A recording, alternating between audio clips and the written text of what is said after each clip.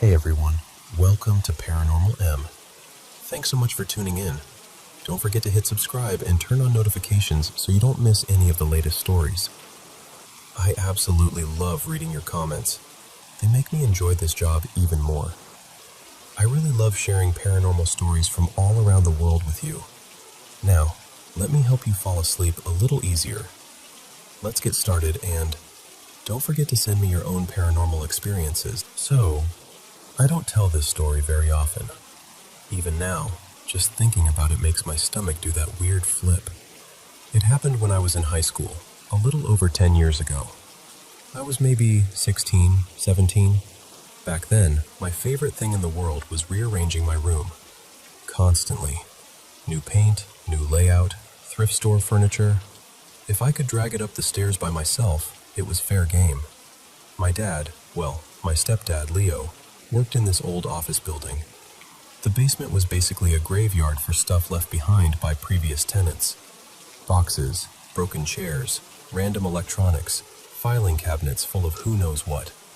He knew I loved old creepy junk, as he called it, so one weekend he said, "If you want to poke around down there, take whatever. They're going to clear it out anyway." So I go down into this basement. It's that kind of place where the air feels thick and dusty, and the lights flicker just enough to annoy you. I'm digging around, not really finding anything special. Some chipped lamps, a cracked mirror. When I see it, it's this old film projector. Real old school, heavy metal body, with this faded manufacturer's logo I didn't recognize. The plug was foreign, looked like something from Europe. And right next to it, a cardboard box just packed with film reels. There must have been at least 20 or 30 of them. The labels were written in this language I couldn't read, looked Eastern European, maybe Cyrillic, but I honestly had no idea. I didn't care what was on them. I just thought it would look cool in my room. That was it. Pure aesthetic.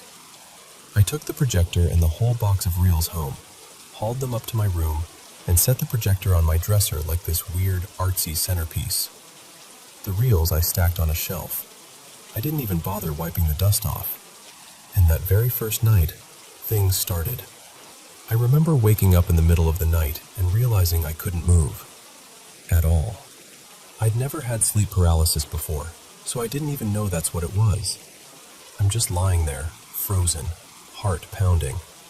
And out of the corner of my eye, I see this faint light. The projector is on. Except it's not plugged in. It's pointed at my wall, and there's this silhouette. A tall, hooded figure, like a shadow being projected. But there's no film, no sound, nothing. Just that shape. I'm trying to scream, trying to move, and my body will not cooperate. Eventually, I manage to wrench myself awake fully, and when I sit up, everything's dark and still. The projector is off, just sitting there like it always was. I wrote it off as a nightmare. A really awful, super vivid nightmare. You know how you do that? You convince yourself, okay, weird, but whatever. Brain stuff. But it didn't end there. For months after that, I was getting sleep paralysis almost every night. Sometimes I'd wake up and feel this crushing weight on my chest, like someone was sitting on me, pushing the air out of my lungs. I'd try to move my arms, my legs, even just my fingers, and nothing would respond. And almost every time, that same figure would be there. Sometimes it was in the projection, like before, this dark, hooded shape on the wall. Other times, it wasn't a projection at all. It felt like it was just standing in the room, closer than before. I never saw a face, just this sense that if I really looked, if I really focused, I'd see something I didn't want to see. And it wasn't just at night. I'd be at my desk doing homework and hear footsteps in the hallway when everyone else was asleep or downstairs. Slow, steady, deliberate steps, like someone taking their time. Then scratching. Little taps and scrapes at my door. I'd open it and nothing. Empty hallway. I kept telling myself I was stressed, that I was imagining things. My family didn't really take it seriously. My sister made jokes about me watching too many horror movies. My stepdad teased me about my haunted decor. Nobody was mean about it, but they definitely didn't get it. And when nobody believes you, you start doing that awful thing where you don't believe yourself either. I honestly thought I was losing my mind. And then the boy showed up. There's one episode I will never forget, and I'm sure it's burned into my brain until I die. I woke up again, paralyzed, stuck on my back, eyes open. The room's dark, but I can see enough. And in the corner, near my bookshelf, there's this small figure. A kid. A little boy. At first, he's just standing there, facing me. Then he starts walking. Slowly. One step at a time toward my bed. I shut my eyes as tight as I can. I'm thinking, nope, nope, nope, not doing this. But you know when your curiosity overrides your fear? I don't even know how much time passed, but finally I forced my eyes open again. And he is right there, inches from my face. His skin is this chalky, unnatural white. His eyes are blood red, like there's no white in them at all. His teeth are sharp, too many of them, and there's this long, pointed tongue lolling out of his mouth. He's screaming and laughing at the same time, this horrible sound, like static mixed with a child's giggle. I couldn't move, couldn't scream back, couldn't do anything. I just lay there and took it in and honestly thought, this is it, I've snapped, I'm gone. When I finally jolt awake for real, I'm drenched in sweat. My voice is hoarse, like I'd been yelling, even though no one heard anything. I remember just sitting on the edge of my bed, shaking, thinking, something is really, really wrong here. By that point, I was terrified to sleep at all. I'd fall asleep at school and class. I'd drink way too much caffeine just to stay awake. My grades dropped. I was anxious all the time. It felt like my life had shrunk down to this cycle of dread. Get through the day, then survive the night. And then, finally, someone else felt it. One night, my mom, her name's Celia, ended up sleeping in my room after she and Leo had a fight. I wasn't home. I was sleeping over at a friend's place. The next morning when I got back, she looked off. Tired, pale, unsettled. She goes, "Something's wrong with your room." I just froze. She told me she'd heard footsteps in the hallway all night. She heard scratching on the door. She said she felt like she was being watched, like there was someone standing over her while she was trying to sleep. She had horrible nightmares. She used the exact word I'd been too scared to say out loud. Your room feels evil. And I can't even tell you the weird mix of emotions I had. On one hand, I was terrified. On the other, I finally felt this tiny flicker of validation. Like, okay, I'm not making this up. It's not just in my head. Something is seriously wrong here. After that, I went into full research mode. I spent weeks reading everything I could find online about sleep paralysis, hauntings, entities, energy, all of it. Forums, blogs, random posts from people I would have rolled my eyes at before all this started. The details they shared matched so closely with what I'd been going through that I felt physically sick reading it. The gradual escalation, the feeling of being watched, the sleep paralysis with recurring figures, the way the whole room felt contaminated. And suddenly it just clicked. Like this quiet little voice in the back of my head finally screamed loud enough to be heard. The projector. It sounds so obvious now, but at the time I'd been trying so hard to rationalize everything that I'd never really connected it. The timing was perfect though. Things started the exact night I brought that thing into my room. The more I thought about it, the more it made sense in the worst possible way. So the next day I didn't mess around. I grabbed the projector, the box of reels, didn't even bother to pack them neatly, and shoved everything into the trunk of my car. I didn't want them in the house for one more second. Instead of taking them to a thrift store or donating them, I drove them out of town, like a solid couple of hours out, to this big landfill near the edge of the city. The whole drive, I felt this crawling sensation on the back of my neck, like someone was sitting in the back seat, just staring at me. When I got there, I didn't say some ritual or blessing or anything. I'm not that dramatic. I just got out, hauled the projector and reels out of the trunk, and tossed them as far into the massive garbage piles as I could. I remember my hands shaking, my heart pounding. I wanted them gone. Not sitting in a box in my garage, not passed on to someone else. Just gone. I drove home with this weird mix of fear and relief, like I'd just done something really important, but also maybe really stupid. And then, everything stopped. I'm not exaggerating.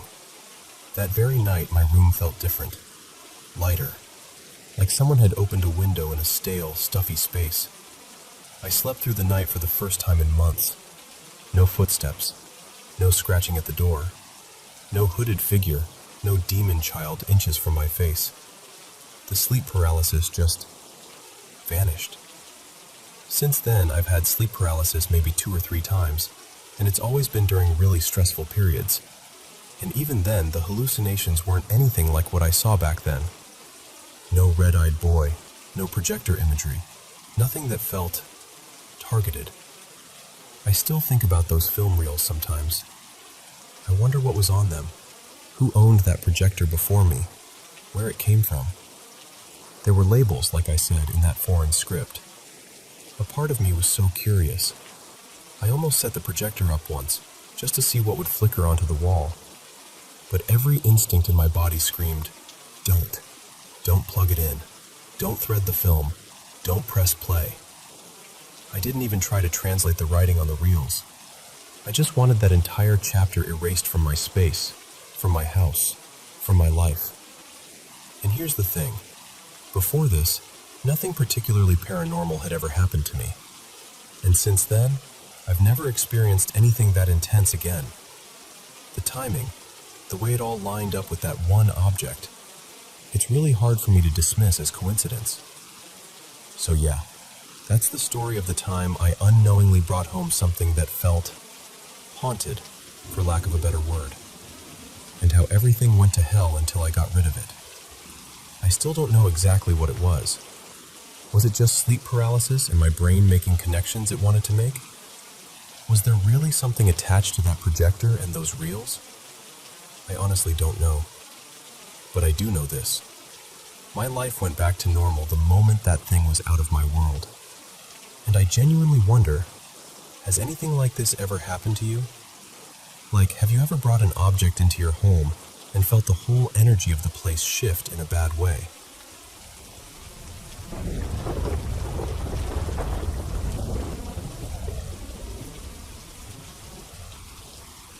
So, let me tell you about something that happened a while back that I still think about all the time.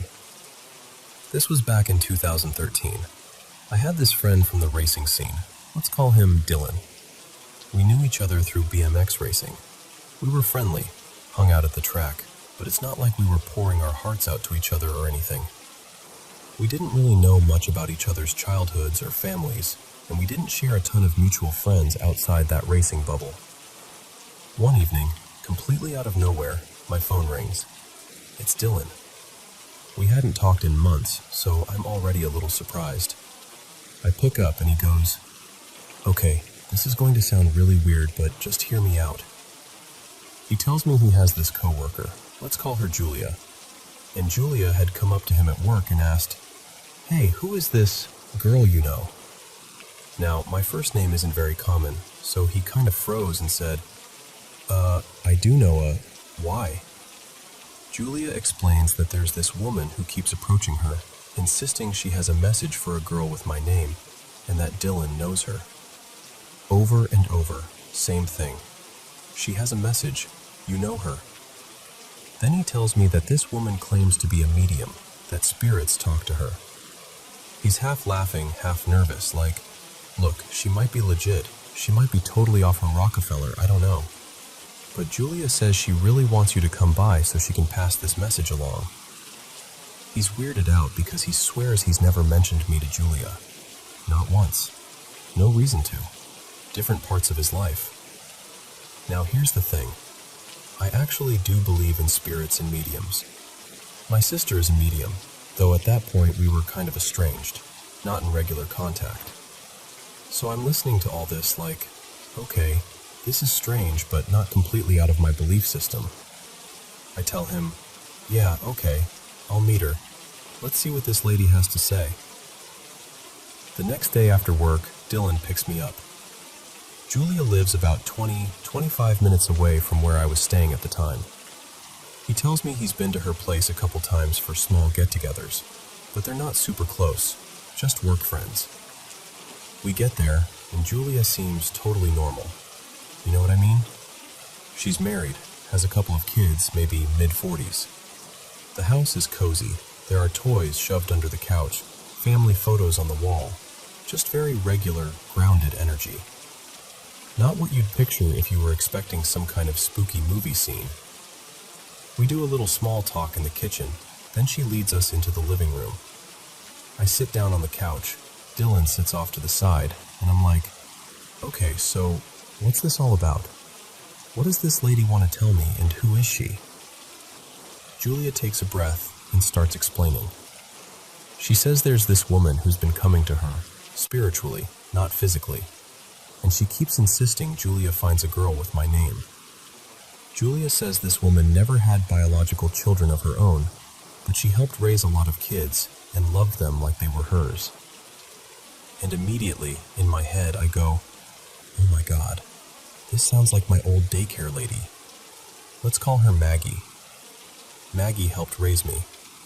I was in her care until I was about 10 years old.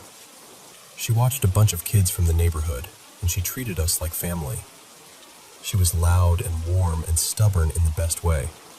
I adored her. We stayed close even after I grew up. She ended up passing away from cancer a few years before this whole thing happened. I had actually visited her in hospice the day before she died. I ask, can you tell me what this woman looks like? Julia pauses, kind of squints like she's focusing, and then says, she's a bigger woman, and she has one green eye and one brown eye. And my brain just slams on the brakes, because Maggie had one green eye and one brown eye. That is such a specific, bizarre detail. It's not like saying she has brown hair and glasses. Heterochromia like that is rare, and for her to land on that with the right combination just floored me. Inside, I'm screaming, that's Maggie. There's no way she just guessed that. But on the outside, I'm trying to stay neutral, just letting her talk. Julia goes on with more details. The way this woman laughs, how she's very protective, how she kind of collects kids emotionally and keeps track of them, how she hated being in hospitals and felt trapped there. Little things. And it's all lining up with Maggie so perfectly that I'm honestly a little freaked out. So finally I ask, do you know her name? Julia gets quiet for a second, looks off like she's listening to something, and then she says, her name is Lorraine. And immediately I'm like, okay, you lost me. Because I'm thinking, nope, her name was Maggie. Definitely not Lorraine. So there's this little crash in my chest, like, maybe this is where it falls apart. Maybe the eye thing was a wild coincidence. Still, I let Julia keep going. She tells me the message from this woman, Lorraine. It sounds kind of like what you'd expect. She wants me to know that she's okay, that she's happy, that she's around me a lot because I was very special to her. Julia says that if I feel like someone's with me, or I hear odd sounds when I'm alone, I shouldn't be scared. It's probably her checking in. We talk a bit more, nothing too dramatic. Eventually Dylan and I leave, and I go home. But my mind will not let this go. All night, and honestly the entire next day, I'm replaying every detail. The way Julia described her, the personality, the protectiveness, the eye colors. It all feels so spot on for Maggie that I can't just shrug it off. The only thing that doesn't fit is the name, Lorraine. It bugs me enough that I finally call my mom. I tell her the whole story, from Dylan's weird call to going to Julia's house, to the description of this woman, to the eyes, all of it. And then I say, the only thing is, she told me the woman's name is Lorraine, and that's where it doesn't match. Because, Maggie. And my mom just goes really, really quiet. Then she says, you didn't know this, but Maggie's real first name was Lorraine. Margaret was her middle name. She just always went by Maggie because she liked it better. I remember just sitting there, holding the phone, staring at nothing. My whole body got that cold, buzzy feeling, because there was no way Julia could have known that. I didn't know that. I had never in my life heard anyone call Maggie Lorraine. In that moment, it felt like everything just clicked into place. The eyes, the way she was described, the love, the name. It was like Maggie had found a way to cut through all the noise just to say, one more time, hey kiddo, I'm still here. And ever since then, whenever I hear some little unexplained sound in my apartment, or feel that sort of gentle, someone's here energy when I know the room is empty, I'll just smile and say out loud, almost casually, hi Maggie, I know that's you.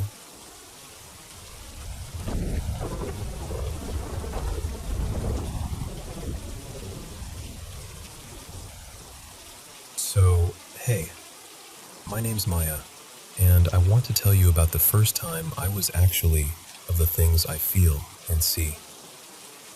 I've lived in the same neighborhood my whole life. Ever since I was little, I've been sensitive to energy, I guess. Spirits, vibes, whatever you want to call it.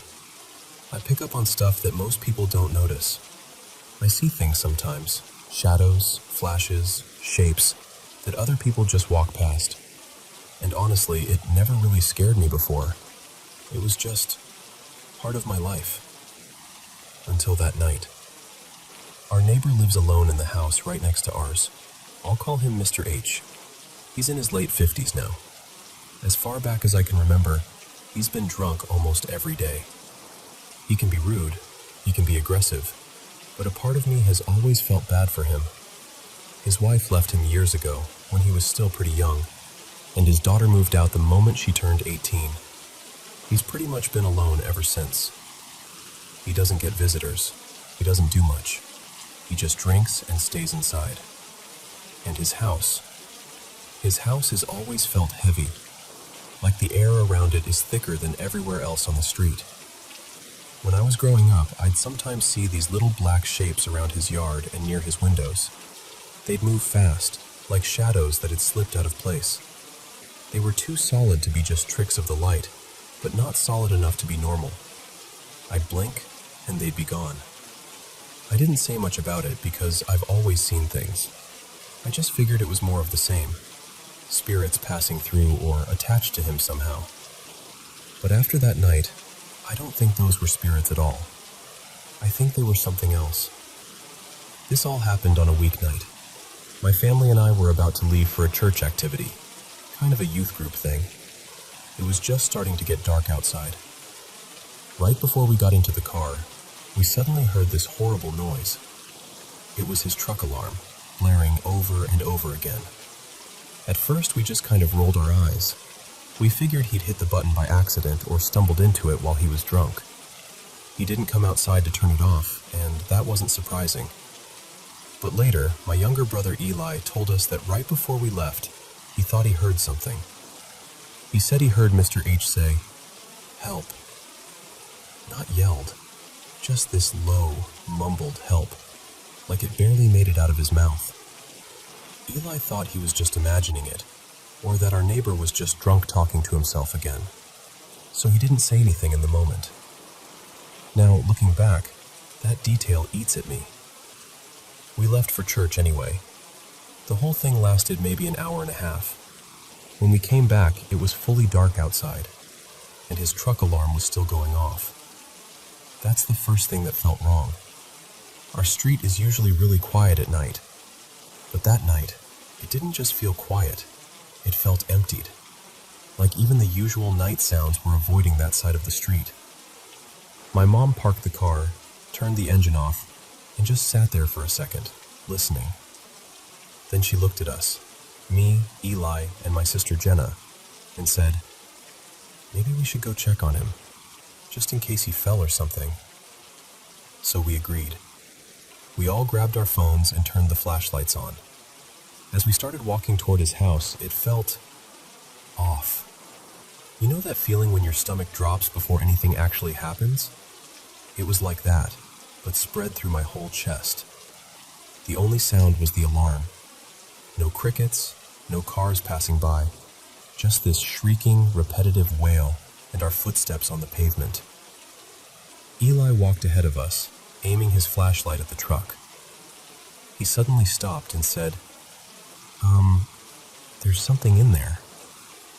We all slowed down, and then we heard it. From the direction of the truck, or maybe from behind it, in the shadows near the side of the house, came this deep, rough growl. It wasn't loud, but it was thick. It felt like it vibrated under my skin more than in my ears. It didn't sound like a dog. It didn't sound like a coyote. I've heard plenty of those. It didn't sound like a person trying to growl either.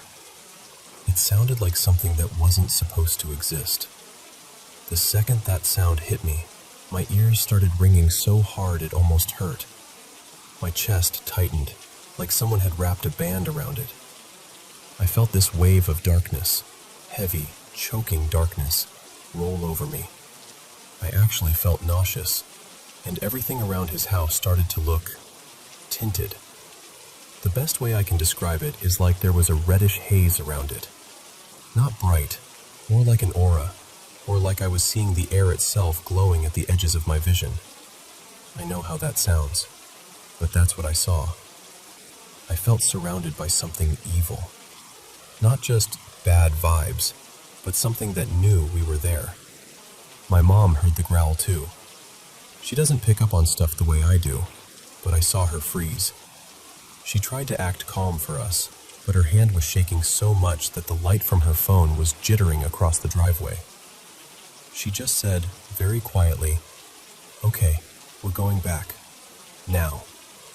No one argued. We turned around, walked, almost ran back to our house, and shut the door. I could barely talk.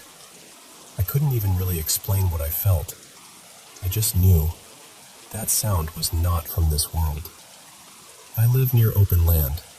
I've heard coyotes yipping, dogs fighting, cats screaming, goats, owls, so many weird animal sounds. This wasn't any of those. This was something else. Once we got inside, we all started talking over each other, trying to make sense of it. My mom was still shaking. I could see her trying to find some logical explanation, trying to tell herself it was just some animal. But her eyes said she didn't believe that. We decided to check on our neighbor without going back over there ourselves. So my mom texted one of our other neighbors, an older lady across the street. I'll call her Miss Carol. She's very Christian and always tries to help everyone out. We asked if she had Mr. H's phone number. She didn't, but she immediately said, "I'll go over there and check on him." We told her no. We said, "Please don't go over there. Something's not right. Maybe we should just call the police to do a welfare check." She hesitated, but she could hear how serious we were. She agreed and said she'd phone the police. A little while later, we stepped outside to wait and watch for them. While we were standing there, I started talking to Miss Carol more about it. I kind of nervously said, "His house always feels weird to me." She looked at me for a second and then said, "You feel things too, don't you?" I remember just staring at her. She told me that ever since she was a kid, she's been able to sense things, exactly the way I do. She said she's always felt something dark about his house. that every time she walks past it, it feels cold, like the warmth gets sucked out of her. Hearing her say that made my stomach drop. It was like confirmation that I wasn't just being dramatic or imagining things. Soon, the police arrived.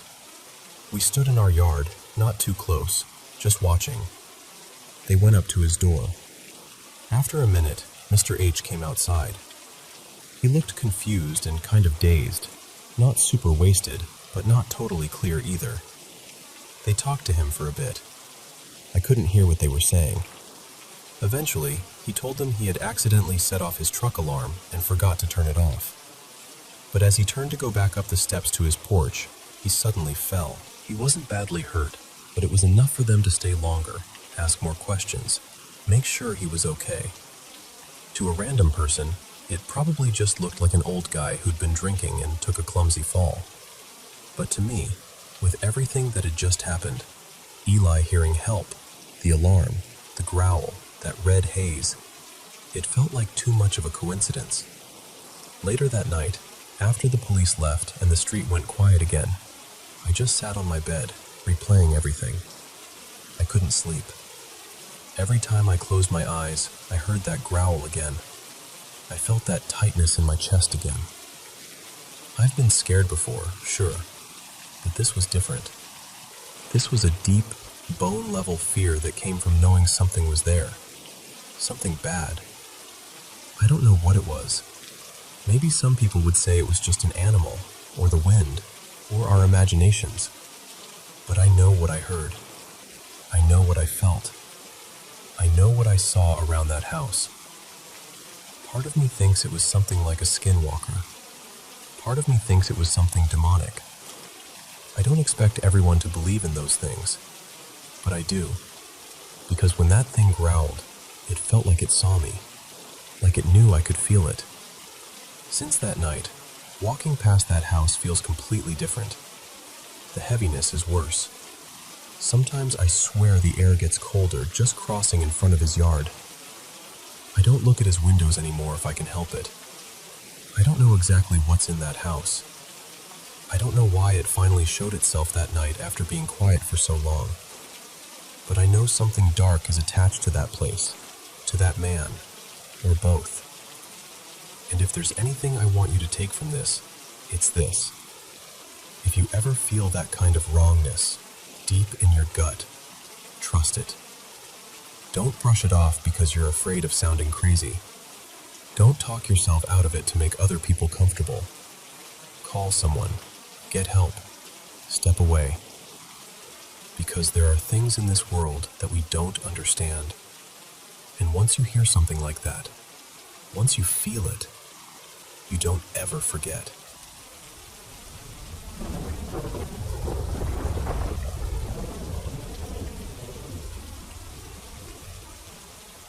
Okay, so let me just talk to you like we're sitting at my kitchen table for a minute, because this whole thing still makes me feel a little crazy. My name's Karen, and my husband Mark and I are in our late 40s. Our son Eli is 22. This involves all three of us. We've lived in the same small town in Ohio since 1998, and we've used the same exact bank the whole time. Riverside Credit Union. You know the kind. Little brick building, one inside office, a couple of drive-through lanes. Every Friday, like clockwork, we hit the drive-through ATM on our way back home. And when you pull out from the drive-through, you turn right to get back to our house. We've done this for decades. Now let me describe my husband for a second because it matters. Mark is an engineer, writes software, absolutely loves spreadsheets, charts, graphs. If it's got data, he's happy. He is not a signs and wonders kind of person. He doesn't talk about vibes or gut feelings or any of that. He's very no-nonsense, very logical, and honestly, he would never bring up something weird unless it really bothered him. So, a few months ago, he comes home from the bank, and I can tell by his face something's off. He says, very carefully, like he's testing each word before it leaves his mouth, "You know Riverside Credit Union? Something strange just happened there, and I can't explain it." I'm thinking, Okay, did the ATM eat his card? Did someone yell at him? What?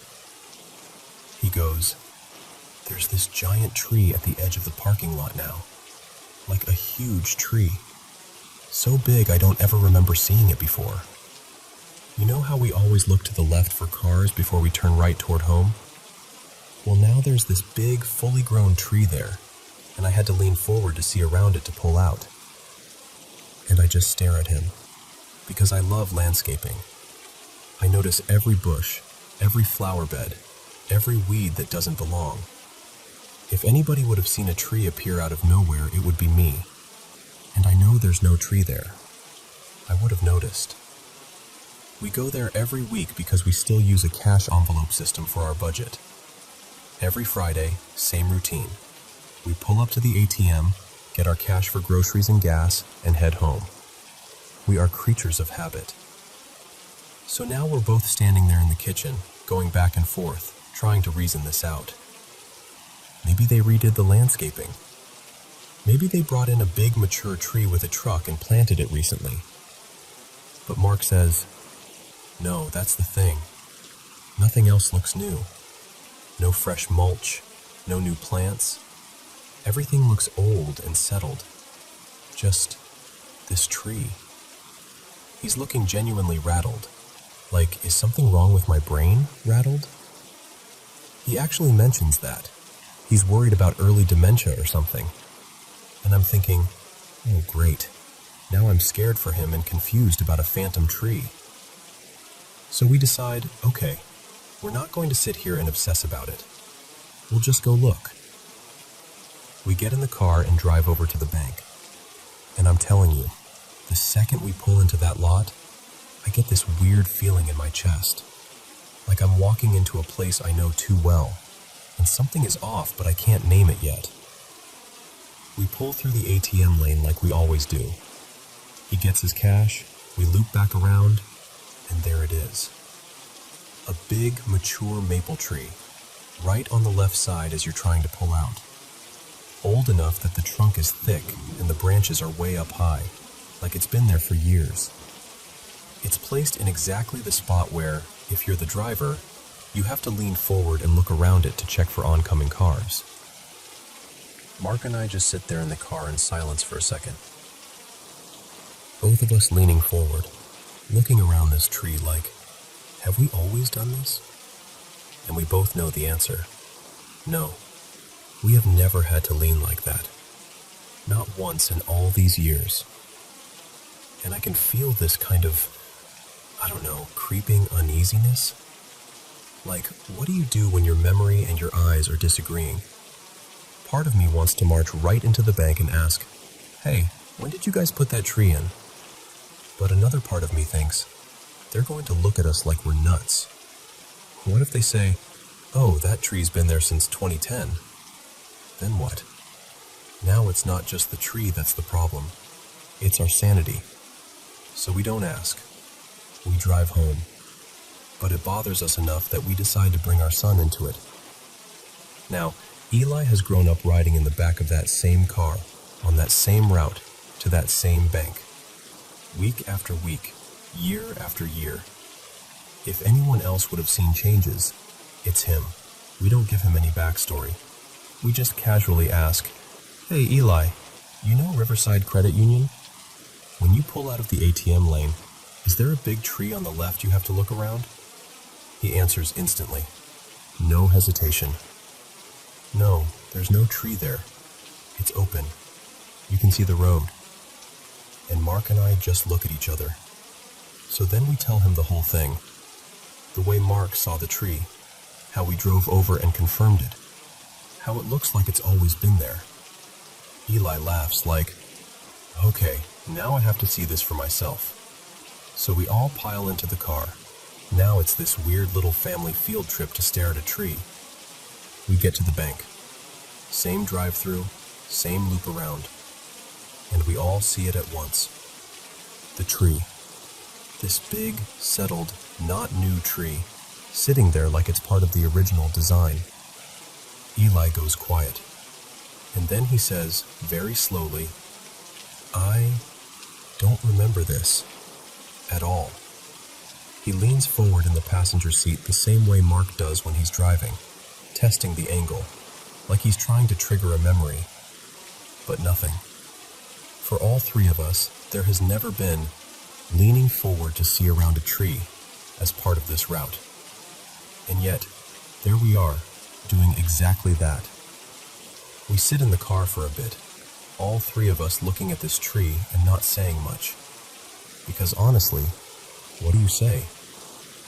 It feels almost embarrassing to admit.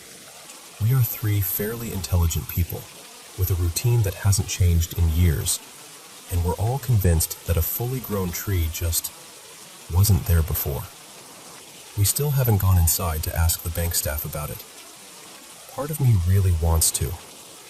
Another part of me pictures some teller saying, "Oh yeah, that tree's been there since before I started working here." And then we have to smile and nod and pretend we're not quietly panicking. So that's where we are. Three people, same routine for years. All three of us share this very strong, very specific knowing that there was never a tree there. Not a sapling, not a medium-sized one, nothing. Just open space.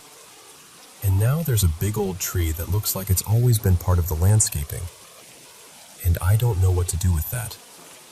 I don't know if it's a collective blind spot, some weird glitch in how memory works, or something else entirely.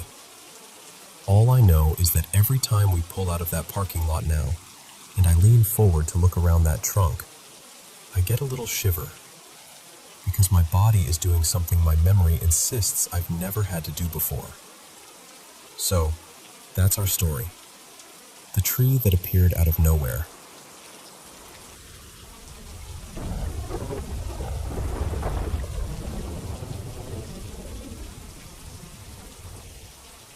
So, I wanted to tell you about this because it's been sitting with me all day, and honestly, I don't really know what to make of it.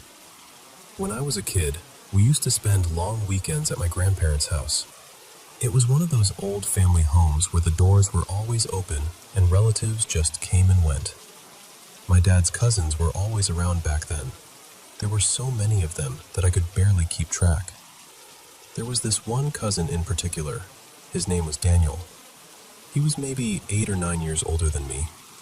Not that much older, but old enough that I thought he was, I don't know, cool. He was kind, had this easy smile, and he never made me feel like just a kid. I think he was probably my first real crush, even though at the time I wouldn't have called it that. It was more like admiration from afar, you know? As the years went on, we stopped going to my grandparents' place as often. People moved, got busy, built their own lives. The house didn't fill up the way it used to, and slowly, everyone just drifted. Fast forward maybe 20 years. I was already married by then, with a little boy, and we were doing something very ordinary, grocery shopping at this big supermarket in the mall. And there he was, Daniel. I almost walked past him because it took a moment for my brain to match his face to the boy I remembered. We chatted for a few minutes, just the usual small talk. Work, life. Wow, it's been so long. He hadn't married, but he mentioned he had a girlfriend. I remember thinking, of course he does, and then we both had to go our separate ways. It felt strangely casual for someone who had once seemed so important in my little childhood world. A little while after that, there was a family gathering, a cousin's birthday, I think, and he was there too. We didn't really talk much that time. I was busy keeping an eye on my son, and my husband, Marco, was chatting with my uncles. Daniel and I just exchanged a few smiles across the room. That was it. Nothing dramatic, nothing romantic, just life happening around us. Then the pandemic came. That's when everything changed. Daniel got sick. First it was just COVID, and then suddenly it wasn't just anything. He ended up in the hospital, in the ICU, and because of all the restrictions, no one from the family was allowed to really be with him. We got updates through messages and calls, and then one day the update was, that he was gone. I remember feeling sad, of course, but also guilty for not having known him better as an adult. He was part of my childhood, and then he just became one of those relatives you think you'll see one of these days at another event. And then there are no more events. For a long time, that was it. Just a quiet sadness in the background. Then, sometime early in 2024, I can't remember the exact month, I started dreaming about him. What's strange is that I never dreamt about him when he was alive. Not once. But suddenly, there he was in my dreams, as if it was totally normal. In one of the first dreams, he was standing a little distance away from me, in this place that looked like a bus terminal, or maybe an old train station. Lots of people, lots of movement, but everything felt oddly muted, like the sound was turned down.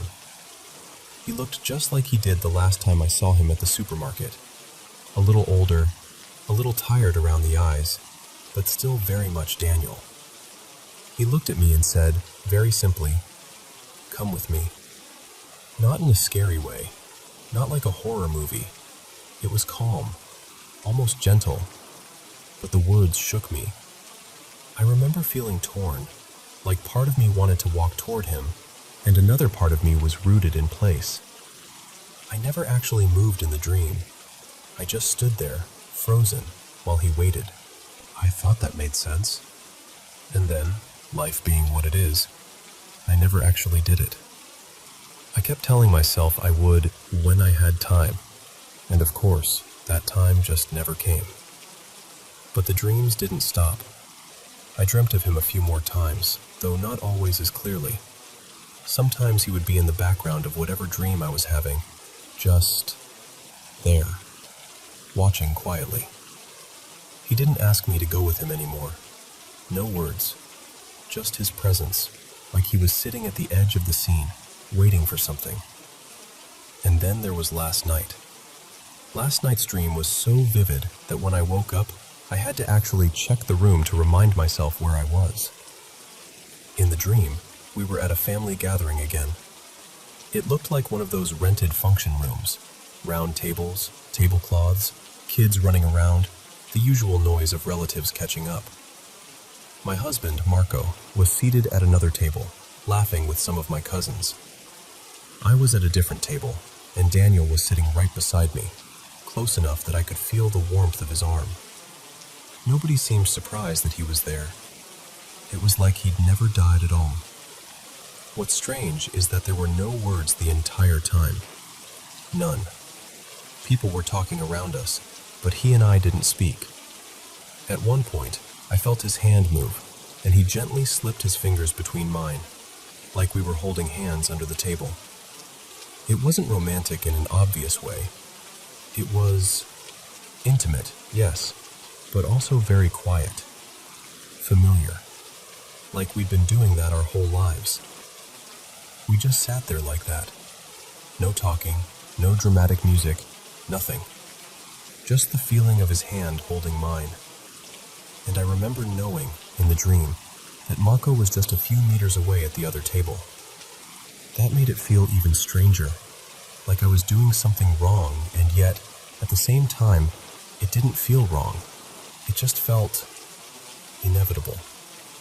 Eventually, the gathering started winding down, and it was time to go home.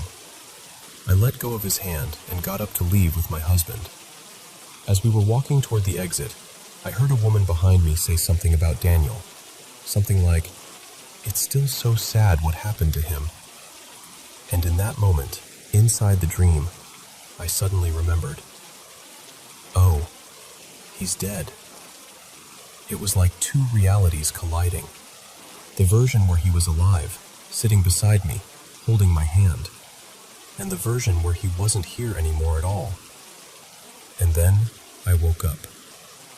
All morning, I kept thinking about it. I don't know why I dream of him every now and then. I'm not secretly in love with him. I have my own life, my own family.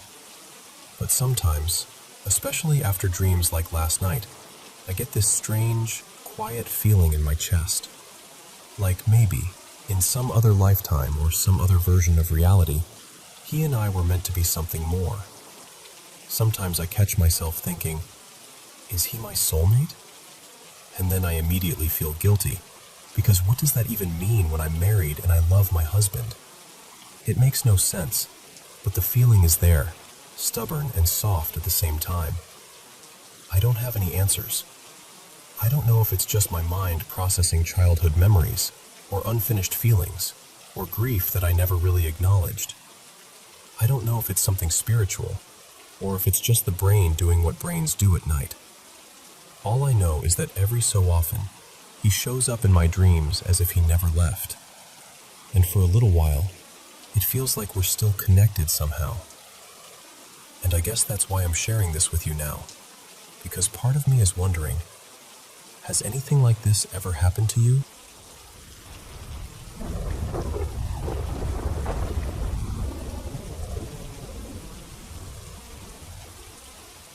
Okay, so let me just start from the beginning. I moved into this house at the start of September, and ever since then, little things have been happening that I can't quite explain. It's me, my husband Daniel, and our 2 dogs, a tiny terrier mix named Pip, and a big, goofy shepherd mix named Rhea.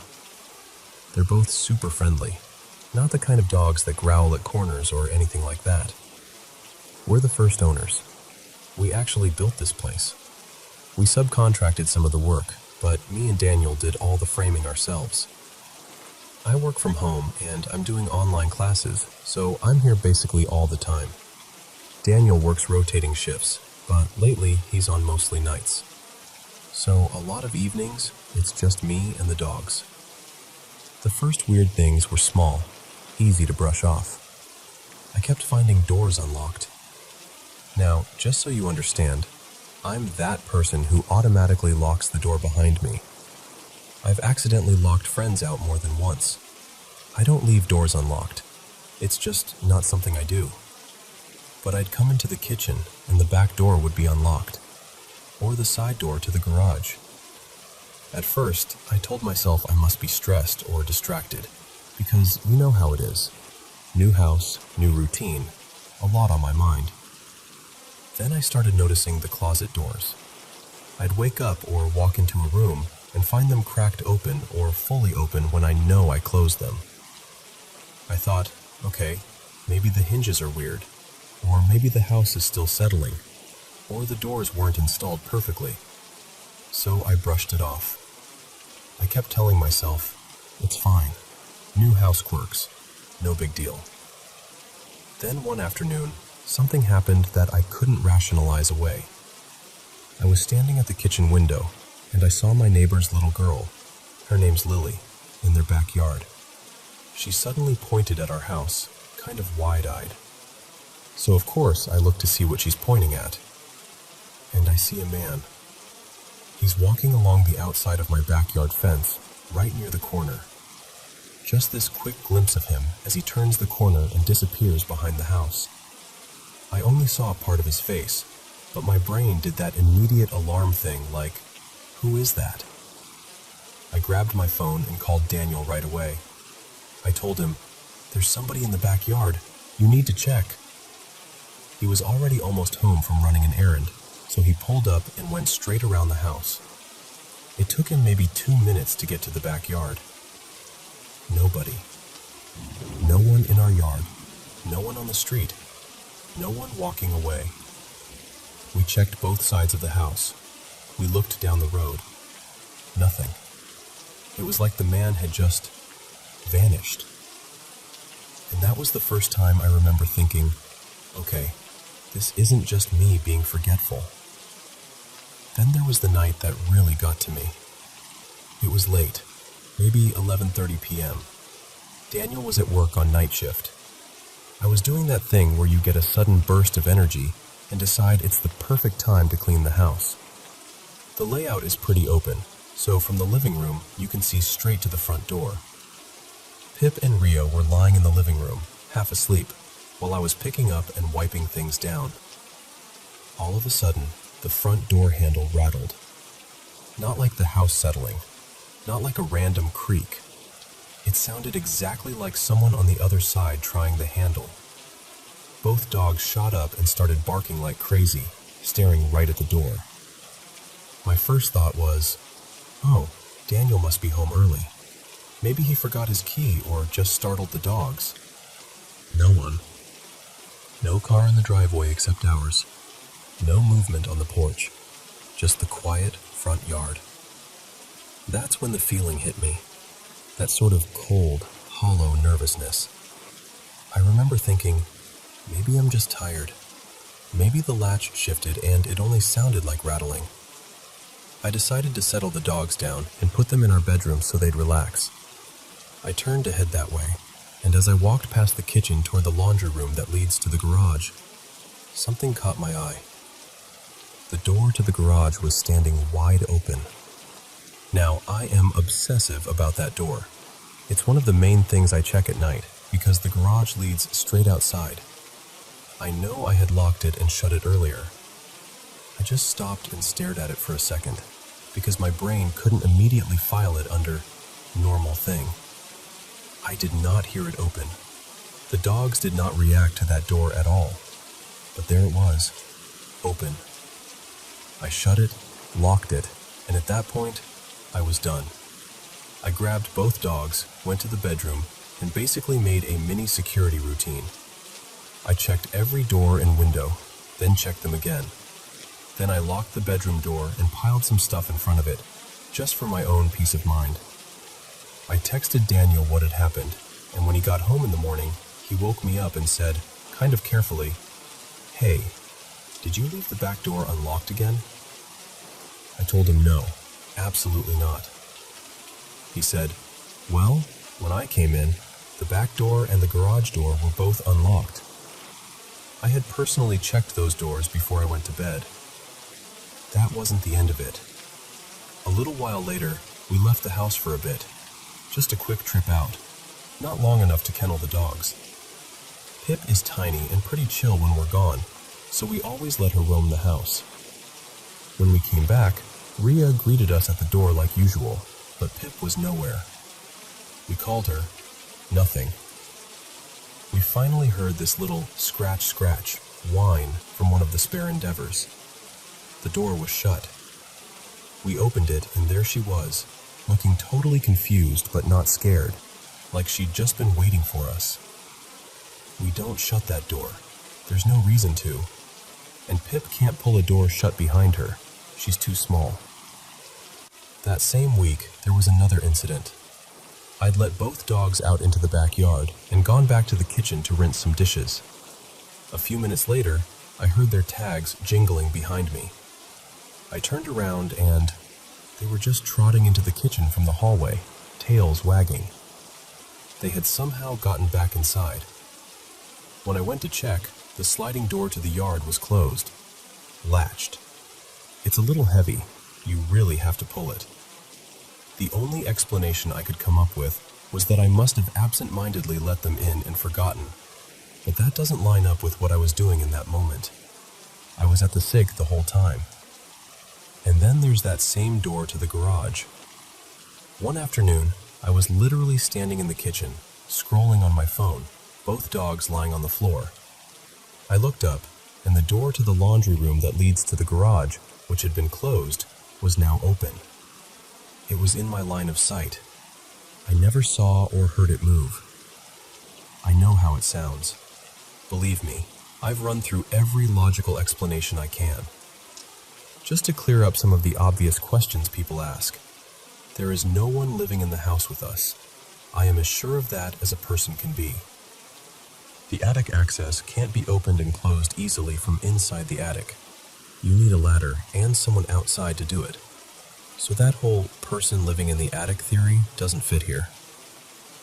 I also installed all the door locks myself. I know exactly how many keys came with each lock. We did have a key in a lockbox for subcontractors, but that key has never gone missing. It stays in the box unless someone is using it, and it doesn't leave the property.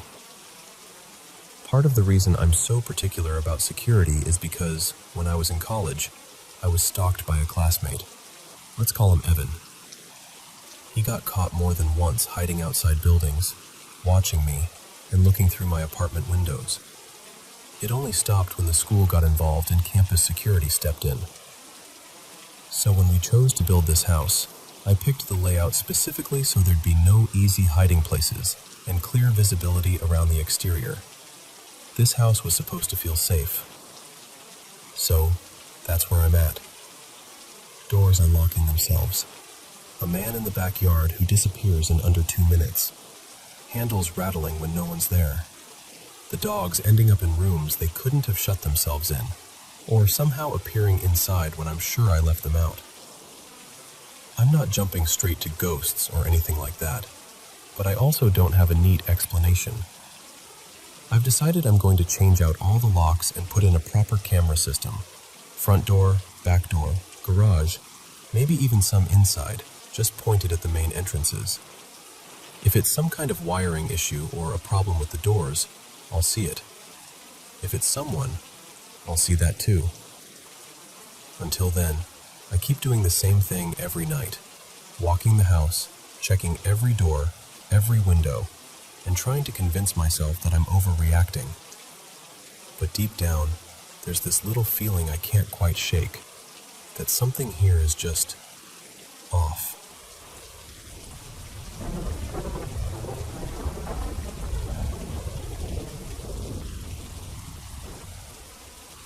So, this all started a long time ago. I couldn't tell you the exact year, but I know I was a kid, maybe 9 years old. It was during that phase where I'd sometimes share a mattress with my older brother Leo on especially cold nights. Our house wasn't great with electricity.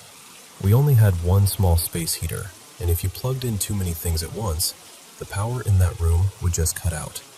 So most of the time, we just bundled up together under a bunch of blankets and called it good. Anyway, this one night, I'm sleeping like usual. Nothing weird, no nightmare, no loud noise. And then I just wake up. My eyes open and I'm staring at the ceiling.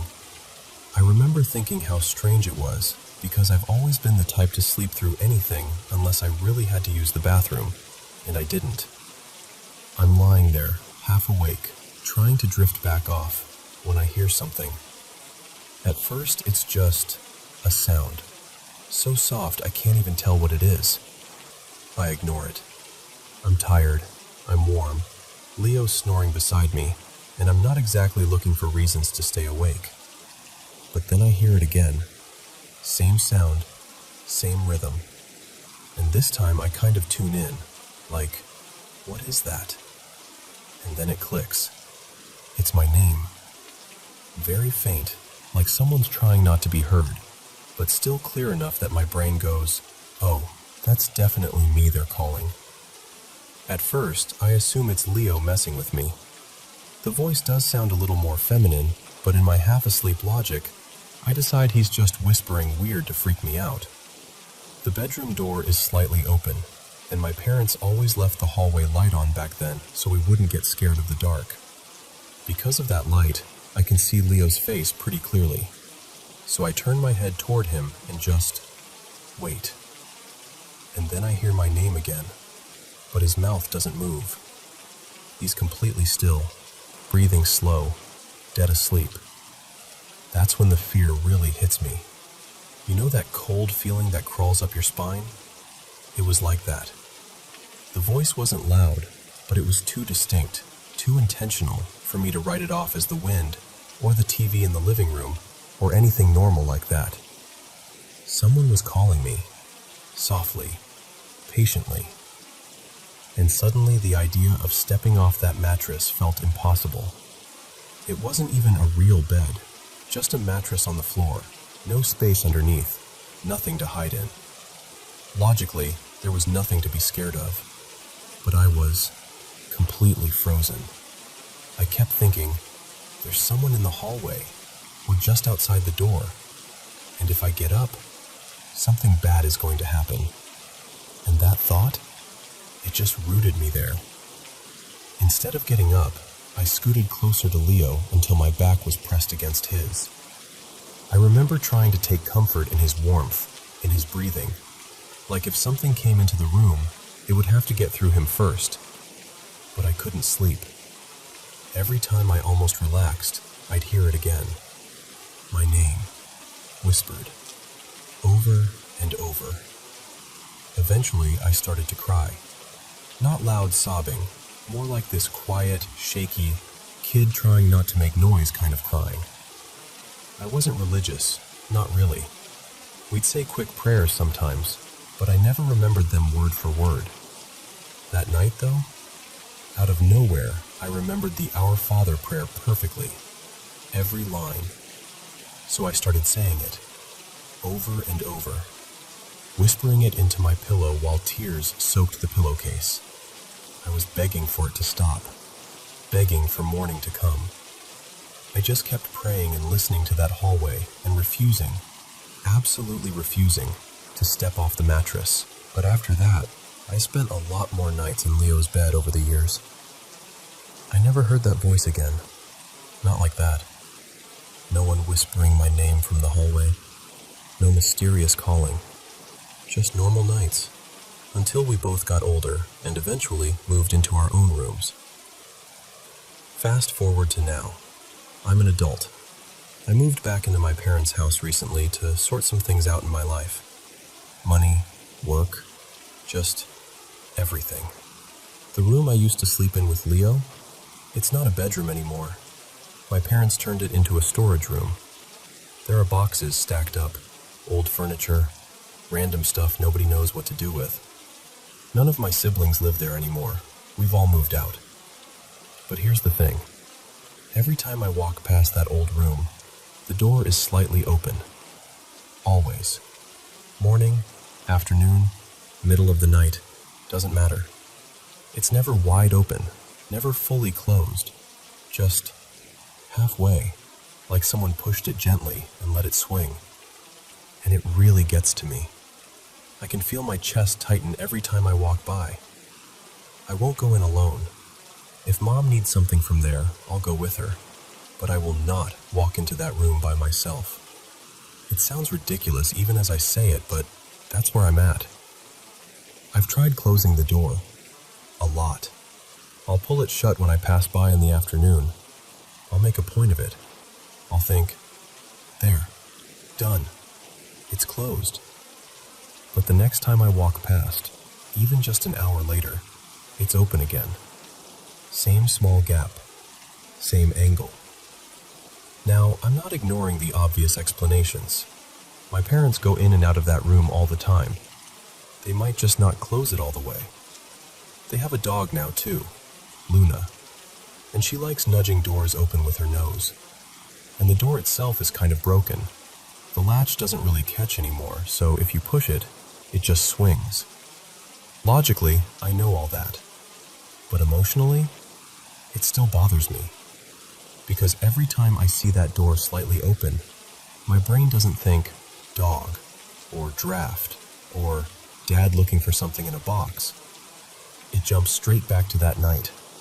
Me lying on a mattress with my brother, the hallway light spilling in, someone whispering my name from outside the door, and me too scared to put my feet on the floor. And I start to wonder, is it just a memory my mind is obsessed with? Is it just anxiety attaching itself to something familiar? Or is there something more to it? Something I can't explain? I honestly don't know. What I do know is that the longer I'm back here, walking past that same doorway, seeing that same little crack of darkness or light between the frame and the door, the more unbalanced I feel about it. Like this one night from my childhood has stretched itself out into the present and refuses to stay where it belongs, in the past. Maybe there's a perfectly normal explanation. Maybe it's just my parents, or Luna, or a crooked door that won't stay shut. But if I'm being completely honest, every time I see it open again, a little voice in the back of my mind is still whispering my name.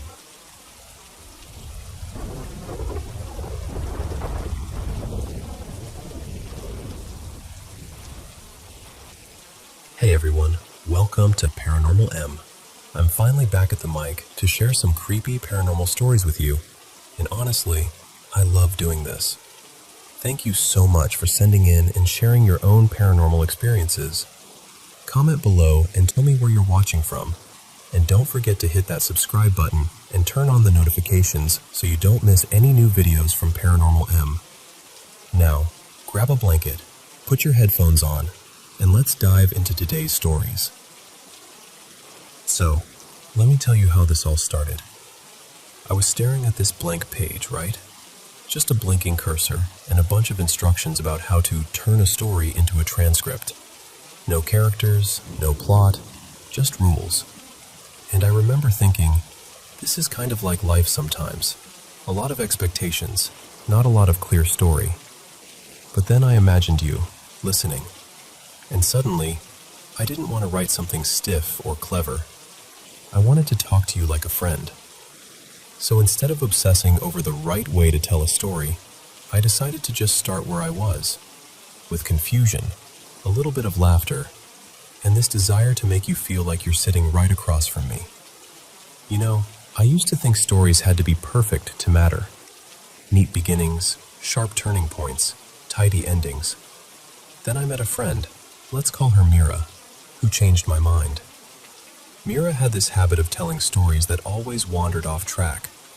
She'd start talking about a bad day at work and somehow end up describing a stray cat she fed 3 years ago. But the thing is, when she talked, everyone leaned in. Not because her stories were polished, but because you could feel her heart in every sentence. One evening, I asked her, "How do you do that?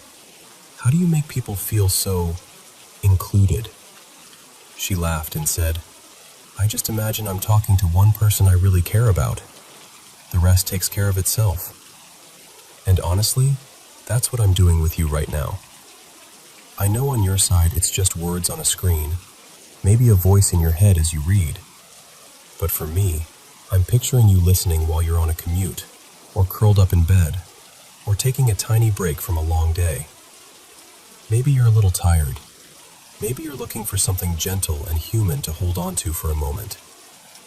So here's what I want you to take from this strange little non-story story. You don't need a perfect script to be heard. You don't need dramatic twists to matter. You don't need to get every word right to be genuine. If all you have right now is a jumble of half-formed thoughts and a quiet wish to connect with someone, that's actually enough. You can start there. You can start messy and honest. Imagine you're talking to one person you care about. Really see their face in your mind. Imagine the way their shoulders drop when they finally feel understood. Then just speak to that version of them. Like I'm speaking to the version of you who needed to hear this today. And if you feel a little silly or unsure or not good enough at this kind of thing, you're in good company. I feel that way too sometimes, even now, telling this to you. But here we are anyway, sharing this small moment. So if you walk away with anything, let it be this. Your voice, exactly as it is right now, unpolished, a bit tangled, maybe even nervous, is still worthy of being heard. You are allowed to speak like you're talking to someone you love, even when that someone is yourself. Thanks for listening. Really. I'm glad you're here.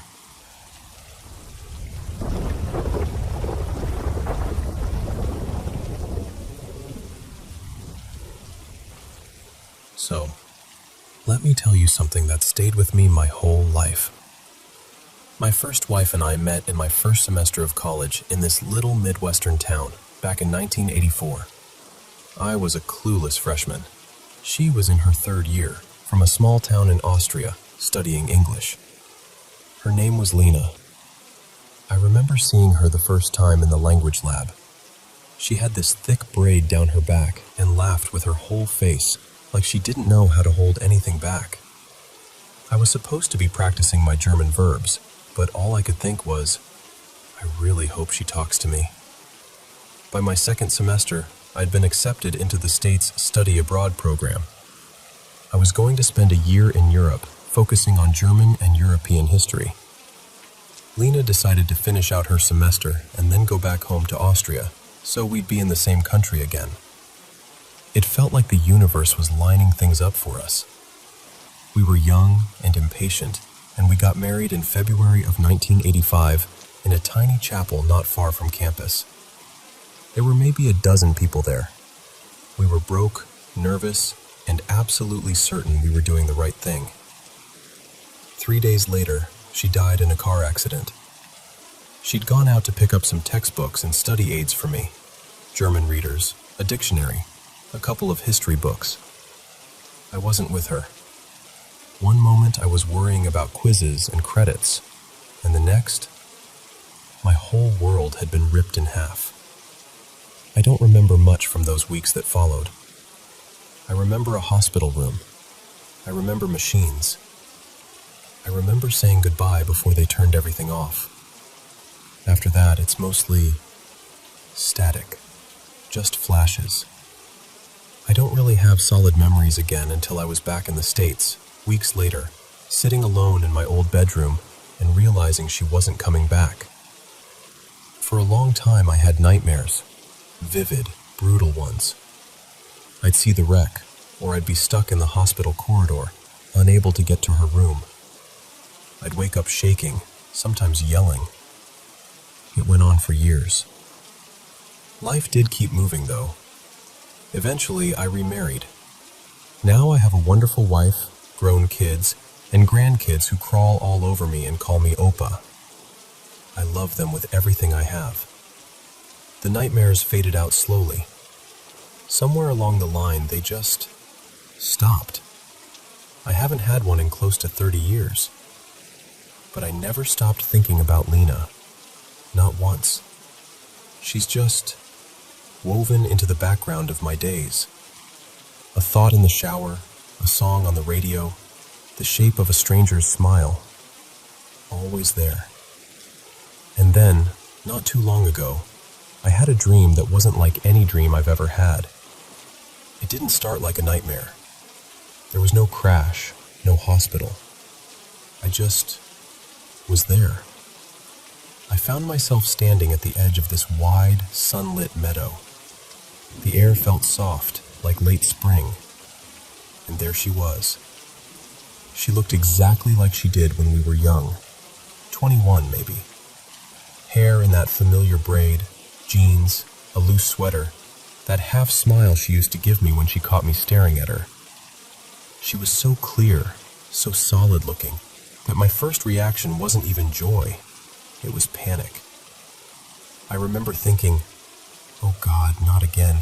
I can't do this again. This is going to turn into a nightmare, and I can't watch her die one more time. I started trying to force myself awake, you know?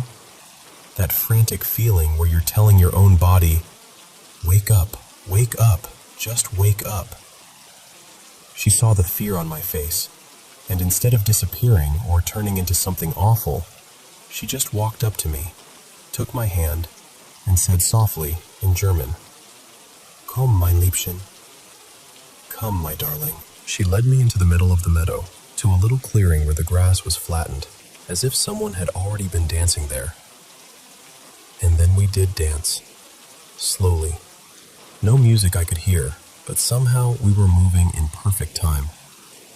I could smell her, that faint mix of shampoo and the soap she liked, and just her. I could feel the warmth of her cheek against mine. My hand on her back didn't pass through her or fuzz out like it does in a normal dream. It felt real, solid, alive. We danced for what felt like 15, 20 minutes. We didn't say much at first. We just held each other. I kept thinking, if this is a dream, don't let it end. Please don't let it end. Eventually, we sat down on a wooden bench that had somehow appeared there in the meadow. It looked a little worn, like it had been waiting for us for a long time. And then we talked. And talked. More than I can probably remember or put into words now. At one point, she reached back, pulled the tie out of her braid, and shook her hair loose. She used to do that when she came back from classes, right before collapsing on the couch with a book. Seeing it again almost knocked the air out of me. Then she asked, Do you remember that we were supposed to go to my Uncle Franz's apartment for Abendessen the evening I died? And she held up a little scrap of paper with an address scribbled on it. I had completely forgotten about that. It was like she'd reached into a locked drawer in my brain and opened it. Then she brought up the Monsignor who ran our student housing, how furious he'd been when he realized we were living together before marriage. We used to sneak in and out, trying to make it look like we had separate rooms. She imitated his voice, wagging her finger, and we both just lost it laughing. In the dream, I laughed so hard my ribs started to ache. And again, it felt real. Not like dream laughing, like your stomach actually hurts and you're wiping tears from your eyes. We got quiet after that. Just sat there on that bench in the middle of the meadow. At some point, we both started crying. Not noisy sobs, just tears. The kind that come when you've held something in for too long. She turned toward me and said, "I'm okay. I've been with you all these years." She said the number, 39 years, like she'd been counting right along with me. "I'm happy you found someone to love. I'm proud of the man you still are, even with all that has happened. I don't regret anything." I remember saying, "I'm old now. Look at me." And she smiled and said something like, "You're still you. That's what matters." We stood up and danced again, this time slower, even softer. We held each other like people who know they don't have much time. Eventually, a large car pulled up at the edge of the meadow, a dark, old-fashioned kind of car with a driver in a cap. No one said anything like, "Your time is up." It just felt understood. We climbed into the back seat together. The car started moving, and the world outside the windows began to shift. We drove past places from her life that I'd never seen. The street where she grew up, the cafe where she said she'd spent hours studying, a lake she'd once mentioned, but we'd never visited together. Then we passed places we had known together, our campus, the cheap little diner where we'd split pancakes at midnight, the tiny chapel where we got married. After that, the scenes changed again, and I saw bits of my life after her. The hospital where my son was born, the playground where I pushed my granddaughter on the swing, the house I live in now with my wife.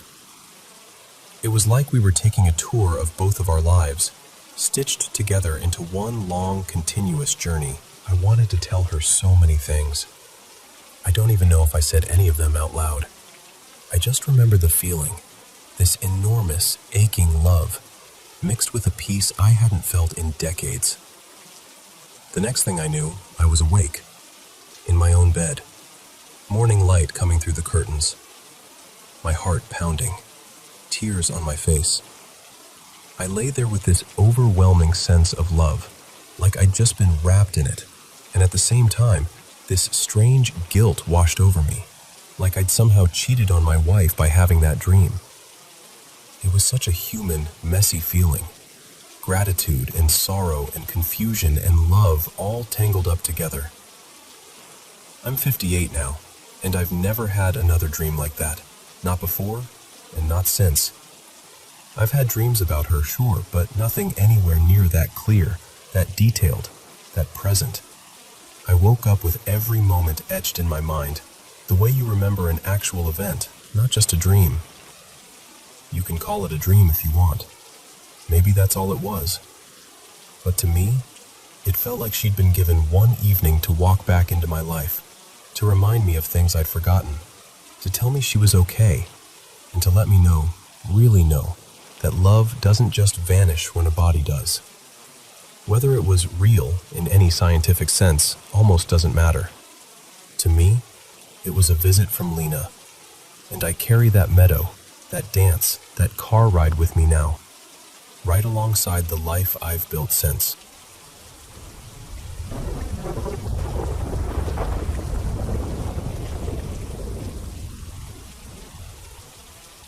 So let me take you back for a moment. I must have been around 11, maybe not even 12 yet. It was school vacation, one of those blazing hot afternoons in Suriname when the sun feels like it's leaning right down on your shoulder. But you don't care because you're a kid and life is just good. There were about 8 of us that day. Me, a bunch of cousins, and some kids from the next street over. We were playing hide and seek near the forest trail at the edge of our village, just where the houses stopped and the bush and the rice fields began.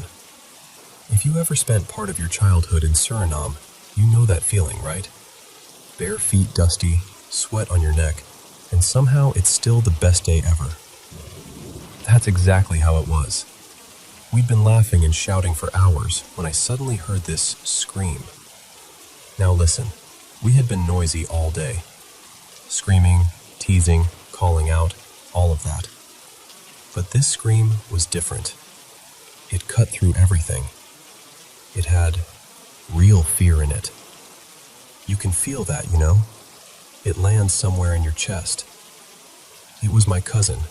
Back then we called him Bubo. Everyone did. And the second we heard him, we all froze, just for a moment, and then started drifting toward his voice, kind of huddling together as we went. "Hey, come, he's coming, Bubo shouted. We ran to where he was, under this huge old mango tree that stood right by the edge of the forest. He was staring straight up into the branches, eyes wide, body stiff. You know when someone is so scared they don't even move? Like that. Naturally, we all followed his gaze. And what we saw, to this day, I still get goosebumps when I think about it. Slowly, very slowly, something was climbing down from the top of that mango tree. A man. Or at least, that's what it looked like. Hands, feet, moving from branch to branch. His clothes looked just like my uncle's. My Uncle Ramesh, the one who had died. Let me pause there for a second. A little while before that, during the previous rainy season, Uncle Ramesh had hanged himself from that very tree. Nobody ever really understood why. The adults whispered, the kids were told to hush, and life just kind of rolled on the way it does. But we all knew he had ended his life there, on that mango tree. So now, standing under that same tree, looking up, and seeing that figure climbing down, dressed like him, every few seconds he would tilt his head and look down at us. And those eyes, that's what I remember most. They weren't like normal eyes. It's hard to explain. They looked empty and heavy at the same time, like they had seen too much. Have you ever looked into the eyes of a dead person, even just at a funeral? That feeling, it's not something you forget. "Uncle dead, Uncle dead," one of the younger kids screamed. "It's his spirit. He's coming for us. He's going to kill us," another one cried. And just like that, panic exploded. Nobody needed instructions. We just ran. In every direction. Away from the tree, away from the forest, away from those eyes that felt like they were following us. I'm not going to pretend to be brave here. I really thought I was going to pee my pants. My heart was pounding so hard I could hear it in my ears. Some children sprinted straight to their own houses. The rest of us, the ones closest to my yard, ran into the first open gate we saw, and that happened to be ours. We burst into the house, all shouting different versions of the same story. "He was coming down. He looked at us." My mother, my aunts, neighbors, adults came rushing in from everywhere, trying to make sense of this bundle of screaming, shaking children. Everyone talked at once. Some cried. A few of us refused to go back outside at all. Pretty soon, almost all the adults from that part of the neighborhood had gathered. They argued back and forth for a bit, but they all agreed on one thing very quickly. No child was allowed to play anywhere near that mango tree again. Ever. Honestly, they didn't even need to say it. You didn't have to tell us twice. On our own, we wouldn't have gone near that tree if you paid us. Later, the Pandits, Hindu priests, were called in to deal with my uncle's restless spirit. The grown-ups said that because Uncle Ramesh had taken his own life, his soul hadn't been able to find peace. It was still attached to that place, to that tree, wandering and troubled. So the priests came. We children weren't allowed to be there for most of it, but you know kids, we listened from around corners, from behind half-closed doors. And later I heard the full story. One evening, just before dark, the Pandits put plates of food and glasses of drinks under the mango tree. Rice, vegetables, some sweets, and a little cup of rum, things my uncle used to enjoy when he was alive. The next morning, all the food was gone. Now, you and I, we can say maybe the dogs took it, maybe some animal from the forest, right? But back then, in our little world, people said, his spirit ate it. He accepted it.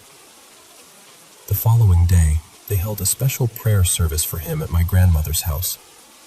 The living room was full of incense smoke and the sound of Sanskrit prayers. That same night, very late, the Pandits went back to the mango tree to perform more sacred rituals. They lit lamps, chanted mantras, and asked for his soul to be guided to a peaceful place. 2 days later, the adults told us, "It's all right now. The tree is safe. Your uncle's spirit has found peace." Maybe they believed it fully. Maybe they were trying to calm us down. Maybe both. But let me tell you honestly, we children didn't trust that tree again for a long time. For at least 6 months, we made sure our games stayed closer to the houses, where the light from the windows reached us, and we could hear our mothers calling. You don't see something like that and then just carry on as if it was nothing. That kind of fear settles in your bones. There was something else, too. Before my uncle died, that mango tree was famous in our neighborhood. The sweetest mangoes. People would come by just to ask, "Auntie, any mango today?" Kids would climb the branches, fill their shirts with fruit, sit and eat until juice was running down their arms. After all of this, those mangoes stayed untouched. For years. They would fall to the ground, soft and golden, and just lie there for the birds and the insects. Even the bravest among us would look at them and say, "No, you take it." And then nobody would. Time passed, of course. It always does. People got older. Children grew up and moved away. Little by little, someone would pick a mango, then another, and eventually life wrapped itself around the story, the way new roots wrap around old ones. But every now and then, when people start sharing ghost stories in the cool of the evening, someone brings this one up: the mango tree at the edge of the village, and the uncle who didn't quite leave when he died. And as we like to say in Suriname when we tell these stories, let people share their stories in peace. We don't wish to disturb you, so please, don't disturb us either.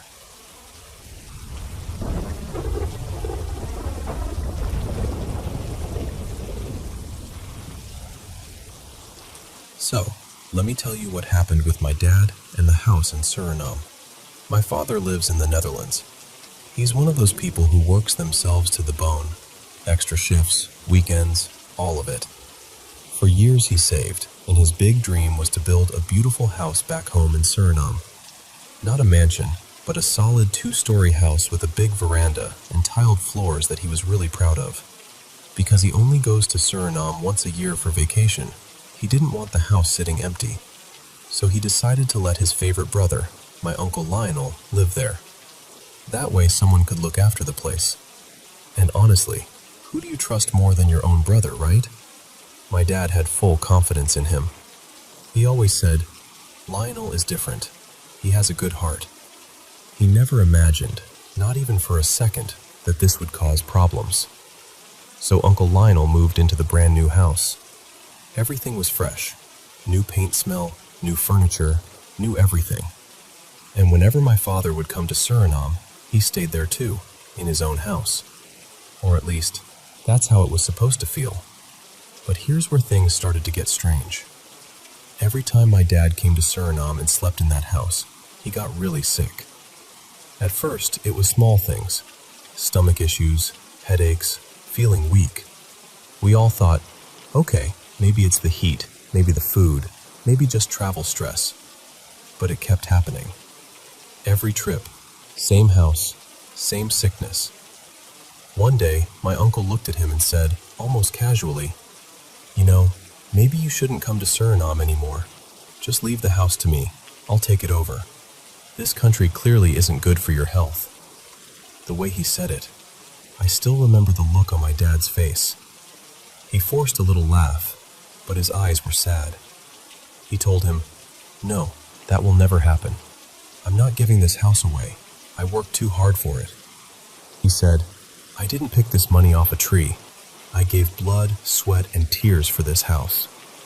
You could hear the pain in his voice, because Suriname was his dream. He always said he wanted to spend his old age there, sitting on his own veranda, drinking his coffee and listening to the birds. But because of this strange illness that kept returning, that dream started to feel impossible. The last time he went on vacation, things got really bad. He came back to the Netherlands, and usually once he was home, he would slowly recover. But this time, he didn't. In fact, he got worse. He slept almost the entire day.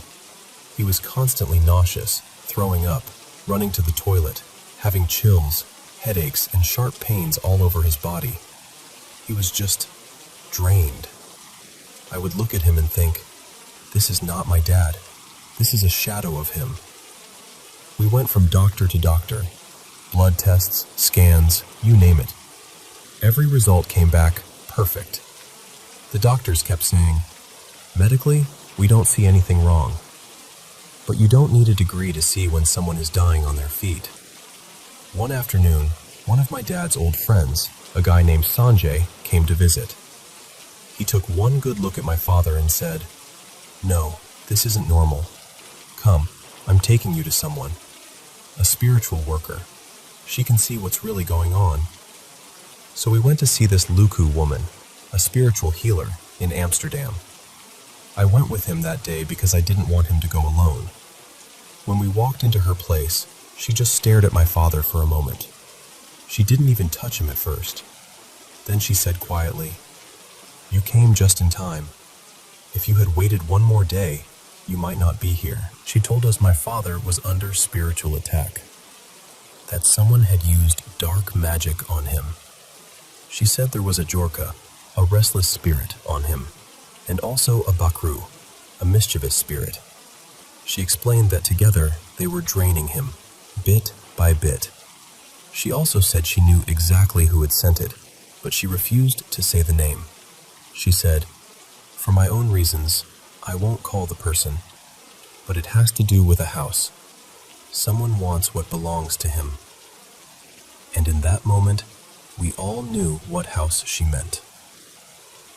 She told my father that he had eaten something that had been prepared for him spiritually, that whatever he had consumed was still in his body, sitting in his stomach like a curse from the inside. The takroe sanyi, the dark work, was literally eating away at his health. Her advice was clear. He needed a wasi, a spiritual cleansing bath, to remove the demonic influence and break whatever was attached to him. My father didn't believe it at first. He's stubborn, and he grew up hearing these stories but never really took them seriously. He just sat there, shaking his head, saying, "No, man, that can't be it. Maybe I just have some infection they haven't found." But honestly, looking back, it felt like even his mind was being blocked, like he couldn't see what was right in front of him. I was scared. I looked at him and said, "Papa, please, we've tried everything else. What do you have to lose? I don't want to lose you." After a lot of convincing, he finally agreed. He took the spiritual bath that same day. I stood outside the room while they prepared everything and guided him through it. And I know this will sound dramatic, but I'm telling you exactly how I experienced it. When he came out, he looked different. His eyes, he straightened his back, and for the first time in weeks, he made a real joke. It was like someone had switched the light back on inside him. In the days that followed, his energy came back so fast it was almost hard to believe. He started eating again, sleeping normally, walking outside. He kept saying, "I haven't felt this good in years." That's when he made up his mind. He picked up the phone and called my uncle in Suriname, Uncle Lionel, and told him, very calmly, "The house has been sold. You need to move out." The reaction. You'd think someone had stabbed him. He exploded. He started screaming, cursing my father in the foulest way. It was like a different person talking. He yelled that he wasn't going anywhere, that my father was ungrateful, that the house was basically his. And he didn't move out. Not for a long time. Even after repeated requests, he refused to leave. My father had to hire a lawyer, start legal procedures, send official letters. It drained him emotionally and financially. While he was still recovering, he had to fight this battle with his own brother. Before all of this, they were close. My dad loved him so much. He used to send him big boxes from the Netherlands, clothes, food, little things he thought his brother might like. If Lionel needed money, my father tried to help where he could, even though life here is not easy. It's not like we're swimming in euros, but my uncle acted like we had money trees in the backyard and that handing him a house worth a fortune was no big deal. He fought over that house like he had paid for even one brick. He hadn't. It broke my father's heart. His sleep disappeared. The stress came back, the sadness, the worry. Even though his health was improving spiritually, emotionally, he was bleeding. We got the news that my uncle had suddenly become very ill. No accident, no warning. He just woke up one day and couldn't move. He was paralyzed, completely dependent on others. He couldn't walk, couldn't care for himself, nothing. He couldn't stay in that house anymore. They had to move him out. Not long after that, the legal process finished and the house was officially sold. Now, I'm not here to convince you of anything. You can believe it or not. But I know what we saw, and I know what we lived through. People think using black magic makes them powerful. They feel big for a moment because they can hurt someone from a distance, in secret. But there's something they always forget. The devil always comes to collect his payment. That's what happened to my uncle. He used dark forces to make my father sick, to push him out of his own house. But in the end, those same forces turned around and hit him. One day he was fine, the next he was paralyzed, and the doctors couldn't find a clear cause. We knew the spiritual side of the story. When you play with that kind of darkness, sooner or later, you pay. Today, my father wants nothing to do with his brother anymore. When he visits Suriname, he doesn't greet him, doesn't look his way. As far as my dad is concerned, that brother no longer exists. And you know, that's the part that hurts the most. Not the house, not the money. It's the betrayal. To see someone you love so deeply, your own flesh and blood, be willing to destroy you out of greed. My father still sometimes talks about building another house in Suriname one day. Another dream home, maybe in a quieter area, with fruit trees in the yard. But for now, after everything that happened, he's careful. He moves slower. He trusts less. And I don't blame him.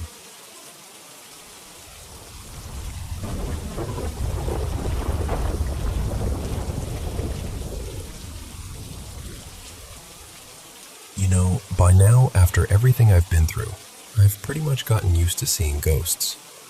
I don't say that lightly. I mean full-on spirits and strange little entities just showing up. In the hallway, in the kitchen, at the foot of my bed. I've had them appear while I'm brushing my teeth or when I'm trying to fold laundry. There was a time when I honestly thought I was losing my mind, that I was just seeing things. Growing up with that feeling was rough. It's hard to trust yourself when everyone else would chalk it up to imagination. But as I got older and things kept happening that I simply couldn't explain away, I realized, no, I really am seeing them.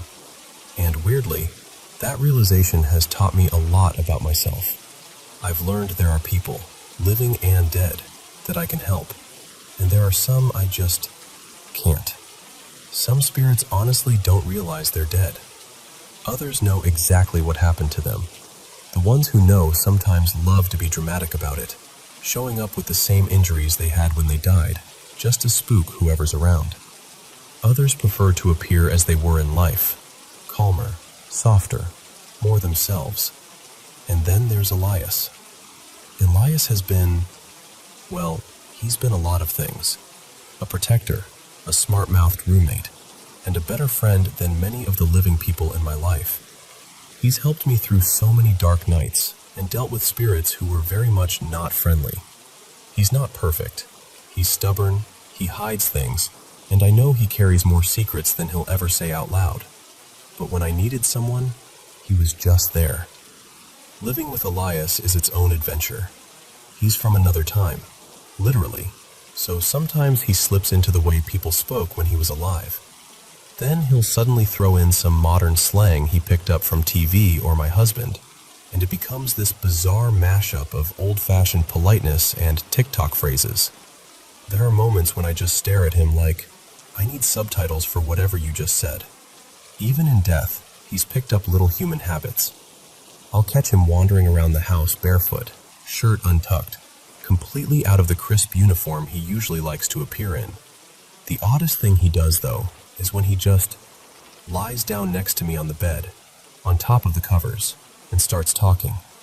About his life, about mine, about things he's seen.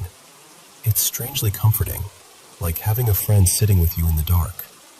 Then there's his brother, Leonard. Leonard is the complete opposite. Where Elias can joke and relax, Leonard is proper to the point of being painfully formal. You will never see him in any state of undress.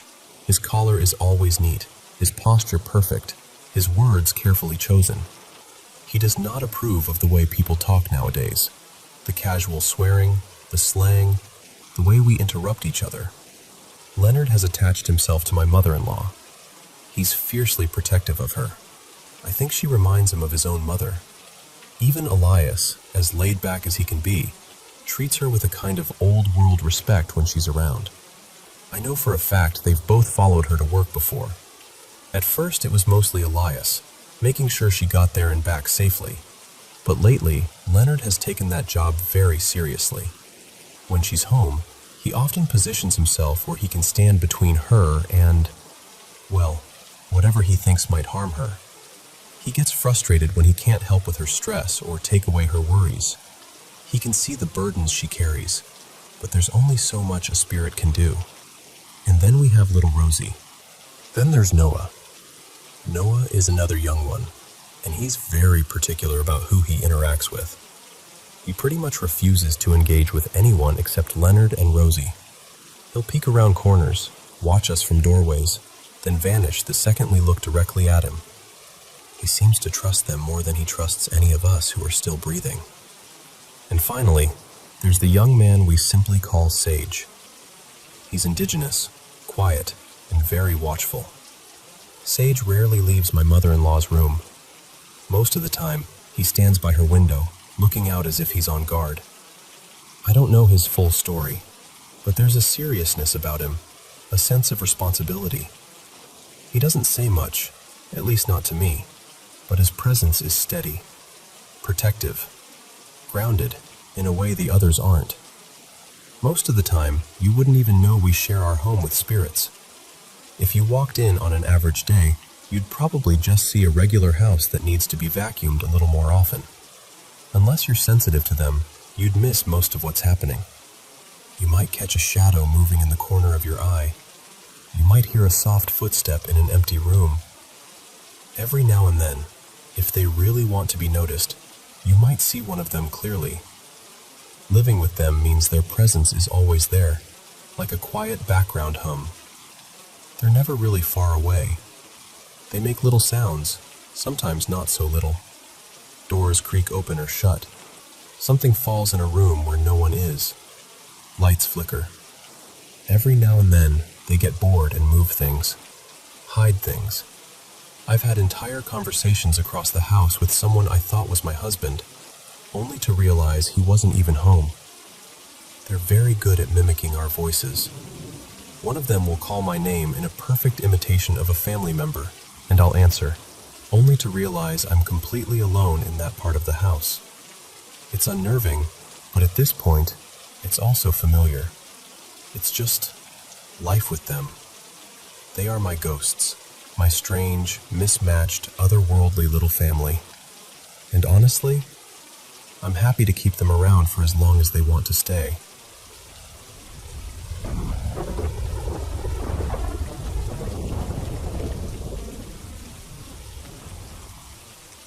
So, where I live now, there are, I think, 4 lighthouses along this stretch of coast. Don't hold me to that number, I always lose track. 2 of them are pretty close together, practically neighbors, and the others are spaced out farther up the shoreline. Of the pair that sit near each other, I've really only spent time at one of them. It's the easiest one to reach. Nice parking lot, little path, very family day trip vibes. Easy doesn't mean gentle, though.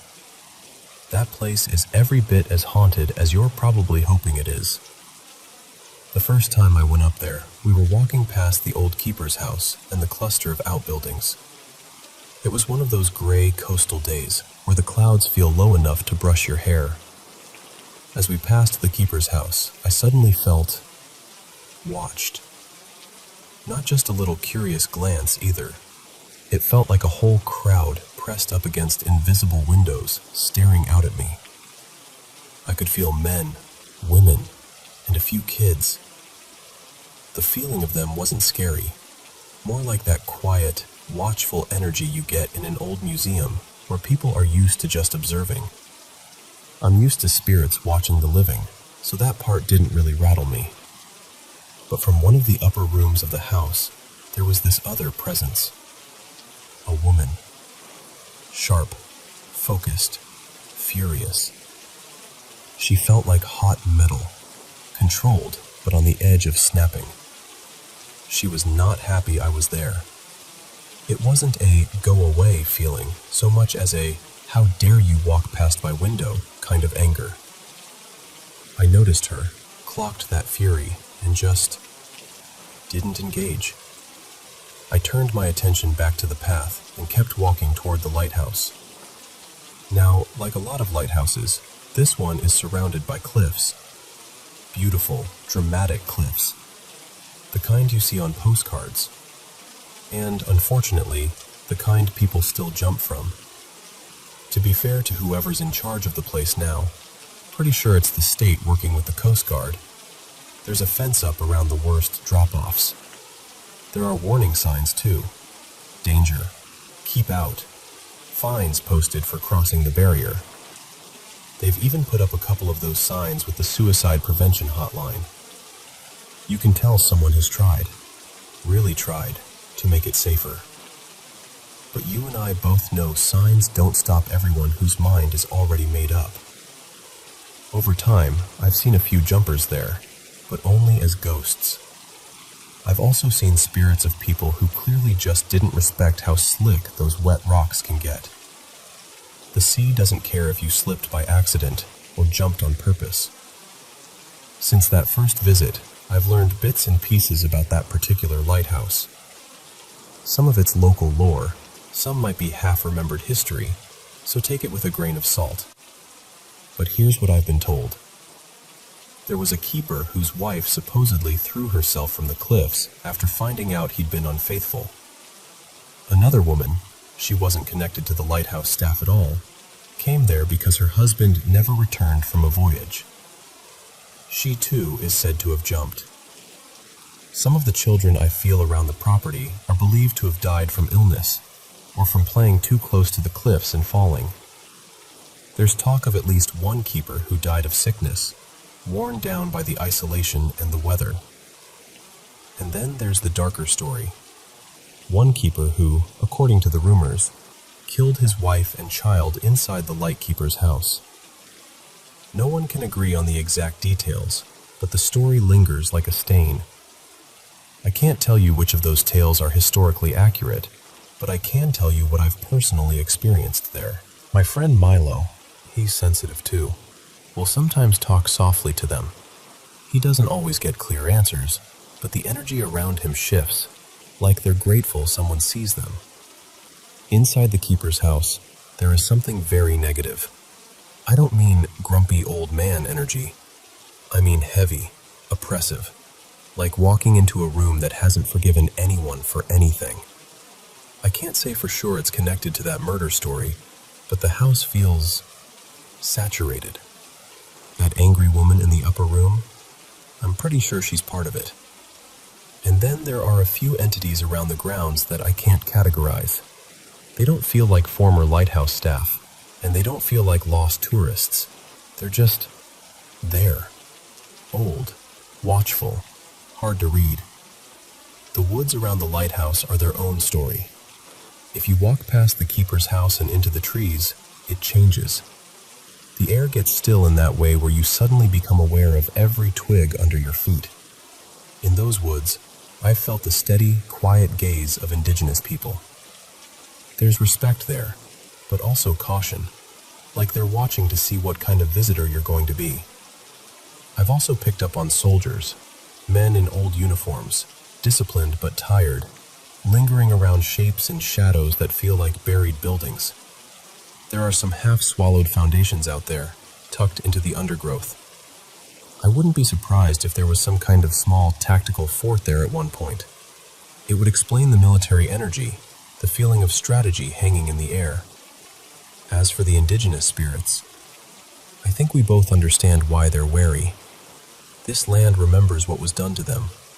They have every right to watch us from the trees. And then there's something else in those woods. That one I can't pin down. Sometimes I'll get the sense of a large presence moving between the trunks, bigger than a person, lighter on its feet than it should be. It doesn't feel cruel, just deeply elusive. It could be a woodland spirit. It could be something older than any of the human stories tied to the lighthouse. Or, and I promise I'm not joking here, it could be a Sasquatch. Whenever I try to really focus on it, to get a clear read or even catch a good look, it vanishes. The feeling just, poof, slips out of reach, like it was never there at all. I live in Washington State, so the idea of Sasquatch being out there doesn't feel far-fetched to me. I believed in Bigfoot long before I moved here. I grew up near the Appalachian Mountains, and the woods there have their own tall, dark shapes and unexplainable sounds. The Pacific Northwest just feels like a continuation of that mystery. More moss, more fog, same old secret. So that's my lighthouse. On the surface, it's a pretty little tourist spot with a gift shop and informational plaques. But if you stand still long enough, if you let yourself really feel the place, you'll notice you're not alone.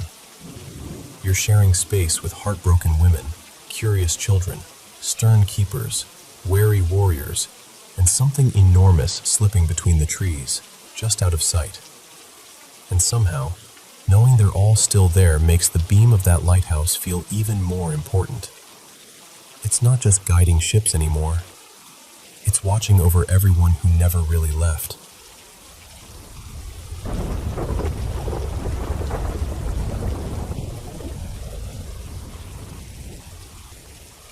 So, since it's Halloween, well, whatever you call it, All Hallows Eve, Samhain, I figured I'd finally tell this story out loud. Halloween has always been my favorite day of the year. Always has been, probably always will be. I've had a lot of weird stuff happen on this night, like more than my fair share. But this one still makes my stomach twist a little when I think about it. So, picture this. I'm about 16, living in this small city. Not tiny, not huge, just big enough to feel like there's always someone awake, and small enough that you still know which houses give out the good candy. That night, I was out with a bunch of my friends, doing the usual Halloween nonsense. Costumes, trick-or-treating, stealing each other's candy, jumping out of bushes to scare kids who were younger than us. That was mostly them, not me, just for the record. I like to pretend I was the responsible one.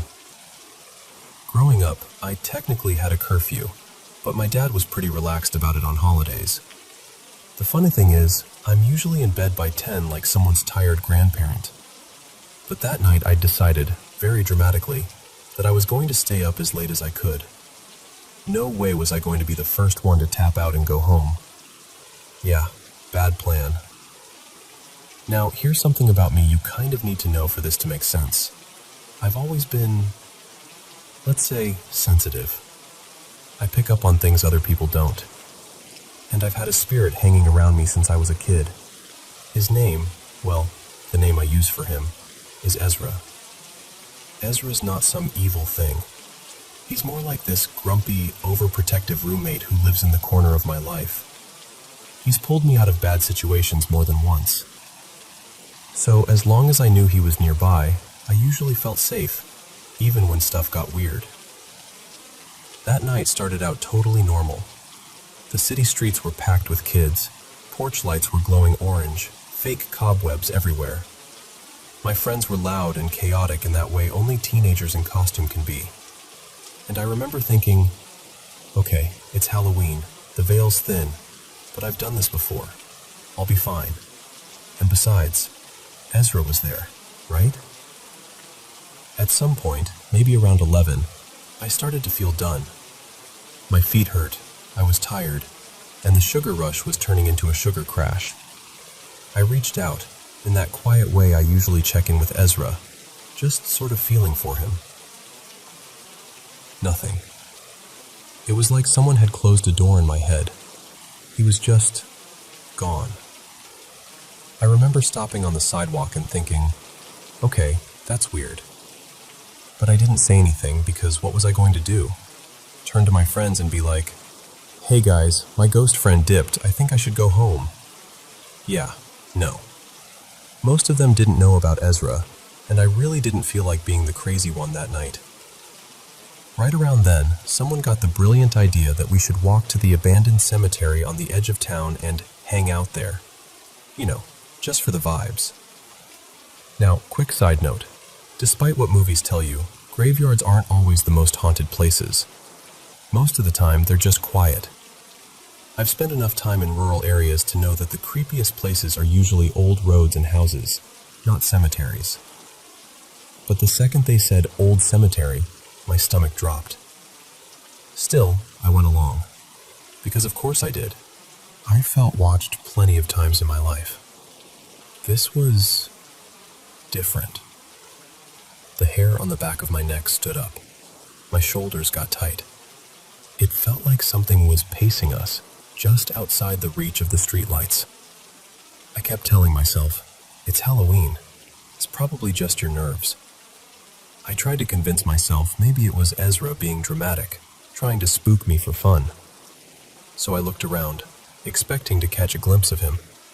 Not the way you'd see a full body or anything, but just a shift in the air, a familiar shape. Instead, every so often, I'd see eyes. Not glowing red, not some cartoon demon thing. Just eyes.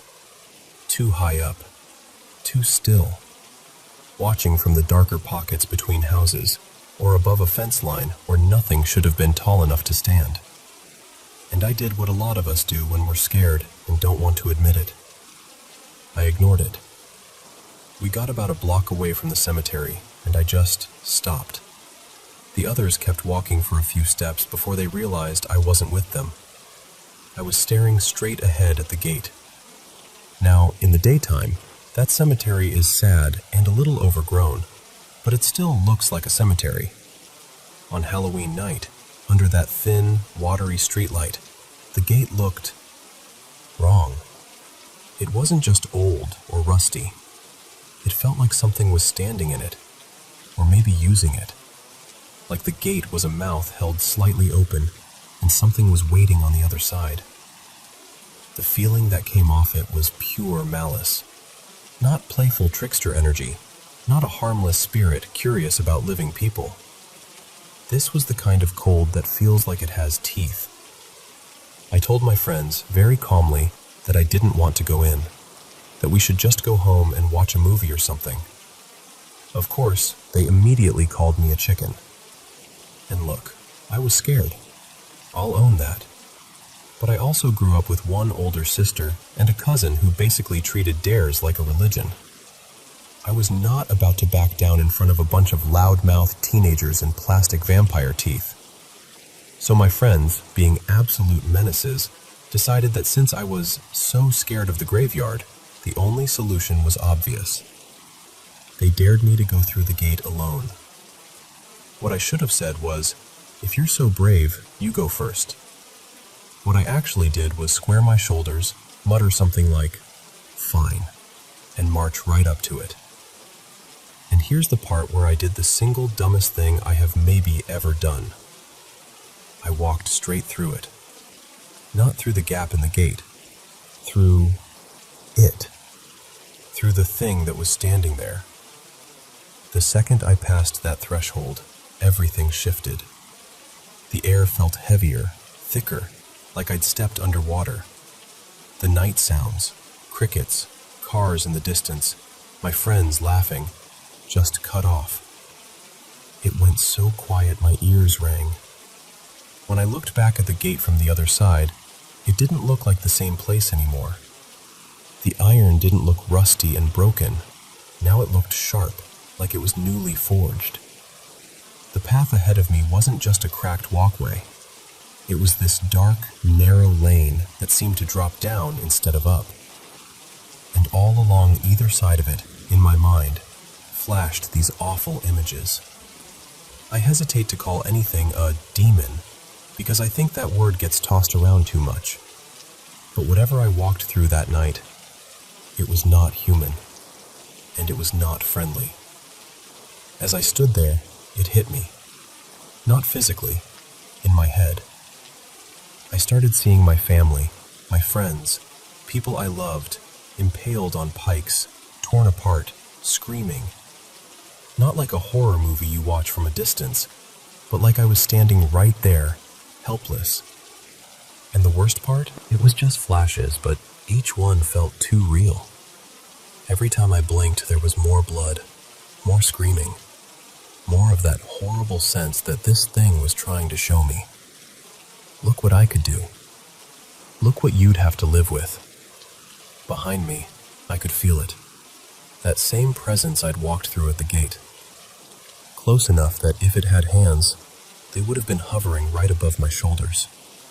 For a second, I tried to convince myself that Ezra would yank me out of there like he'd done before, that he'd swoop in and snap whatever this was like a twig.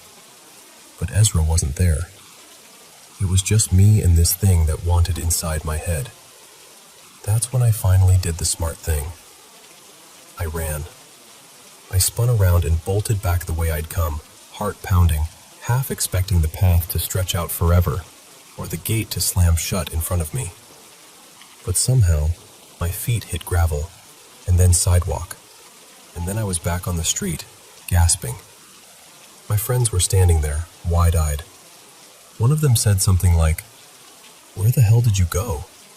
You were gone for like an hour." Now, I don't know if that was them messing with me, or if time actually got weird in there. I just remember feeling this ridiculous surge of relief that I could hear cars again, that I could see the normal, ugly chain-link fence on the far side of the road, that the sky looked like a sky and not some endless black ceiling pressing down on me. I told them I was done. No more dares, no more graveyards, no more wandering around in the dark. I was going home. They argued for a minute, but I think they could see in my face that something was wrong, because they eventually let it go. When I finally got back to my room and shut the door, that's when Ezra came back. He didn't show up gently either. The first thing I felt from him was this wave of anger. Not at me as a person exactly, but at how reckless I'd been. For days afterward, every time I reached for him, I got this mix of worry and frustration. The way someone yells because they love you and you scared them half to death. And honestly, he was right. To this day, I can't fully explain what happened. I don't know if I literally stepped somewhere else, or if that thing pulled part of me into its space, or if it just messed with my mind so badly that reality bent around us for a bit. What I do know is this. Every now and then, usually around this time of year, I'll be walking alone at night and feel that old sensation. Eyes on me, just beyond the streetlights. Something testing the edges of my defenses, looking for a way back in. But it doesn't get to stay. Ezra doesn't let it. And I don't walk through gates I don't recognize anymore. So yeah, that's my little Halloween PSA for you. If you ever get to the edge of some place and every instinct in your body suddenly goes, nope, not there, listen to it. You don't have to prove anything to anyone. Trust me on that one.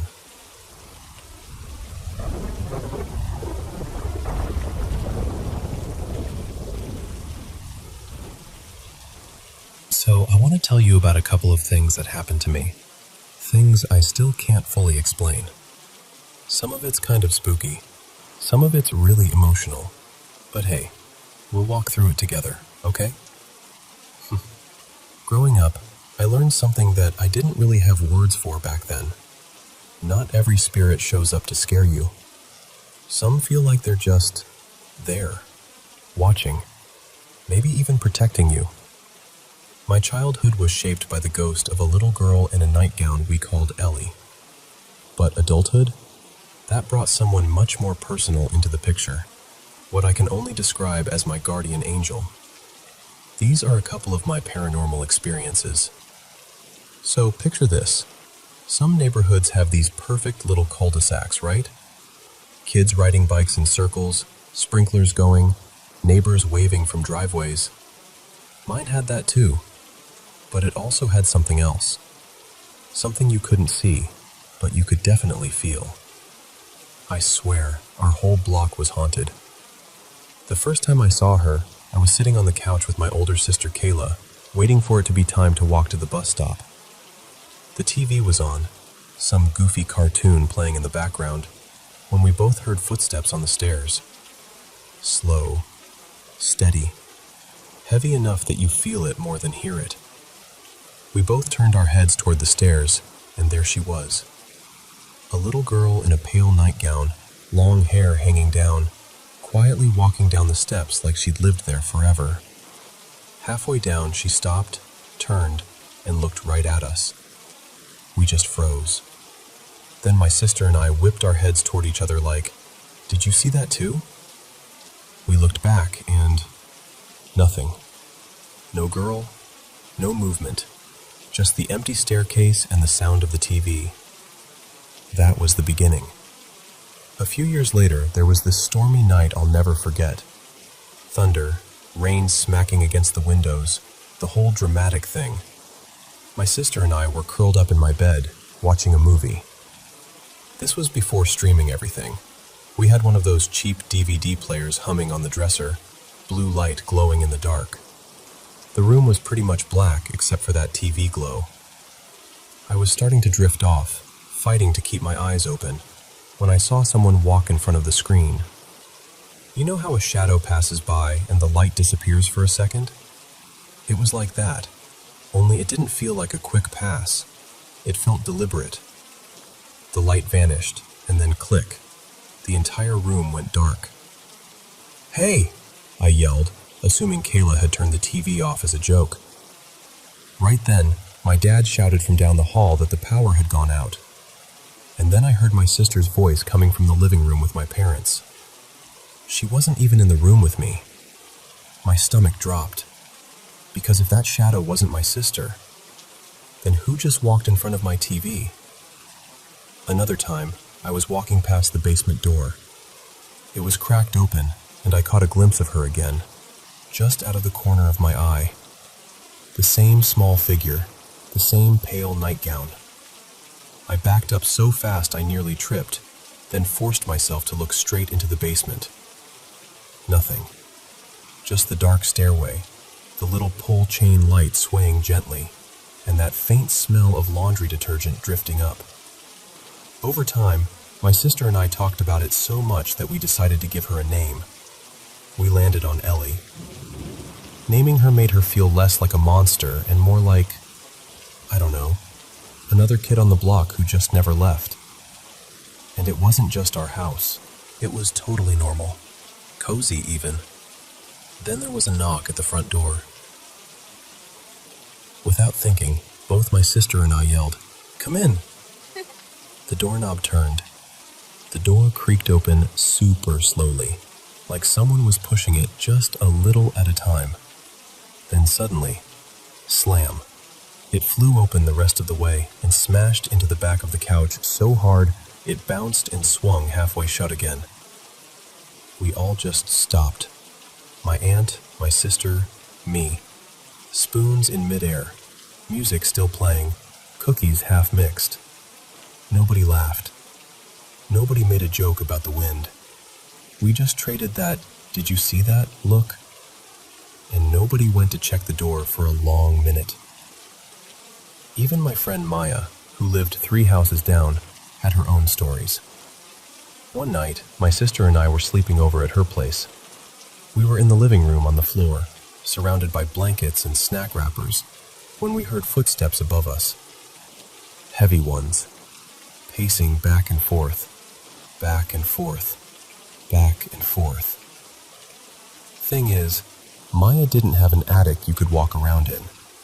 Just one of those crawl spaces, the kind that's too low for anyone to stand up inside. You couldn't pace if you wanted to. But those footsteps kept going. We lay there holding our breath until they finally stopped. Maya, trying to act chill, was like, "Oh, that's just the man who lives up there." She'd even given him a name, Victor. She said it like it was half joke, half not. Eventually, it started to feel like the whole block was haunted, like every house had its own secret resident.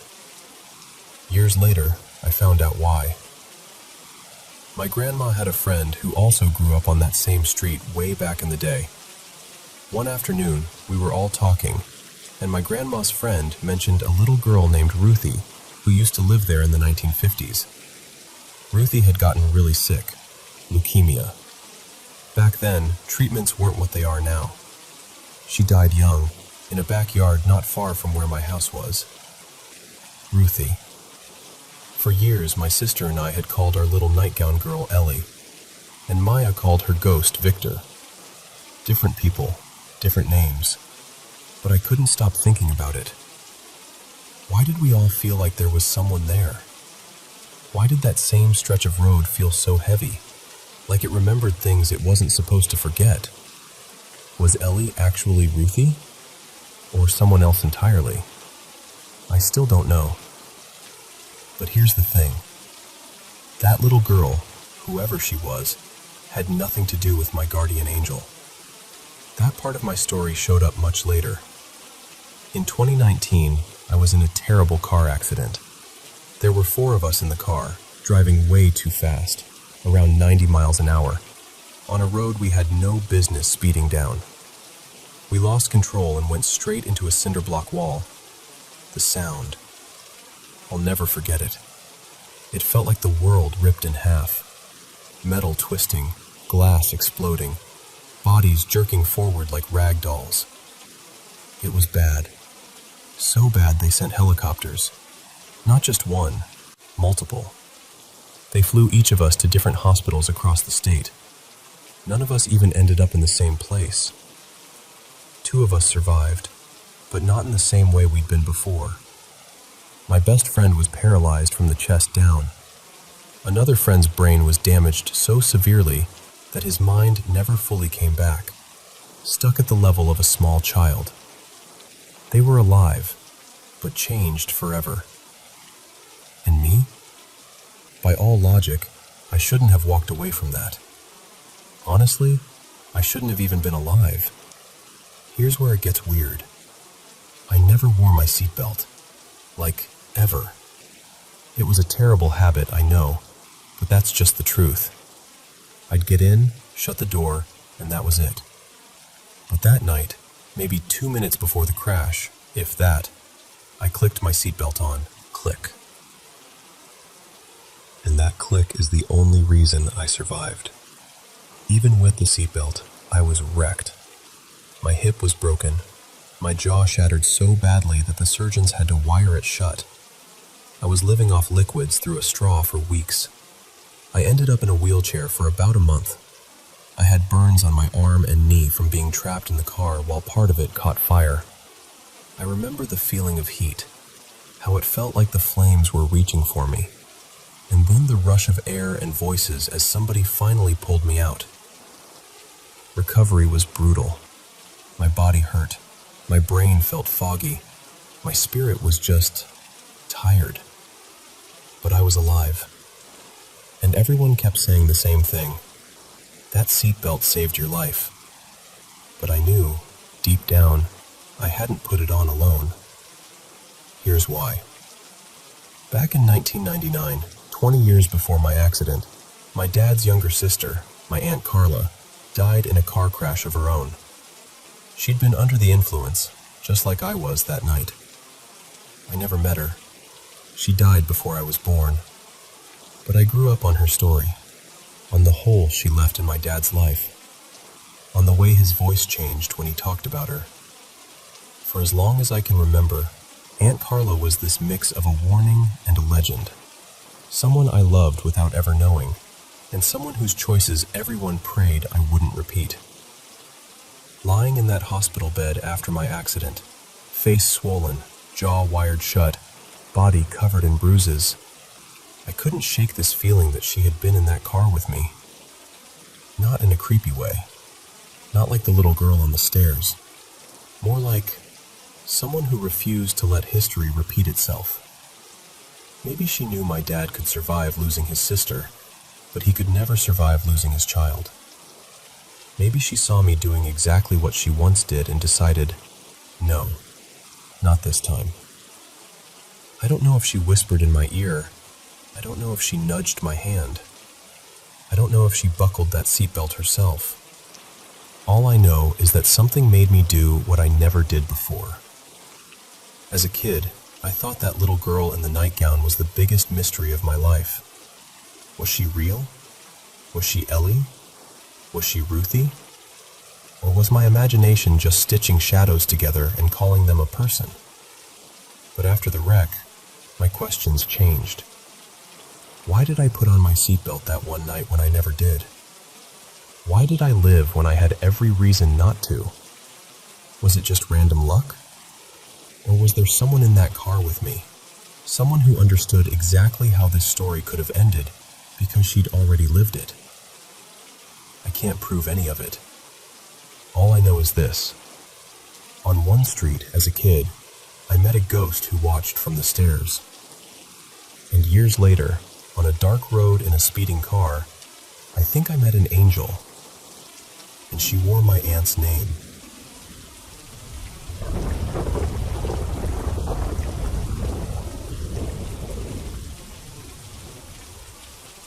Welcome to Paranormal M.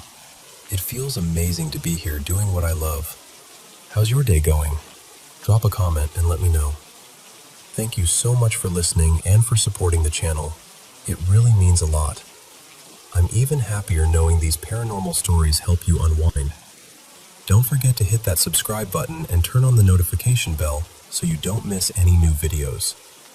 Now, grab your headphones, get comfortable, and let's dive into today's story. And hey, don't forget to send in your own paranormal experiences too. So, picture this with me for a second. It's a rainy Thursday night, about 5 years ago. I'd canceled plans, decided I was done with people for the day, and I was just going to stay in, curl up in bed, and watch some show on my phone. You know those nights where the bed is the whole world? That was the mood. Now, normally when I'm alone, I don't really cook for myself. I'm a decent cook, but if it's just me, I'm usually a grab some crackers and cheese and call it dinner kind of person. But for whatever reason that night, I got this little burst of motivation, like, no, we're doing this properly. My roommate at the time, his name was Leo, was home too. He was this super intense, slightly weird musician/graphic artist type. He basically lived in his room or in the little studio attached to it. Door always closed, headphones always on.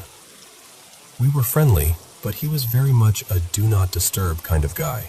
So as far as I knew, he was locked away and busy. Anyway, I decide to cook myself something nice. I make this whole elaborate pasta situation.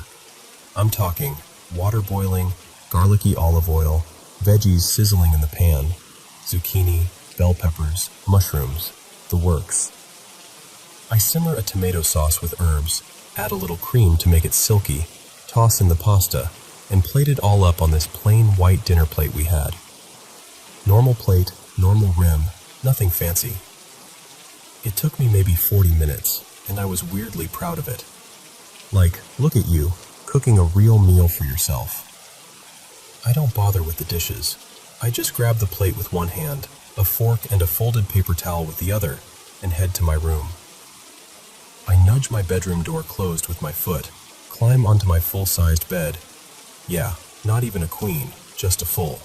And set the plate down almost in the middle of the bed, next to my phone that's propped up against a pillow. Now, my room has 2 doors. One door goes out to the kitchen and living room. The other door, on the opposite wall, opens to this short hallway that leads to the bathroom, and then out to a little back patio and garden area. That bathroom is literally like 3 steps from my door. I set my plate down, make sure my show is queued up, and then I realize I have to pee. Of course. So I slip out, leave both my bedroom doors open. Totally normal for me because, again, Leo rarely wandered into that side of the house, and I go to the bathroom. I don't even fully close the bathroom door. I'm gone for maybe, 10 seconds? 15 max. Just a quick pee, wash my hands, and I'm heading right back.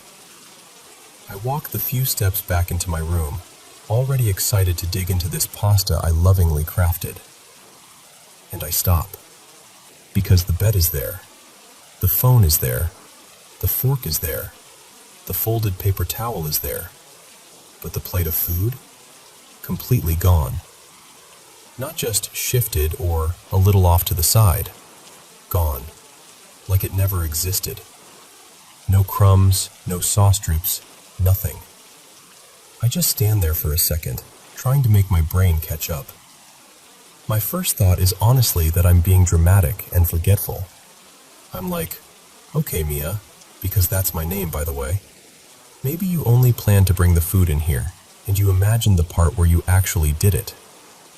So I stand there, sniff the air, and I can still smell the pasta. The garlicky tomato smell is strong. It smells like it's right there. I'm doubting myself now. I go back to the kitchen to see if maybe I left the plate on the counter or the stove or something. Nothing. The pots and pans are there. The little splatters of sauce on the stove are there. But no plate. At this point, I start to feel that little prickle of unease. Not full-on fear. More like, okay, universe, what are we doing? The next thought I have is Leo messing with me? Which would be super out of character for him, but my brain is grasping for something normal. So I walk over to his side of the house and knock on his door.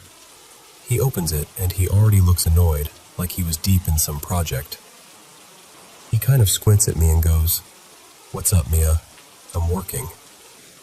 I'm like, please don't think I'm crazy, but are you messing with me? Because something really bizarre just happened in my room. His expression shifts immediately from irritated to curious. His whole energy changes. What do you mean? What happened? So I explain. I made dinner, I set it on the bed, I went to pee, came back, plate gone, fork and napkin still there. He frowns and goes, That's weird. Okay, let's go look. So he follows me to the kitchen where I show him the evidence of my cooking. Dirty pans, sauce still warm on the stove. And then we walk into my room, and I point at the spot on the bed where I swear the plate was. He goes, "Yeah, that's strange," and then starts helping me look around the room. We do a full sweep. Check under the bed, under the covers, behind the pillows, behind my nightstand. I even pull my blanket completely off the bed like maybe somehow it flipped the plate or something. Nothing. Then I look across the room, like 9 or 10 feet away, behind my laundry basket in the corner, and there it is. The plate, sitting upright on the floor behind the basket. I walk over and pick it up, and my stomach drops a little. All the food is gone. No pasta, no veggies, just a smear of red sauce on the plate. And the way the sauce looks, it's not like it's smeared by gravity or something falling. It looks like someone dragged their fingers across the plate, leaving streaks. Like when you wipe the last bit of frosting with your fingertips. Leo sees it and goes, "Okay, that's actually creepy." Now we're really confused, because if the food slid off the plate somehow, it would be on the floor. But there's nothing on the floor. No splatters, no spills, nothing. I'm starting to feel a little unsettled and, honestly, a little violated. Like, I put time and care into that meal, you know? We start searching for the food, because logically it has to be somewhere. Next to my bed, I have this small wicker wastebasket that I use only for paper. Sketches, notes, crumpled up doodles. I never put any actual trash in it, and I don't line it with a bag. It's just a bin full of paper balls and scraps. I look over at it, and for some reason my brain goes, "Check there." So I walk over, start gently lifting out the paper. On top, it's all the same stuff I tossed the night before. Crumpled white paper, colored scraps, a couple of sticky notes. And then, under that top layer of paper, there's my dinner, my pasta, my veggies, all of it, sitting in the bottom of the wastebasket. No sauce on the inside walls of the basket, none on the paper I pulled off the top. It looks like someone neatly took the paper out, placed the food in the bin, and then carefully put the paper back on top, without getting anything dirty. At that point, my brain just kind of glitches. Leo thinks I'm pranking him now. He looks at me and goes, "Okay, if this is a joke, it's not funny.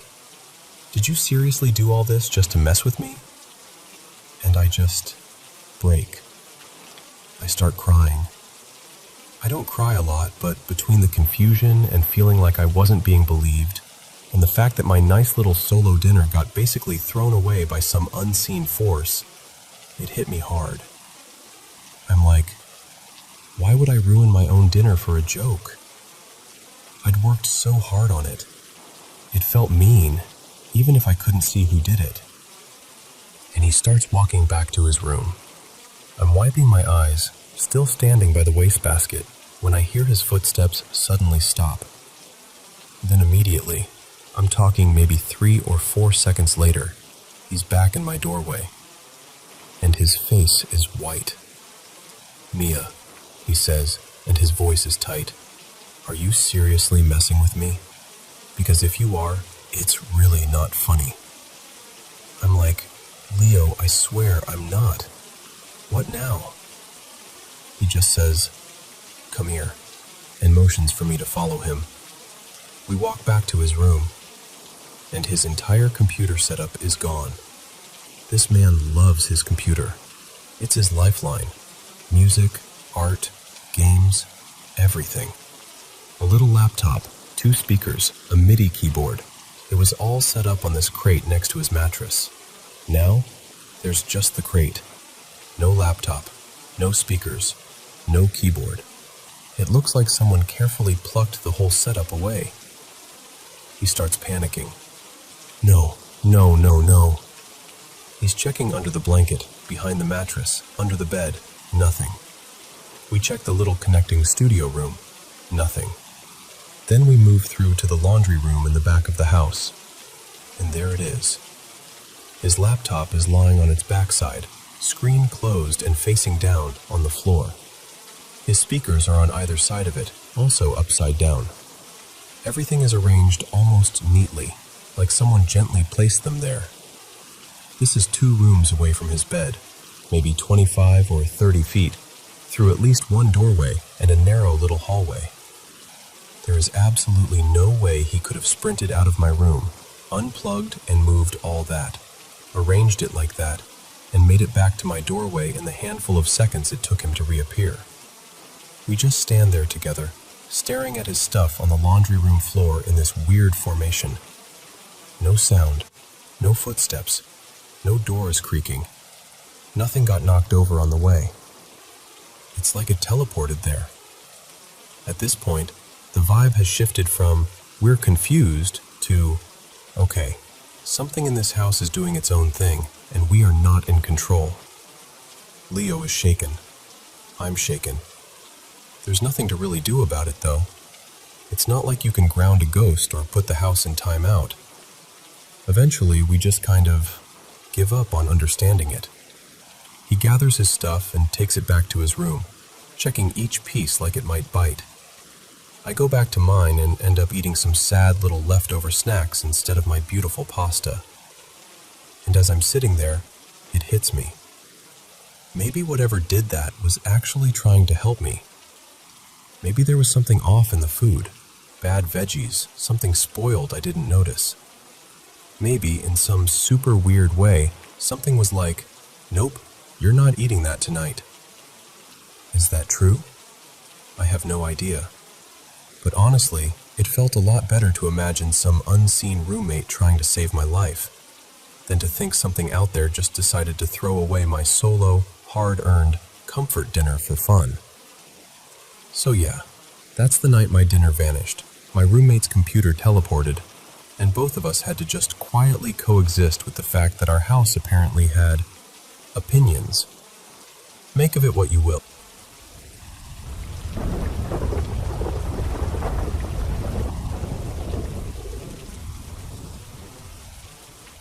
So, I want to tell you about something that happened to me last night, or actually, very early this morning, around midnight. I was in my living room, lights mostly off, just scrolling on my phone, when my friend Marco texted me. He was walking his dog past my place and wrote, "Hey, are you awake? There's someone sitting on your front steps, and your gate is wide open." That immediately felt wrong, because I always close that gate. It's almost a little ritual at this point. From inside the house, I couldn't see clearly. Everything outside was just shapes and shadows. So I got up, turned on the porch light, and opened the front door. By the time I did, whoever had been sitting on the steps wasn't there anymore. I could just make out a figure standing just beyond the gate, closer to the sidewalk. I stepped out onto the path, keeping the door half open behind me, phone pressed to my ear with Marco still on the line. As my eyes adjusted, I saw her, a woman standing a little down the street. I stayed there, on the porch, talking quietly into the phone while she walked slowly up and down the road.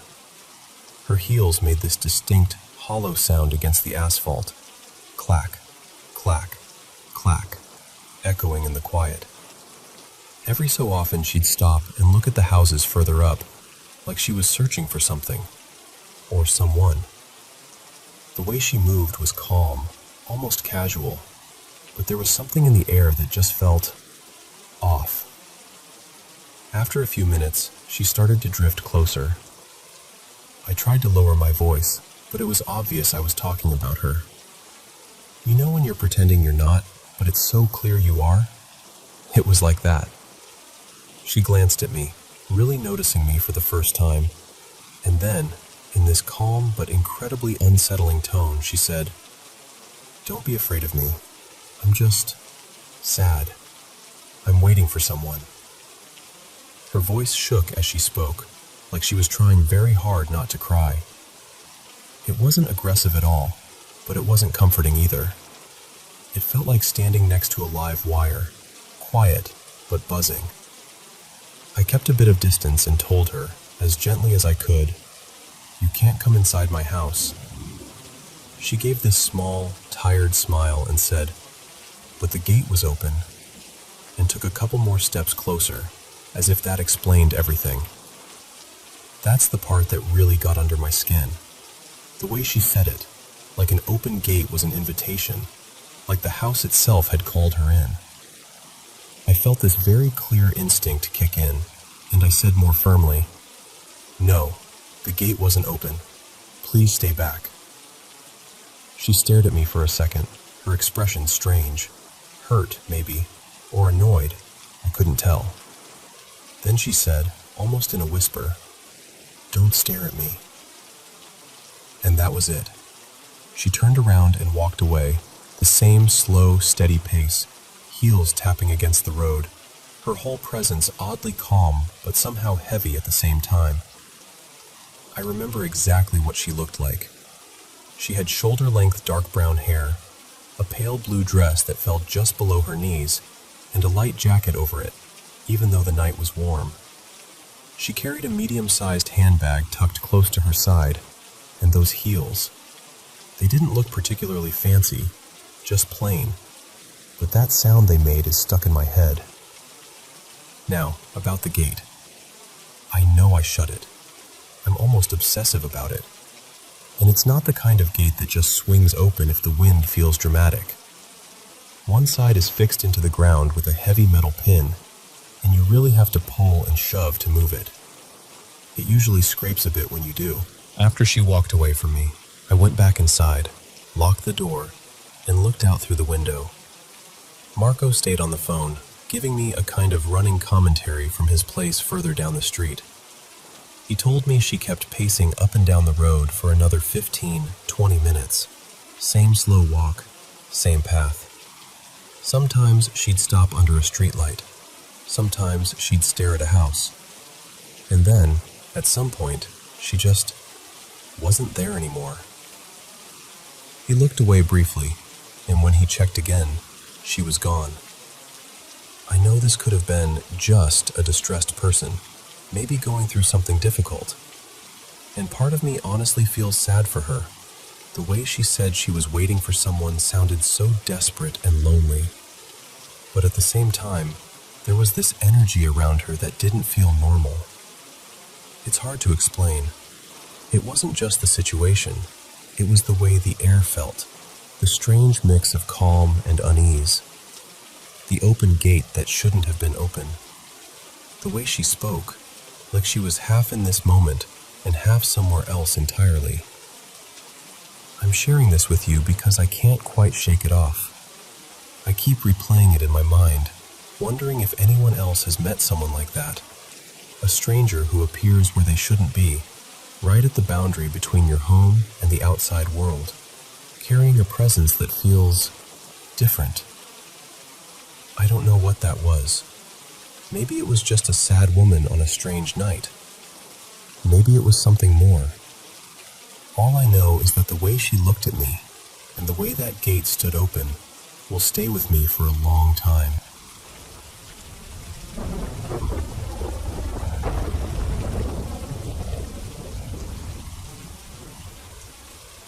You know, I don't usually talk about this stuff, but since we're already on the topic of creepy retail stories, let me share two that really stuck with me. Both came from friends of mine who used to work in different stores. So first, there's my friend Marco. He used to work the late shift at this 24-hour mini-mart on the corner of a really busy intersection. From the outside, it looked totally normal. Bright lights, loud traffic, people stumbling in for snacks at 2 a.m. But the staff all knew. The stockroom and the tiny break room at the back were not normal. Years before Marco got hired, there'd been an older employee. Everyone just called him Tito Ben. He did double shifts all the time. One night, he lay down on the old couch in the break room to rest. and just never woke up. After that, people said he never really left. Marco told me that on quiet nights, when he'd go to the back alone to get more stock, he'd sometimes see a man sitting on that same couch, in the store uniform, head slightly bowed like he was trying to nap. At first, Marco thought it was one of the senior staff resting, so he'd say, "Kuya, sorry, I need to get past." But the guy would never answer. And then, when Marco looked a second time, the man's face would be wrong. Not bloody or anything dramatic, just blurred out, like someone smudged his whole face with a thumb. The uniform logo was clear, the name patch was clear, but the features were missing. The manager even set up a small altar near the stockroom door. A framed photo of a saint, some candles, a dish with rock salt, and fresh flowers every Monday. They'd light a candle at the start of the night shift and quietly say, "Please let us work in peace. Please rest." And still, weird things kept happening. Sometimes cartons would already be stacked when nobody remembered doing it. Sometimes the roll-up metal door at the back would rattle like someone was trying to come in, even though it was locked and chained. And at least twice, Marco said he felt someone brush past him in the narrow hallway, like a person squeezing through. But when he turned, he was alone. The last straw for him was one night around 3 a.m. He went to the break room to grab his tumbler, and through the little glass panel in the door, he saw a man standing inside, facing the wall. Store uniform. Same build as the old photos of Tito Ben. Marco thought it was just one of his coworkers. He pushed the door open, saying, "Bro, you okay?" The lights flicked off for half a second. Just a blink. When they flicked back on, the room was empty. No footsteps, no sound of the door closing, nothing. Marco checked the CCTV later with the supervisor, and on the footage, you could see Marco talking into an empty room. He quit 2 weeks after that. He told me, "Look, I can handle rude customers and graveyard shifts, but not someone who died on the couch I'm supposed to nap on." Now, the second story is from my friend Leela. She used to work at this big, fancy bookstore in the city. 6 floors if you count the basement. You know the type. Quiet music, perfect lighting, cafe on one level, and every shelf so neatly arranged it almost feels like a library. But according to the staff, that place was one giant haunted house with air conditioning. The security guards were the first ones to complain. Down by the service entrance on the first floor, near where deliveries came in, they'd sometimes see what they called a replay. Years ago, there'd been a fight between 2 warehouse guys. No one talked about the details, but everyone knew it ended with one of them getting stabbed. There was no sound, no blood, just this silent, flickering scene that played out for a few seconds and then vanished. The CCTV never caught it clearly, just weird distortions or flashes of static. Then there was the second floor, the kids and teens section. You'd think that would be the friendliest area, right? Bright colors, storybooks, stuffed toys by the reading corner. But that floor had the most sightings. Staff members often reported seeing a little girl in a pale yellow dress, maybe 6 or 7 years old, with a ribbon in her hair. She'd stand near the picture books, looking up like she was trying to read the covers. If you approached her and asked, "Hi, where are your parents?" she'd just turn slightly, and then be gone, like someone switched her off. There was also a boy and an older man who appeared together. People described them as wearing old, worn-out clothes, like they were from the countryside. The boy in shorts and slippers, the old man in a faded long-sleeve shirt and a straw hat he'd sometimes hold in his hands. They'd be seen walking slowly between the taller shelves, almost like they were browsing. Sometimes a customer would move aside to give them space, then realize a moment later that no one had actually passed by. Lila told me that more than one employee had reported feeling a light tug on their shirt on that floor, only to turn around and find nobody there. but children's laughter would drift in from somewhere, even when the floor was empty. Now, the fourth floor, that's where things got really unnerving.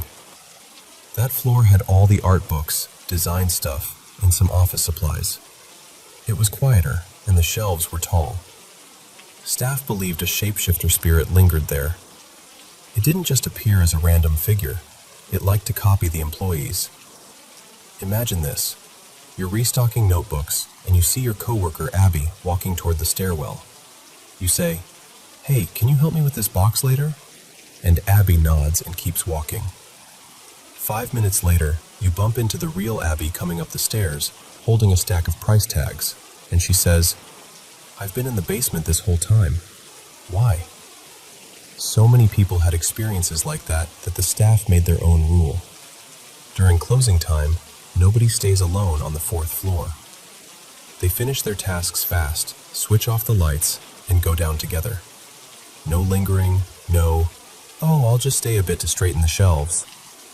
If someone looked like they were still up there after the lights were off, everyone double-checked who was actually accounted for downstairs before going back up. Funny enough, Lila said the third floor felt the safest. That was the floor with most of the general fiction, self-help, and some magazines. As far as she knew, nobody had a clear ghost story from there. People joked that maybe the ghosts just weren't into bestsellers. The basement, though, the archive and clearance area, had its own cold spots, but Lila tried not to think about that too much. So yeah, those are the two stories that made me look at convenience stores and bookstores a little differently. I'm honestly curious, if you've ever worked in retail or know someone who has, what's the creepiest, ghostly experience you've heard about or actually gone through in a store?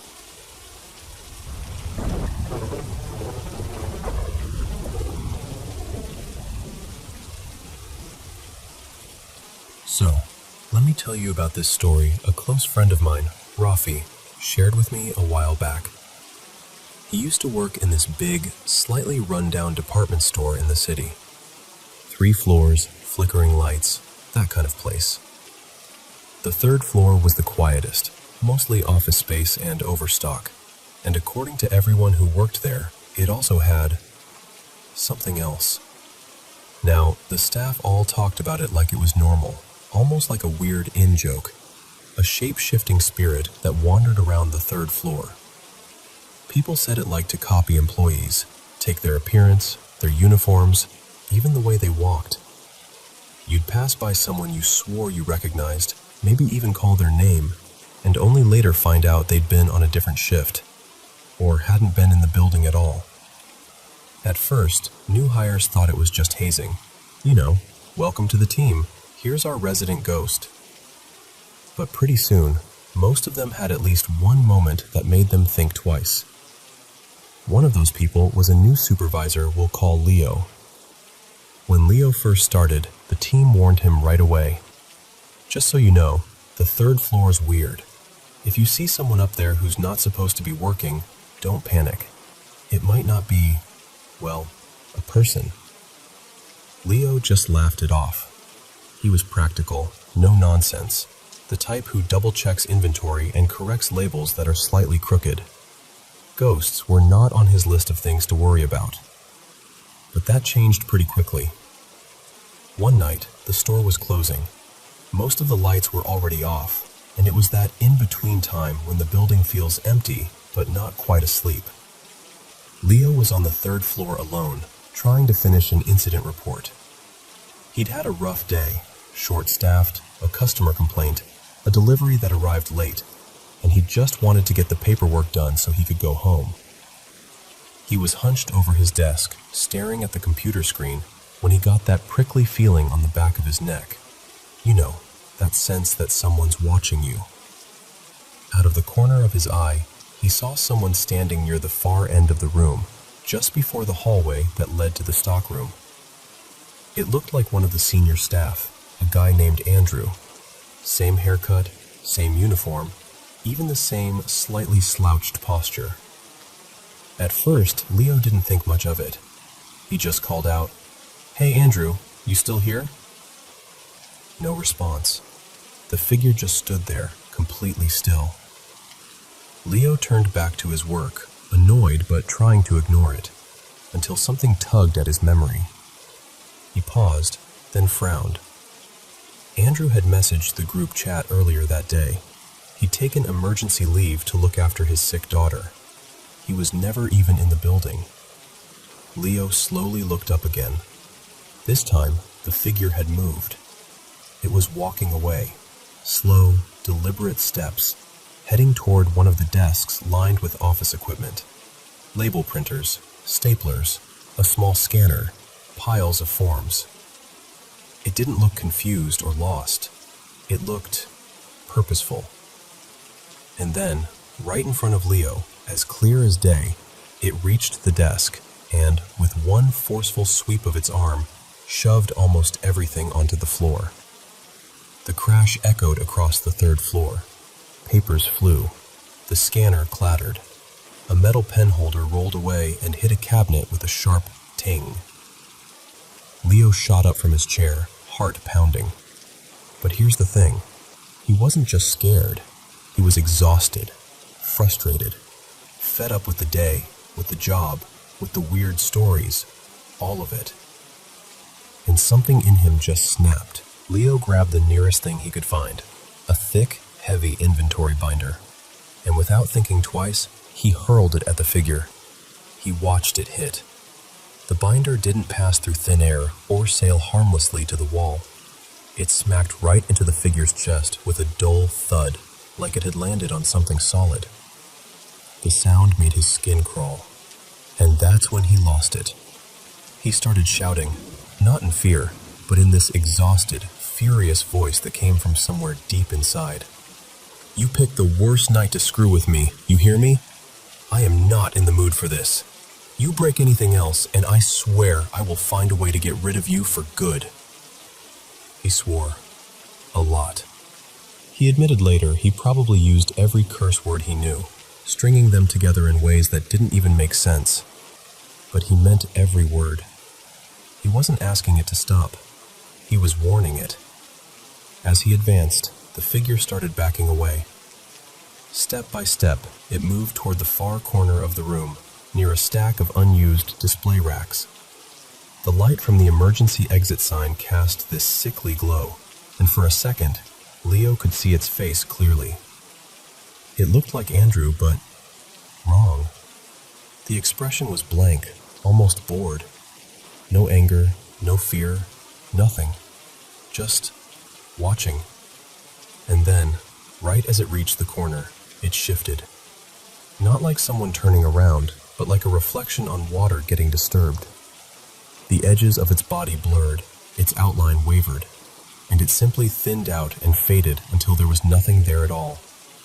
No dramatic sound, no smoke, just gone.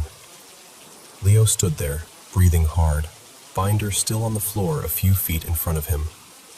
The room felt heavy, like the air had thickened. He waited, half expecting something else to move, another crash, another figure appearing behind him. Nothing. He stayed a few more minutes, picking up the scattered office supplies, muttering under his breath. Then, before heading to the stairs, he turned back toward that corner and said, out loud, "I'm not afraid of you.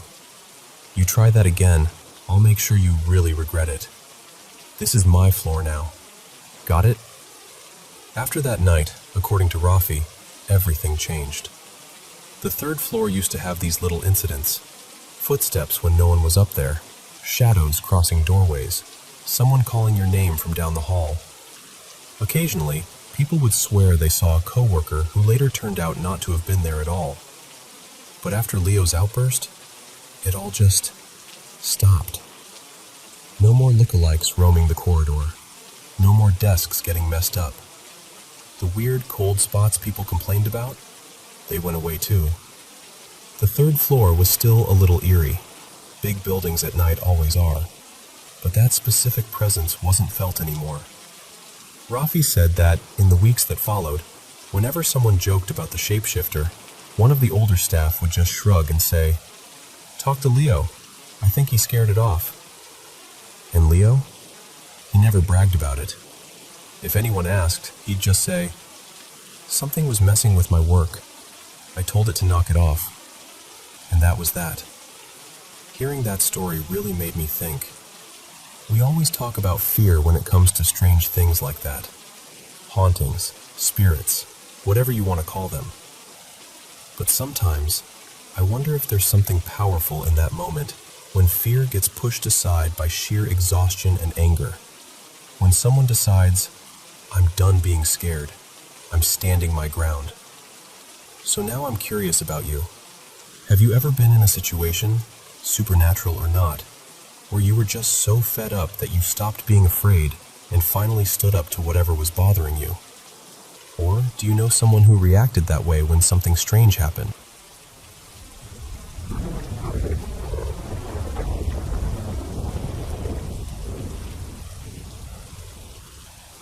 So, let me start by saying this. In my family, my dad, Miguel, always treated my abilities like they were just another part of me, like having brown eyes or curly hair. My mom, Elena, on the other hand, hardcore skeptic. If she couldn't measure it, read about it in a manual, or buy it at a hardware store, it didn't exist. And yet, there were a few things even she couldn't talk herself out of.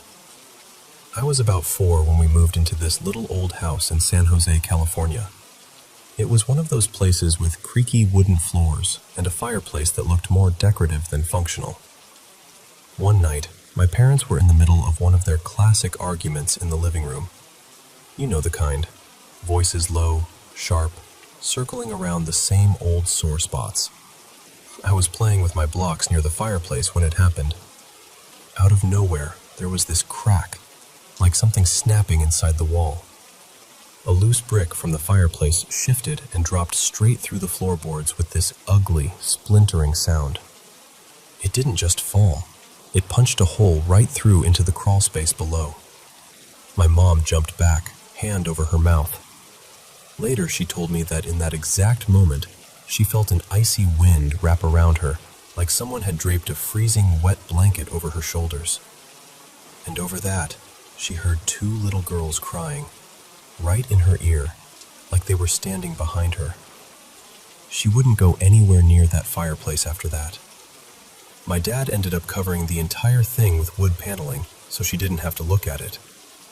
He was shaken, sure, but he and we were more used to things like that.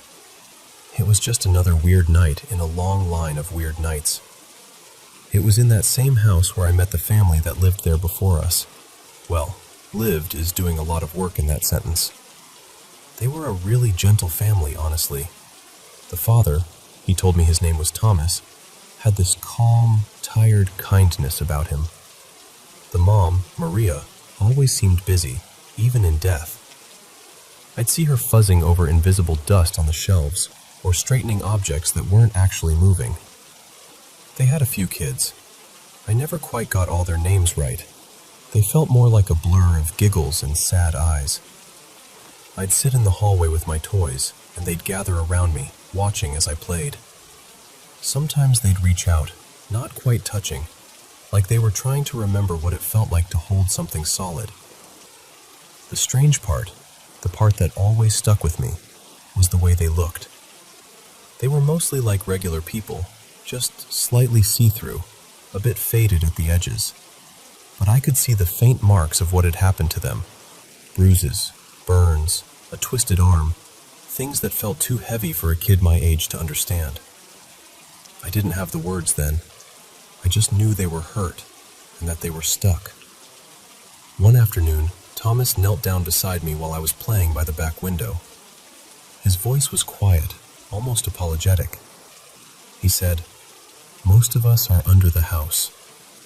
I remember blinking at him. Like, under the floor? He nodded slowly and pointed toward the side yard. "I'm over there, in a box, under the concrete by the fence, the part that looks wrong." Of course, I was a curious kid. You can't tell a 4-year-old something like that and expect them to just shrug it off. So one day, when my mom was busy in the kitchen and my dad was in the garage, I slipped outside with a little plastic shovel. I remember this mix of excitement and dread sitting in my chest. I knew I'd found it. But the concrete pinned the rest of it down, and no matter how much I dug, I couldn't get more than that one corner uncovered. My dad found me out there eventually, absolutely filthy, and carried me back inside before I could do any more damage. Not all the spirits there were kind, though. After the brick incident, things escalated.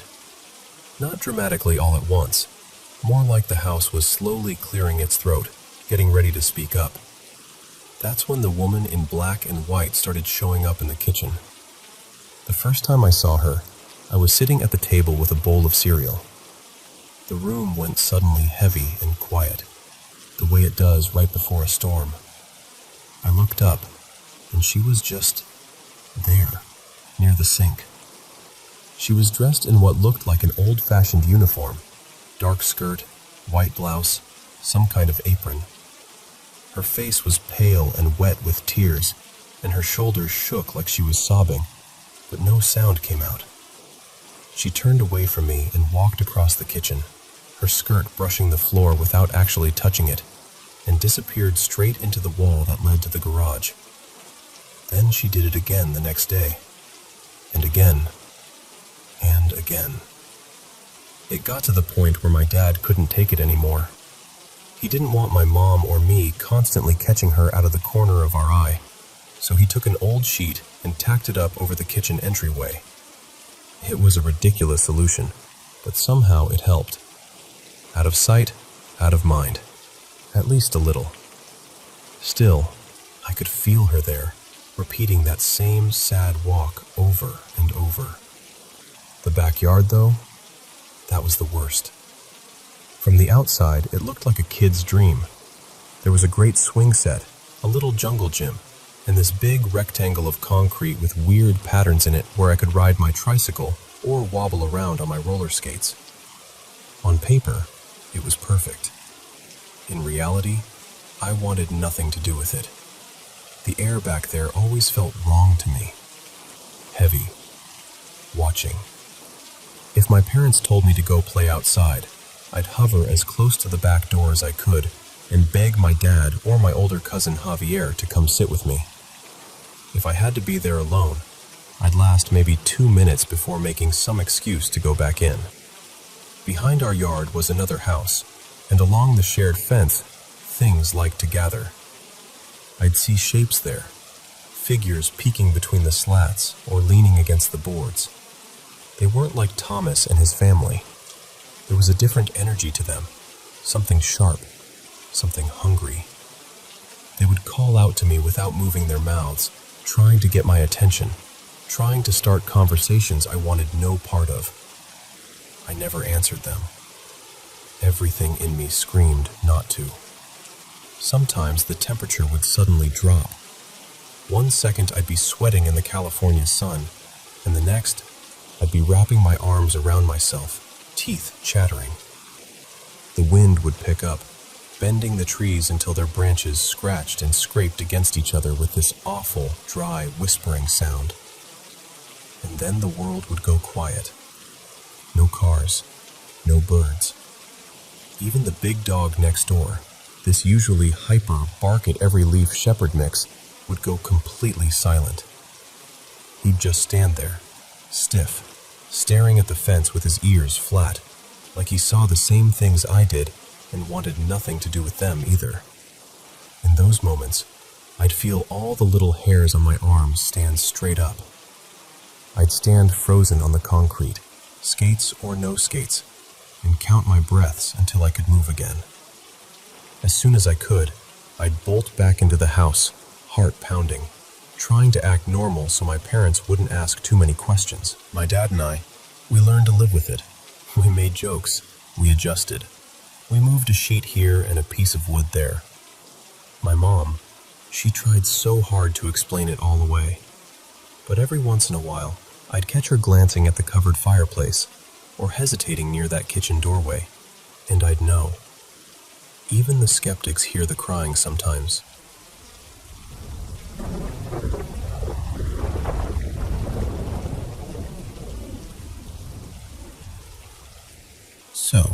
Let me tell you about the night I realized I could see things I really, really did not want to see. My family's home base is in Lafayette, Louisiana, but a couple of weeks ago my parents called and said, "Hey, we're heading up to Chicago for a few days. Mostly work, but we'll squeeze in a little vacation. Come meet us." Since I live in Boston now, I figured, why not turn it into a mini getaway and arrive a day earlier than them?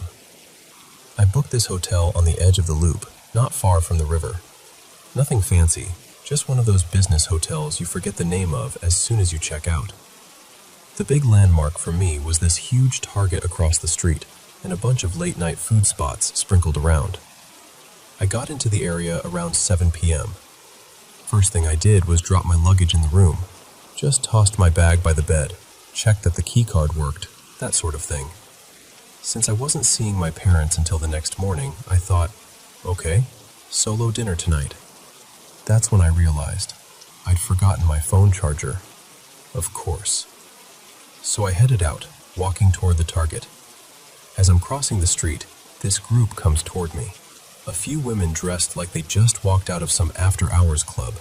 Glittery dresses, heels too high to be practical, and a handful of guys hovering around them. They weren't exactly subtle, laughing too loud, talking over each other, just big energy. The weird part was how they walked. They sort of spread out across the sidewalk, like a moving wall. I kept thinking, should I step aside? Are they going to part or just run into me? But right before we would have crossed paths, they all abruptly turned off toward a side street, not even glancing at me. I shrugged it off, went into Target, grabbed a charger, paid, and then picked up something quick to eat from a Walgreens nearby. A sad little sandwich, a snack, and a drink. Back at the hotel, I ate in my room, turned on the TV, and let some random cooking show play in the background while I scrolled on my half-charged phone. Time slipped by, and before I knew it, it was close to 11 p.m. And of course, after an hour of watching people make perfect ramen and fancy burgers, I started to get hungry again. I remembered seeing another late-night place, this tiny 24-hour deli a block from the hotel, so I decided to go grab something small. Nothing dramatic, just, I could use some chips or something. I took the elevator down to the lobby and walked out through the revolving door. And the moment I stepped out onto the sidewalk, I saw them. The same group from earlier. The glittery dresses, the guys lingering around them. Same faces, same outfits. But this time, everything felt off. They were standing half in the street, half on the curb, yelling at each other. Why? Why? Over and over, voices cracking. Why me? Why? It was loud enough that people were glancing over and then immediately looking away, pretending not to see anything. I tried to ignore them, honestly. I kept walking, eyes down, thinking, wow, they're really going at it. And also, man, they're annoying. I didn't want to get involved. But then the shouting got sharper, like it hit a nerve. Why? Why?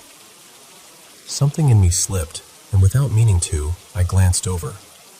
The second I made eye contact, a cold rush went down my back. All of them, every single one of them shouting, "Why?" had turned their heads and were staring straight at me. I stopped walking. My body just locked up. One of the women, the one in this short, sparkly red dress, suddenly screamed, "Why?" It was so loud and raw, my heart started racing. My brain went into overdrive. Should I run? Should I call the cops? Should I yell for help? All of that flashed through my mind in maybe a second. These people are not alive. In that split second when I'd looked away and then looked back, they had changed. The guy on the edge of the group, his shirt was soaked in what looked like blood. One of the women just ended at the waist. From the hips down, there was nothing. Another figure behind them looked like a burnt silhouette, like a human shape made of charcoal, skin cracked and blackened. No one around them reacted. Cars drove past. A couple walked by, barely glancing in that direction like nothing was wrong. Then the woman in red said, in this hoarse, broken voice, "Why? Why did I have to die?" And I felt the words go straight through me. It was the first time I'd ever seen anything like that so clearly. I don't know what possessed me, but I actually answered her, out loud. I said, "I mean, it kind of looks like you already died. Maybe you'd feel better if you moved on?"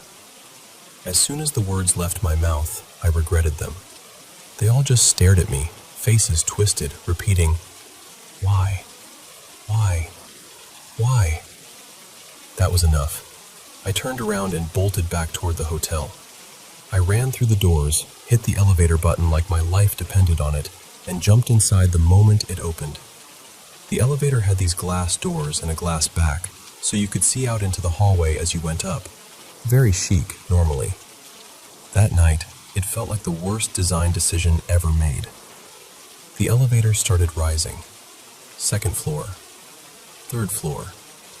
As we passed the 4th floor, my eyes flicked toward the glass without me wanting them to. They were there. The group was standing right in front of where the doors would have opened on that floor. The woman in red, the half-body girl, the charred shape, all of them staring in at me as the elevator slid by. I almost started crying right then. The elevator kept going. 5th floor.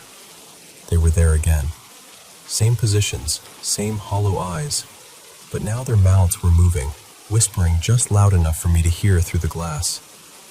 Why? Soft, dragging, like the word had weight.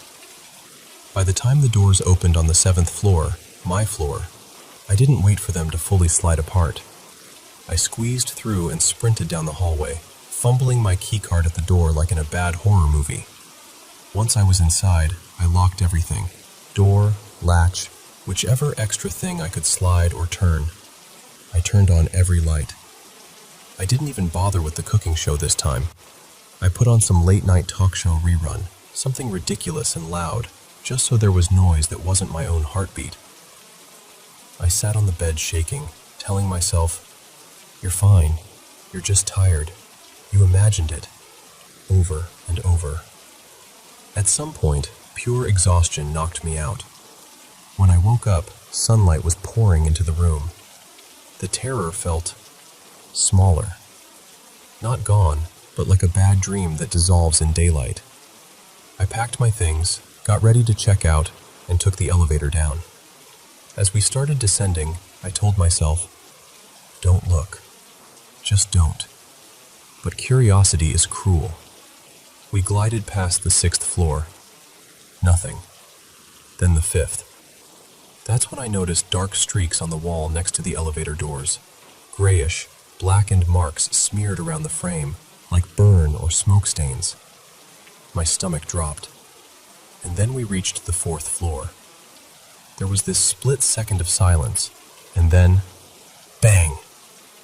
The woman in the red dress slammed against the glass from the outside, right at my eye level. Her skin was burned and peeling now, her arms streaked with something dark. Her eyes were pitch black, no whites, no pupils, just two empty, bottomless pits, and they locked straight onto mine. She snarled, "Why me?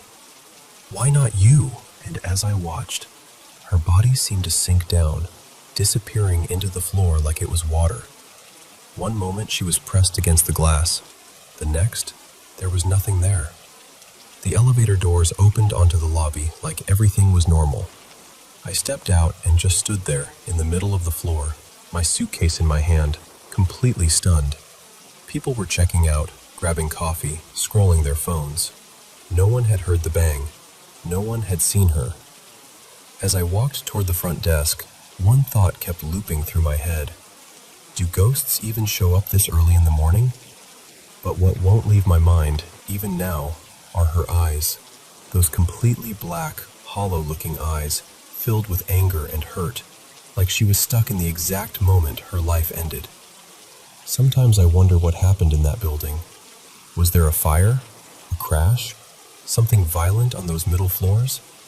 I don't know. I've tried to look it up, but part of me is almost afraid of finding out. Anyway, that's the story my friend Jordan told me. And the way he looked when he said, "Why not you?" I still get chills just remembering it.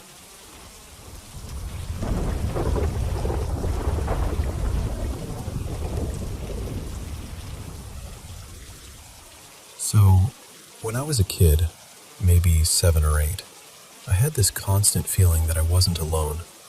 Not like, oh, I have a big imagination, but this heavy, prickly sense that something was right behind me, just out of sight. I'd be playing on the floor or reading in bed, and suddenly feel like someone was watching me from the corner of the room. The hair on my arms would stand up, my heart would start racing, and I'd freeze, just sure that if I turned around too fast I'd see something. Nights were the worst. I was terrified of the dark and of being left alone in a room. I'd make my mom leave the hallway light on, and even then I'd lie there, staring at the doorway, feeling like someone was standing just inside the shadow. Sometimes the air around me would feel so charged, like static electricity waiting to jump off skin, and I'd swear someone was standing right next to the bed, leaning over me. One night, it got very real. I jolted awake, no idea why, and instantly knew I was awake, not dreaming. And there, right beside my bed, was a woman in a chair. The weird thing was, my room didn't have a chair. But there she was, sitting in this old wooden armchair like it had always been there. She had silver hair pinned up in a loose bun, glasses low on her nose, and she was quietly crocheting something pale and soft. A shawl, maybe. The yarn rested on her lap, and the chair rocked in this slow, gentle rhythm. She didn't look mean at all. If anything, she looked kind. There was this faint little smile on her face, almost like she was watching over me, just keeping me company while I slept. But you can imagine, I was a terrified kid. So the only thing my body knew how to do was scream. I shrieked, loud and sharp, and the second I did, she and the chair were gone. Just gone. I was sitting upright in bed, heart pounding, staring at the exact empty space where she'd been. The room was exactly how it always was. No chair, no yarn, no old woman. But I knew, with that awful clarity you get in those moments, that I had been wide awake. After that, I completely unraveled. I started having panic attacks, real ones. I'd refuse to sleep alone. I'd cry if the lights were off. I kept insisting to my parents that someone, something, was following me, that there was a presence in my room. I was so on edge that even a creak in the floorboards could send me over the edge. My parents were, honestly, they were exhausted and worried. They tried everything, night lights, music, checking under the bed, checking the closet, staying with me until I fell asleep. Nothing helped. I couldn't calm down. Finally, one night, my mom sat me down at the kitchen table. She looked at me, and I could see on her face that she was trying to figure out how to say something that would make sense to a scared little kid. She said, very gently, "Maybe it was a ghost." You know, just casually. And for some reason, instead of making it worse, it made everything click for me. A ghost. A someone, not just bad feelings. She told me that if it was a ghost, it probably didn't want to hurt me, that some spirits just hang around. And then she told me there was a way to make it stop bothering me. She said, if you don't want it there, you have to tell it. Out loud. You set a boundary. You're allowed to do that. Now, as a kid, I took my mom's words like scripture. So I marched back into my bedroom, the one that always felt full of that strange presence, and I decided I was going to end it. I don't want you to follow me anymore. I don't want to see you. I don't want you in my room. Please leave me alone. I said it again, louder that time. I remember the sweat running down my back, the way my throat felt dry and tight. I just stood there, hands balled up, repeating in my head, "Go away, go away, go away." Then I waited. I cracked one eye open and looked around, half expecting something dramatic to happen. A gust of wind, a light flicker, something. But the room was just quiet, ordinary. I stood there a little longer, listening to the silence, feeling the air around me. And very slowly, I realized something. That heavy, prickly feeling I'd carried for so long was just gone. The room felt lighter. I felt lighter. For the first time in a long time, I could take a deep breath without that tightness in my chest. From that night on, things changed. I still got spooked sometimes, what kid doesn't?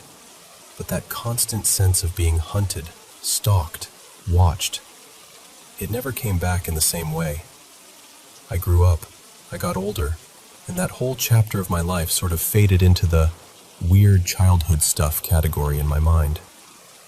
Fast forward to me as a young woman. I went to visit my grandmother one weekend. She lived in this small, cozy house that always smelled faintly of lavender and old books. At some point, she pulled out this big, heavy photo album from her living room cabinet, one of those old ones with the thick pages and plastic sheet covers that crinkle when you turn them. She said, "Come here, I want to show you what it was like when I was little." So we sat side by side on the couch, flipping through these sepia-toned photos of her family farm, fields, animals, the house she grew up in. There were faces of relatives whose names I kept forgetting as she told me stories about them. Who married who was a troublemaker, who baked the best pies. Then we turned a page, and my eyes landed on one particular photo. It was a picture of a front porch. A few people were standing around, men in suspenders, women in simple dresses, but in the middle of the frame, there was a woman sitting in a chair. My breath caught in my throat. She was sitting in a wooden chair, her ankles crossed, with an unfinished blanket or shawl draped over her knees. In her hands were knitting needles, frozen mid-stitch. Her hair was pulled back in that same kind of soft bun, and she had this almost invisible smile on her face, small, gentle, like she knew a secret but wasn't going to tell. And the way she was looking at the camera, it felt exactly like the way the woman in my room had looked at me. My heart skipped, and for a second it felt like it forgot how to beat altogether. My mouth went dry. I pointed at the woman in the photo, my finger actually trembling a little, and I managed to croak out, Who is that?" My grandmother squinted at the picture, then said casually, "Oh, that's my grandmother. Your great-great-grandma Anna. Why?" I just stared. It was her, the woman from the chair. Older, grainier, locked in a photograph from decades before I was born, but still, unmistakably her. So I told my grandmother the story. The panic, the presence, the woman in the chair, the crocheting. That night I screamed. I spilled everything, all in this breathless rush. My grandmother listened quietly, her eyes soft, and when I finished, she let out this little chuckle and a sigh. "Well," she said, "she's still making her rounds then." I blinked. "What do you mean?" She looked off toward the hallway, like she could almost see someone standing there. "She still visits me sometimes," my grandmother added. "I don't see her the way you two did. I just feel the edge of the bed dip, or a little tap on my shoulder when I'm alone in the kitchen. I say hello, and then I get on with my day." Then she looked back at me and smiled, very gently. "Some of us," she said, "just have the sight a little stronger. But she's family. She isn't here to hurt you." And sitting there, with that old photo album on my lap and my grandmother's hand resting on top of it, I felt something settle inside me. That childhood terror, that sense of being hunted, it shifted into something else. Not exactly comfort, but recognition. Like all along, I hadn't been followed by some nameless, faceless thing. I'd been watched over by a woman in a chair who loved knitting and who apparently never quite stopped checking in on her family.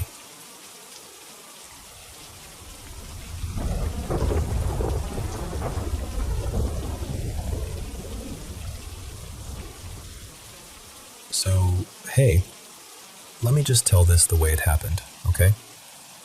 This was a few years back, but I can still feel it in my chest when I think about it. It was late, one of those warm nights that sits on your skin, and I was over at my neighbor's place. Everyone on our street calls her Aunt Mira, even though she's not actually anybody's aunt. She's older, tiny, always smelling like tea and wood smoke, and the kind of person who shows up at your door with soup before you even know you're sick. There were 4 of us in her kitchen that night. We had the windows cracked open, a pot of chamomile on the table, just talking. Silly stuff, nothing deep. It was one of those slow evenings where you feel safe and bored in the best way. And then we heard music. Not phone music, not some car going by with the bass up too high. It sounded live. There were drums, and what I swear was a fiddle or maybe a violin, and this low humming like a choir that can't quite remember the words. It wasn't loud, but it was clear, like it was coming from the backyard and very far away at the same time. I remember the hairs on my arms standing up, and before I could say anything, Aunt Mira just went very still. Her hand stopped halfway to her teacup. She glanced toward the back door and said, very softly, "Don't go outside." Just like that. No explanation. I kinda laughed, like, what? Why? You know when you think someone's being superstitious and you're trying not to be rude?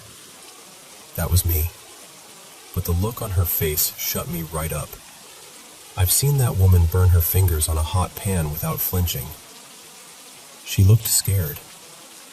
The music kept going, slow, encircling, and strange, and we drifted to the kitchen window that looked out over her yard. Behind her house, there's this empty lot, just grass and a couple of trees, usually nothing interesting except stray cats. That night, though, there was this low haze lying over the ground. Not thick, not movie-style fog, just a pale, drifting mist, glowing a little in the moonlight. And in that mist, there were shapes. At first, I honestly thought it was kids, like teenagers doing some kind of weird dance prank or TikTok thing, I don't know. But the longer I stared, the less sense it made. They weren't solid. That's the part I still hate thinking about. They looked like people someone had sketched in smoke. You could see the trees through them when they moved. Some of them were wrong. One had an arm that faded out halfway down. Another didn't seem to be walking so much as gliding, just a few inches above the ground. And one, I will never forget this. One shape was swaying to the music with no clear head at all, just shoulders and that dark, empty space above them where it should have been. In the center of all of this were 2 clearer figures, standing side by side like a couple. The man looked like he was in an old-fashioned suit, the kind you see in black and white wedding photos. The woman was in something light, maybe not pure white, but a pale dress that moved like it was underwater. They were more solid than the rest, but even they looked faded, like memories someone had tried to hold on to too long. The others were circling them, stepping and turning in time with the music. They didn't look angry or wild. That almost made it worse. It felt calm. Calm and completely wrong. Beside me, I heard Aunt Mira whisper, almost to herself, "It's their wedding again." My stomach dropped. "Again?" I asked her. "What do you mean, again?" She shook her head, like she'd already said too much. "They won't come in while I have guests," she murmured. "Just stay here, please. Don't call out to them." Don't answer if they call you. Two of my friends were with us. Jonah, who jokes about everything, and Lila, who always wants to prove things aren't scary. Jonah snorted and said, "Come on, this is obviously someone with a projector or something. Maybe a speaker in the lot." Lila nodded, already halfway toward the door. "Yeah, I'm gonna go see how they're doing this. It's actually kind of cool." Aunt Mira stepped in front of them. I've never seen her move that fast. "Don't," she said. Her voice cracked a little. "Please, children, don't go out there. Not tonight." Jonah rolled his eyes. "We'll be fine, I promise. 2 minutes. If it's ghosts, I'll bring one back for tea, yeah?" He grinned at her, but she didn't smile. "I am not joking," she said. "They remember who steps into their circle." I could see his expression waver, just a little, but pride is a stupid thing. He shrugged her off gently. Lila squeezed my shoulder and said, "Relax, we'll prove it's some creepy neighbor with a sound system. You'll feel better." I didn't follow. I should have grabbed them, yelled, something, but I didn't.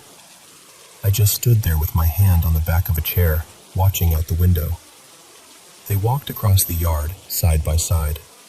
The grass was still, the air too warm for that hour. The music kept going, and then, just as they reached the edge of the mist, it stopped. Cut off. One beat, and everything went silent. All the figures turned at once. I can't explain how something half made of fog can turn, but they did. Every smoky outline, every broken limb, every blurred face turned toward Jonah and Lila. Even the headless one shifted like it was looking straight at them. Then they moved. They didn't rush or leap. They just drifted, all together, toward my friends. The mist rose up, thicker, wrapping around the two of them like someone pulling curtains closed. I heard myself say, "Guys?" like they could hear me. My voice sounded so small. For 1 second, literally 1 second, they were silhouettes in the haze, and then the fog folded over itself.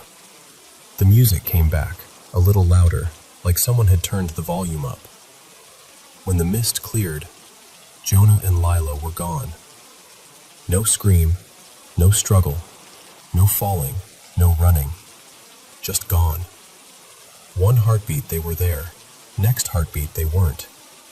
The circle was complete again, moving around the couple as if nothing had happened. I don't remember deciding to move, but suddenly we were outside.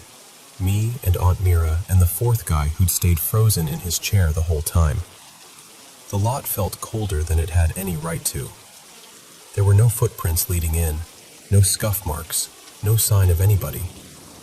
The music faded like someone walking away down a long corridor, and the shapes thinned out, losing their edges until they were just fog. Then even the fog was gone. We called the police. Of course we did. There were searches. Dogs, flashlights, people shouting their names. Statements, questions, suspicion. You can imagine how it went. What do you mean they disappeared in a fog? Were they drinking? Are you sure they left the house? On and on. For a long time after, I caught myself wondering if I'd just snapped. If we all had some kind of shared breakdown. But you know what? Shared hallucinations don't erase people's phone numbers from your life. They don't stop someone from ever posting again, ever making another call, ever walking through your door. Nothing turned up. No bodies. No footprints past the lot. No camera footage of them leaving the street. Just nothing. Years have passed since that night. I moved away eventually, but I still visit sometimes. Aunt Mira's older now, more fragile, but she still makes too much tea and presses food into my hands when I go. She stared out the same window we'd stood at that night. "Since I was younger than you," she said. "Sometimes they come. Different years, different months. Always with the mist. Always with the music. Always the same bride and groom, never growing older. They dance. And if someone steps too close, the circle opens. I swallowed. Why didn't you move? She gave this tired little smile. You think they stay only with the land? They follow the blood. My mother used to say we live under their promise. So I keep my lights on. I keep my house full when I can. She looked at me then. It is better to watch them from behind glass than to be watched from inside the ring. She told me that on some nights she still hears the drums. Sometimes she looks out and there are more figures than before, the circle thicker. People she doesn't recognize. And every now and then, she says, she sees familiar faces in that crowd. I didn't want to ask, but I did. Have you seen them? Jonah and Lila? She nodded once, slow. They stand near the edge, she said. They look happy, if you only look quick. Like photos. But their eyes do not move. Their smiles do not reach anywhere. I didn't sleep well for weeks after that. Look, I know how this sounds. Spirits, cursed weddings, disappearing in fog. It all sounds like something somebody made up for a late-night radio show. I don't blame you if your first instinct is to explain it away. I used to be that person. Ghost stories were just stories. Creepy fun, nothing more. I'm not that person anymore. I don't know what I saw that night. I don't know what took my friends or where they went. I don't know why some old promise or ritual or tragedy keeps replaying itself behind my neighbor's house. All I know is this. If you're ever up late and you hear distant music that doesn't sound like it's coming from anywhere sensible, real drums, real strings, voices humming along, and you look outside and there's a low, slow fog that wasn't there a minute ago, do me a favor. Do yourself a favor. Don't be clever. Don't go prove it's nothing. Just lock the door.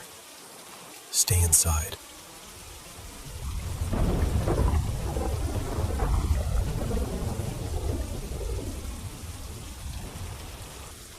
Hey everyone, welcome to Paranormal M. Still having trouble falling asleep? Don't stress. Hit that subscribe button and turn on notifications so you don't miss any new videos. I'm here to help you relax and drift off with paranormal stories from all around the world. And if you're cool with it, share your own paranormal experiences with me too. I absolutely love what I do. Alright, let's not waste any more time. Let's jump into tonight's paranormal stories. Okay, so this happened a while ago, and even now, talking about it makes my chest feel tight. I'm not someone who jumps straight to ghosts or whatever, but this night, it changed something in me. It was late autumn, not summer, and the air had that cold, damp edge to it. I was over at my neighbor's place across the alley, Mirella, an older Romani woman everyone in our little block adored. You know the type. Always slipping you food because you look too thin. Always ready with a story or a joke. We were in her tiny kitchen, 4 of us crammed around this wobbly table, drinking strong coffee out of mismatched cups and sharing stupid stories from work. It was one of those slow, cozy nights where nothing is supposed to happen. You can almost feel how ordinary the evening is. And then we heard music. Not from a phone, not from a TV. This was live. You could hear individual things. A drum keeping time. A violin weaving around it. Voices singing in a language I didn't recognize. It sounded far away and close at the same time. Like it wasn't coming from any direction, just happening around us. The hairs on my arms stood up. Mirella went completely still. She set her cup down very gently, stared toward the back door, and said, in this low, careful voice, "Don't go outside." We kind of laughed at first. You know, nervous giggles. One of my friends, Danny, rolled his eyes like, "Okay, spooky grandma warning, sure." But her face, I'll never forget the way she looked. Not surprised, not confused, just afraid in a way that said, I know what this is. The music grew clearer, like whoever was playing had moved just a little closer. I glanced through the window over the sink. Behind her house, there's this overgrown field that leads down toward the railway tracks. Usually it's just weeds, trash, nothing special. That night, though, the field looked wrong. There was this low, pale fog settled just above the ground, the way smoke hangs in a bar. And inside that fog, at first I thought my eyes were messing with me. There were shapes, people-shaped, moving slowly. I leaned closer, squinting. My brain tried to file it under kids messing around, but it wouldn't fit. These figures weren't solid. They looked like they were made of smoke, drifting and reshaping around invisible bones. Some of them were missing pieces, an arm fading into nothing, a leg that never touched the ground. One of them, I swear, had no head, but its body still swayed in time with the music, like it was listening anyway. And in the middle of all of them were two clearer silhouettes. A man in what looked like a dark suit, and a woman in a long, pale dress, almost glowing in the thin moonlight. They stood facing each other, like a couple at the center of a dance. The others moved around them in a circle, keeping time with the drums and the violin. They didn't look threatening. That's the worst part. They looked busy, focused, as if we didn't exist. Behind me, I heard Mirella whisper, almost to herself, "They're dancing the wedding again." I turned. "What do you mean, again?" She didn't answer that part. She just said louder, "Nobody goes out. Not while they're here. They don't cross a house with guests inside." She said it like it was a rule, like saying, "Don't touch the stove, it's hot." Something she'd grown up knowing. My other friend Lena shook her head, but you could see the curiosity in her face. "I want to see where it's coming from," she said. "It's just music." Mirella grabbed her wrist. I'd never seen that woman look small until then. "Please," she said, and her voice shook. "Stay inside. Let them finish." Danny gently pulled her hand away from Mirella's. "We'll be right back," he joked. "If the ghosts want me, they can leave a voicemail." I remember wanting to stop them and not moving. I just stood there like an idiot, watching as they slid the bolt, opened the back door, and stepped into the night. We crowded at the window. They walked across the patchy grass toward the fog. The music changed as they moved, like someone had turned the volume down for a beat. The circle of fog people slowed. Then, almost in sync, all of them turned. Every face, if you can call them faces, shifted toward Danny and Lena. The fog thickened around their legs first, then their waists. From where we were standing, it looked like the whole group of figures inhaled at once, and the mist rushed in. I heard Lena say something like, "Do you feel that?" But her voice sounded muffled, like it was coming through water. Then the fog swallowed them completely. Just for a second. The music hit one sharp, loud note, like a bow snapping across strings, and everything went silent. The haze loosened. The circle of figures drifted back into their slow dance, reforming around the couple in the middle. The drum picked up its beat again. Danny and Lena were gone. No scream, no running, no sound of footsteps. One heartbeat they were there, half lit by the porch light, and the next, the space they'd taken up was just empty night. I don't even remember deciding to move. Suddenly I was outside, breath burning in my throat, Mirella behind me, shouting words in her language that I didn't understand. We ran to the spot where I'd last seen them. Nothing. No footprints in the wet grass, no dropped phone, no torn fabric. Just cold air and that fog, already starting to thin out. The music faded, drifting further away, like it was walking itself down the tracks. We called the police. Of course we did. There were statements, searches, flashlights sweeping through the field and along the tracks, dogs brought in, questions repeated over and over. What exactly did you see? Could they have decided to leave together? Are you sure they didn't say where they were going? Try telling people they got taken by music and smoke people at a ghost wedding. Watch how fast their faces shut down into polite disbelief. Days turned into weeks. No calls, no bodies, no cards from a new life somewhere. Just absence. Their social media accounts froze in time. Their rooms stayed half messy, half lived in. Their families kept hoping. I kept replaying that moment with the fog in my head like a loop I couldn't pause. Marella never moved away. She still lives in that house. Sometimes, when I pass by, she's sitting on her little front step with a blanket over her knees, staring toward the railway at the back. She told me, quietly, a couple of years after it happened, "It doesn't happen every year, only when the date lines up right." I didn't ask what that meant. I'm not sure I want to know how often right is. But she said this: "On some nights, when it's cold and the air is heavy, I hear the drum again. It starts soft, like someone practicing far away. If I look out too long..." She paused, and her eyes got shiny. I forced myself to ask, "Have you seen them? Danny and Lena?" She nodded once, very slowly. "Yes, they're holding hands. They look so young. They always look the same." I asked her why she stayed there if she knew all this. Why not move?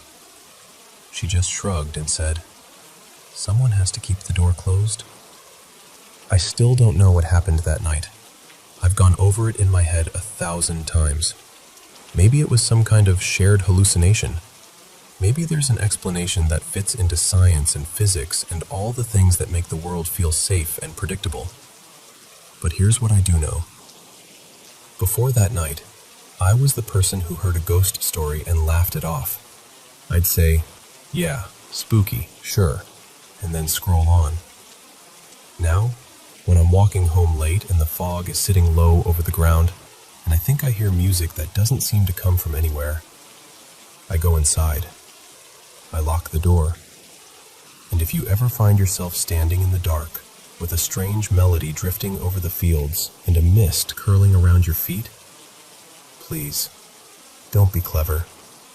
Don't be brave. Just stay inside.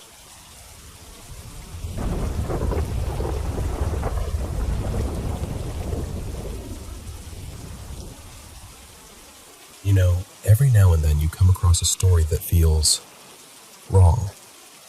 Not because it's gory or because it has some monster jumping out at you, but because even saying its name feels like you're poking at something that doesn't want to be touched. For me, that story is Ushi no Kubi, the cow's head. I stumbled on it when I was doing research for a video about Japanese ghost stories. At first, I thought it would be just another creepy folktale, like a yokai with a tragic backstory, or some vengeful spirit haunting a village. But this one was different, because with Ushi no Kubi, there is no story. No plot written down anywhere, no clear author, no beginning, no middle, no end you can point to. All anyone seems to agree on is this: it's supposed to be the most terrifying story ever told. And that's it. Just a name, the cow's head. Somehow, that alone is enough to scare people. So, here's what we do know, if "know" is even the right word.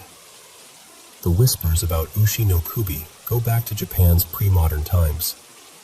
In some rural areas, when the land was dry and people were desperate for rain, villagers would perform rituals involving cattle. Some stories say they would take the severed head of a cow, or sometimes just its blood, and cast it into a river or a well, praying for rain and survival. It was an offering, one life given in hopes of restoring balance.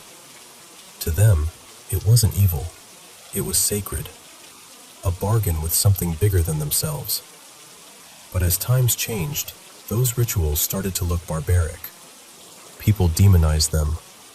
The image of the cow's head slowly shifted from sacred offering to something you're not supposed to touch or talk about. A symbol of taboo, of sacrifice, of power that's better left alone. And that's when the rumors really started. Some say that in the late Meiji, or maybe early Showa era, the details always change, which is fitting, there was a thin little book called Ushi no Kubi. According to the old tales, anyone who read it either went insane or died soon after. Supposedly, the authorities got involved. They confiscated every copy, locked them away, maybe even burned them to calm people down. But here's the thing, there's no proof. No title listed in any old catalog, no author's name, no physical copy we can point to. Nothing. Just stories about a story. And somehow, that lack of evidence makes it feel even more dangerous, doesn't it? The less people know, the more they fill in the blanks with their own fears. One version of the legend that really stuck with me is the bus story. You might have heard a variation of it before. They say there was once an elementary school teacher, I'll call him Mr. Hayashi, who took his students on a long bus trip for a school excursion. It was one of those slow, sleepy rides through the countryside. Kids chatting, some dozing off, fields rushing by outside the windows. To pass the time, Mr. Hayashi suggested they tell ghost stories. The students loved the idea. They took turns sharing the usual tales, bathroom ghosts, cursed tunnels, things like that. Everyone laughed and squealed, and it was all harmless fun. Then, when it was his turn, Mr. Hayashi smiled and said something like, "All right, I'll tell you a story that even adults are too afraid to say out loud. It's called Ushi no Kubi." The moment those words left his mouth, the mood shifted, but he brushed it off. Maybe he thought it would be fine. Maybe he didn't really believe the rumors. So he started telling the story. And that's where things get fuzzy, because no one remembers what he said next. The only thing people agree on is what happened to the bus. Partway through his telling, the bus suddenly lurched and screeched to a stop. The driver's hands were locked around the steering wheel, knuckles white. His face had gone completely pale. Sweat poured down his forehead like he'd just run a marathon. Some students fainted on the spot. Others screamed uncontrollably or burst into tears.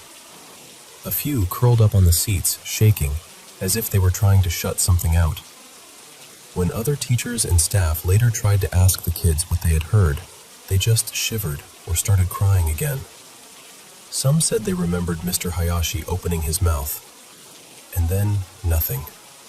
Just a blank.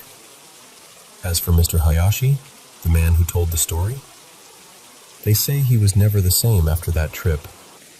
He stopped joking with his students, stopped chatting in the teacher's room. He became distant, quiet, like a piece of him had been left on that bus. Some versions say he fell into a deep depression. In others, he simply left the school one day and never returned. But no matter which version you hear, one detail is always the same. Nobody remembers the content of the story he told. They only remember the name, Ushi no Kubi. That's the heart of this legend. It's not about what's inside the story. It's about the whole around it, about the terror that lives in what we don't know. And when you think about the symbol itself, the cow's head, it has layers. In Japanese culture, cows are complicated. They're symbols of strength, patience, and endurance, but they're also linked to sacrifice and death. Historically, when a cow's head was used in a ritual, it wasn't just an object. It was like a vessel, a bridge. People believed it could connect humans and the divine, that through it, they could negotiate with fate. In folklore, too, cows show up in strange places. There's Kudan, a half-human, half-cow creature that appears to warn people of impending disasters.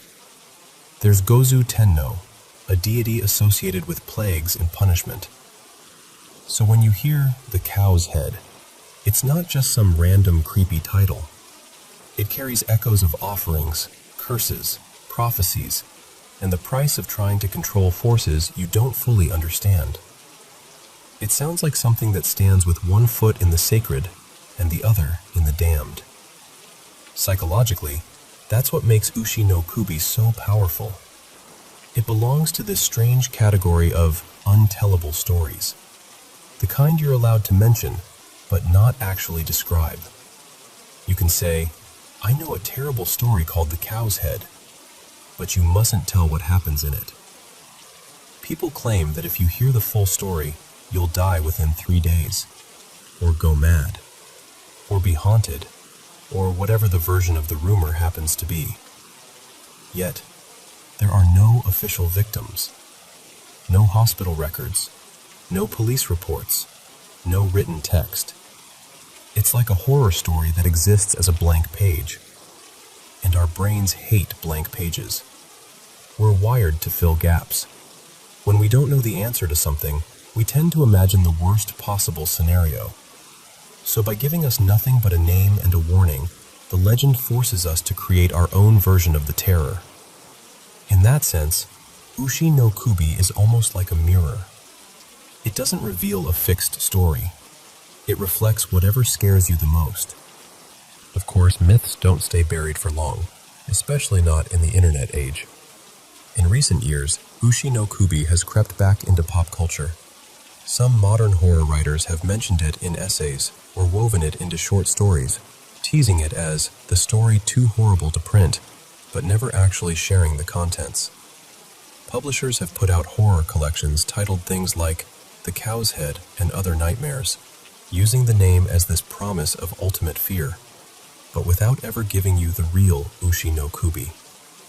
There was even a film, The Cow's Head Hamlet in one version I heard, Cow's Head Village in another, that mixed the legend with rural superstitions and old curses.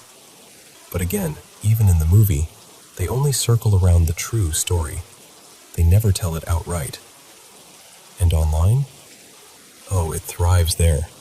If you search for Ushi no Kubi, you'll find endless threads, videos, theories, urban legend channels dissecting it from every angle. People share their own imagined versions, or talk about how they almost heard it, or claim they read a fragment somewhere. But no one can show you a definitive, original text.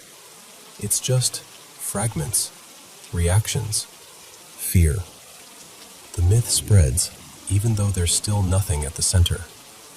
In a way, Ushi no Kubi has become a digital ghost, a self-sustaining story that feeds on curiosity, on clicks, on late-night conversations between people like you and me. So what does all this really say about us? To me, Ushi no Kubi isn't just a Japanese ghost story. It's a quiet, unsettling reflection of how our minds work. We're afraid of the unknown, but we're also drawn to it. We tell ourselves, I shouldn't look this up, and then we type it into the search bar anyway. We say, I don't want to know, and then we lean in just a little closer. This legend doesn't need detailed monsters or vivid gore. It only needs a gap, a missing piece, and your imagination will do the rest. The horror doesn't start when someone finishes the story. It starts the moment you think, okay, but what is in it? So let me ask you something directly. If someone you trust sat in front of you right now, looked you in the eye and said, I know the complete version of Ushi no Kubi. I can tell it to you from beginning to end. Would you want to hear it? Would you really? Or would a small, quiet part of you hesitate? Maybe that's the real curse. Not a ghost, not a demon, not a cow-headed monster. Just that unbearable itch of curiosity, battling with the instinct to stay safe. Maybe the wisest choice is the one people have already made for generations. To keep the story untold. To live with the mystery. To let the fear exist, without ever giving it a shape. After all, Ushi no Kubi has survived this long as a story that doesn't technically exist. And maybe, just maybe, that's exactly how it's meant to stay.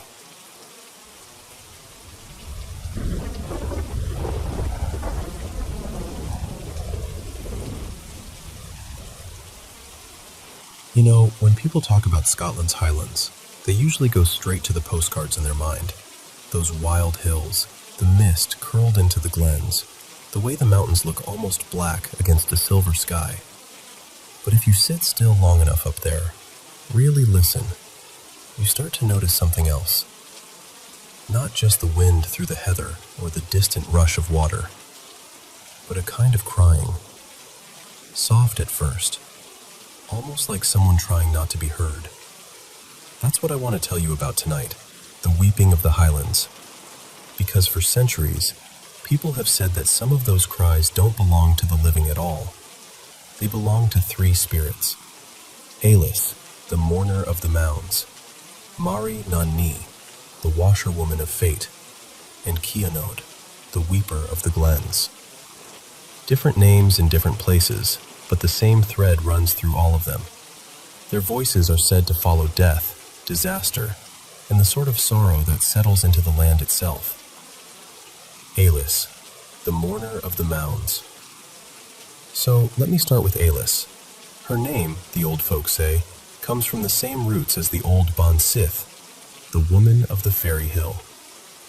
Long before people like you and me were wandering around taking photos of the scenery, the families out there believed Alis cried for them. Not for strangers, just for their own clan. You'd be in a stone cottage somewhere on a stormy night, the fire burning low, and someone would suddenly go quiet and tilt their head, then say, "Do you hear that?"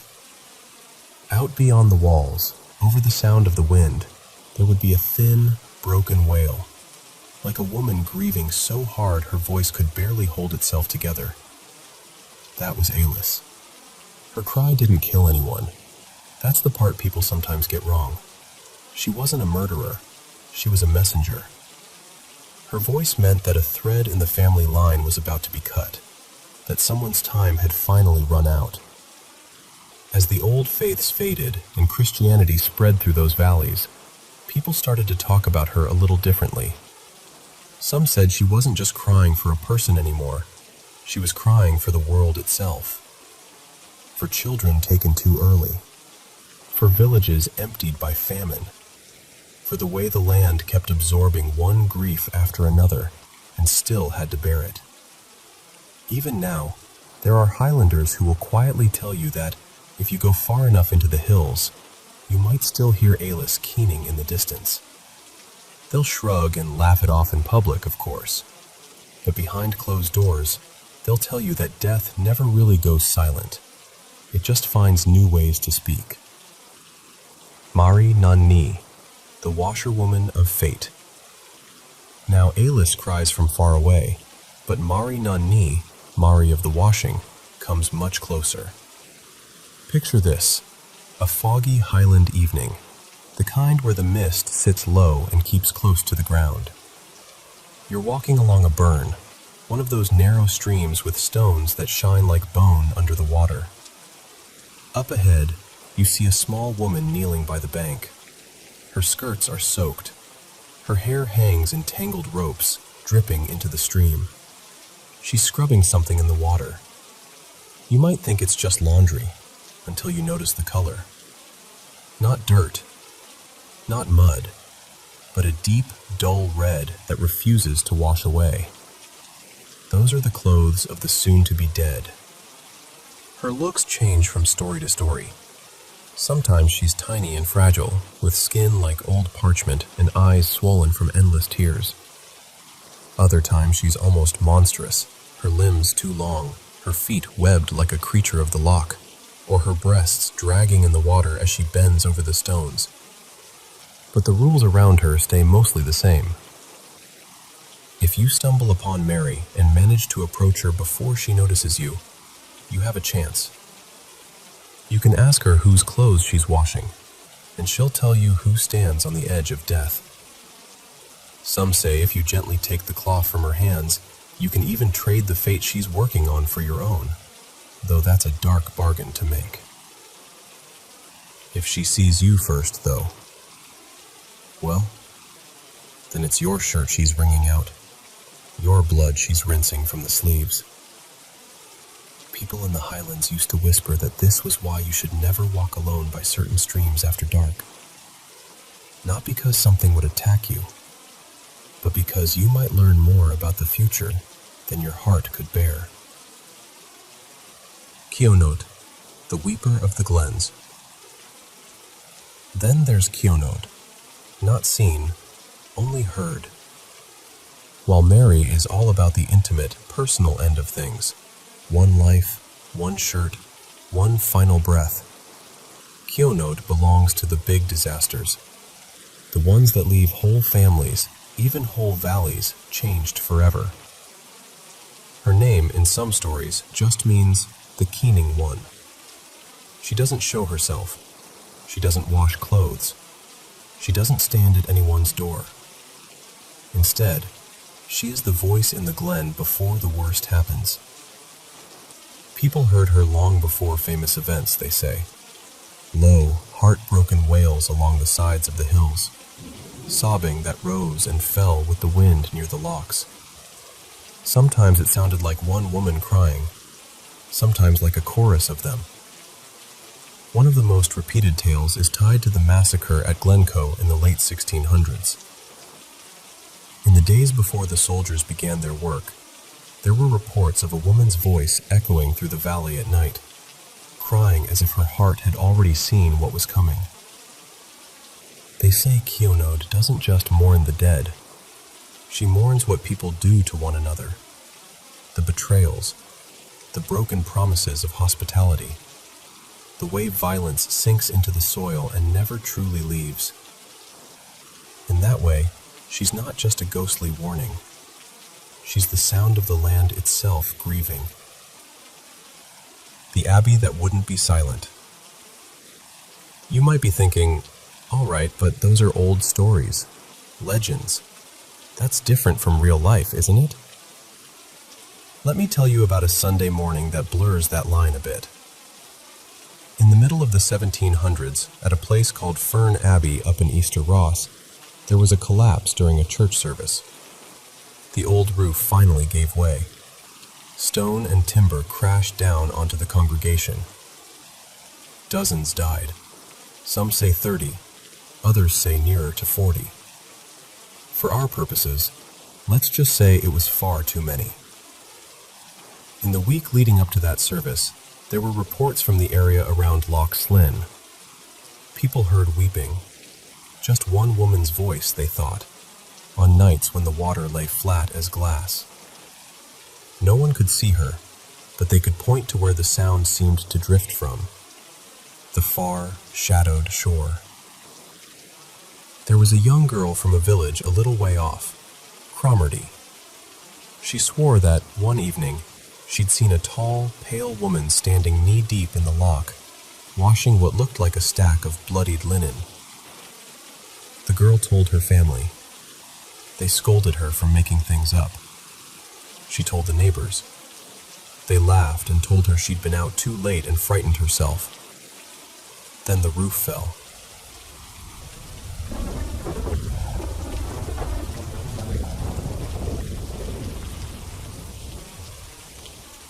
I want you to picture this with me for a second. It's late evening in the Japanese countryside.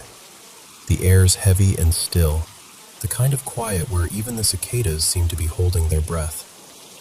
Out beyond the rice fields, the sky is fading from orange to deep blue, and the shadows are starting to stretch long and strange. That's where this legend lives. People out there talk about a woman they call Hachishaku-sama. Well, the older folks in my grandparents' village actually called her Hachishaku-sama, with this hushed, careful tone, like even saying the name too loud might draw her attention. They say she's 8 feet tall. Not, wow, that person is really tall, but wrong tall. Too tall to be human. She appears in a long white dress, something like a summer gown, and sometimes a pale coat over it. and she wears this wide-brimmed hat that hides most of her face. If you see her standing next to a stone wall or a fence, her head and shoulders rise high above it, like she doesn't quite fit inside our world. But it's not her height people are really afraid of. It's the sound she makes. They say you don't see her first, you hear her. A strange, hollow, almost playful sound, like someone trying to imitate the noise of an old train or a distant bell. Po, po, po, po. Soft at first, like it's far away, then closer. And once you hear that sound, according to the legend, she's already chosen you. It doesn't matter who you are, kid, adult, grandparent. Once Hachishaku-sama sets her eyes on you, you're supposed to disappear within a few days. No explanation, no body, no trace. Just gone. People in the village say she isn't just a ghost or a demon.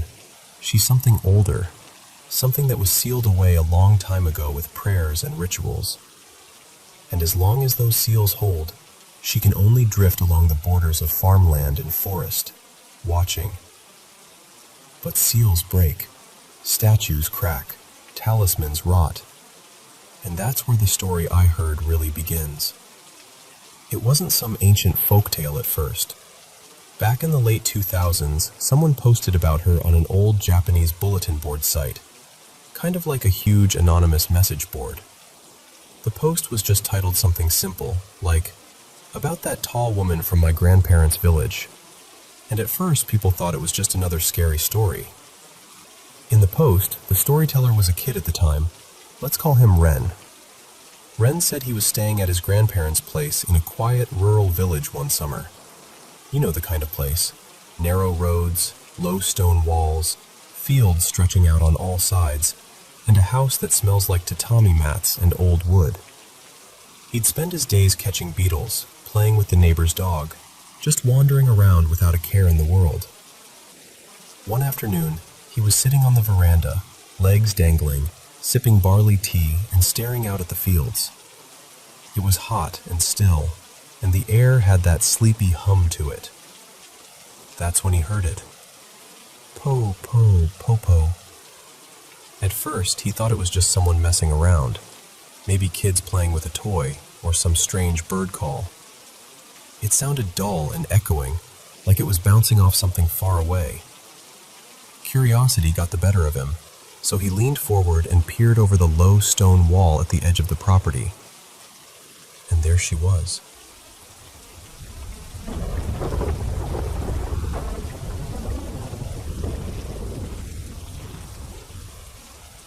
So, let me just start from the beginning.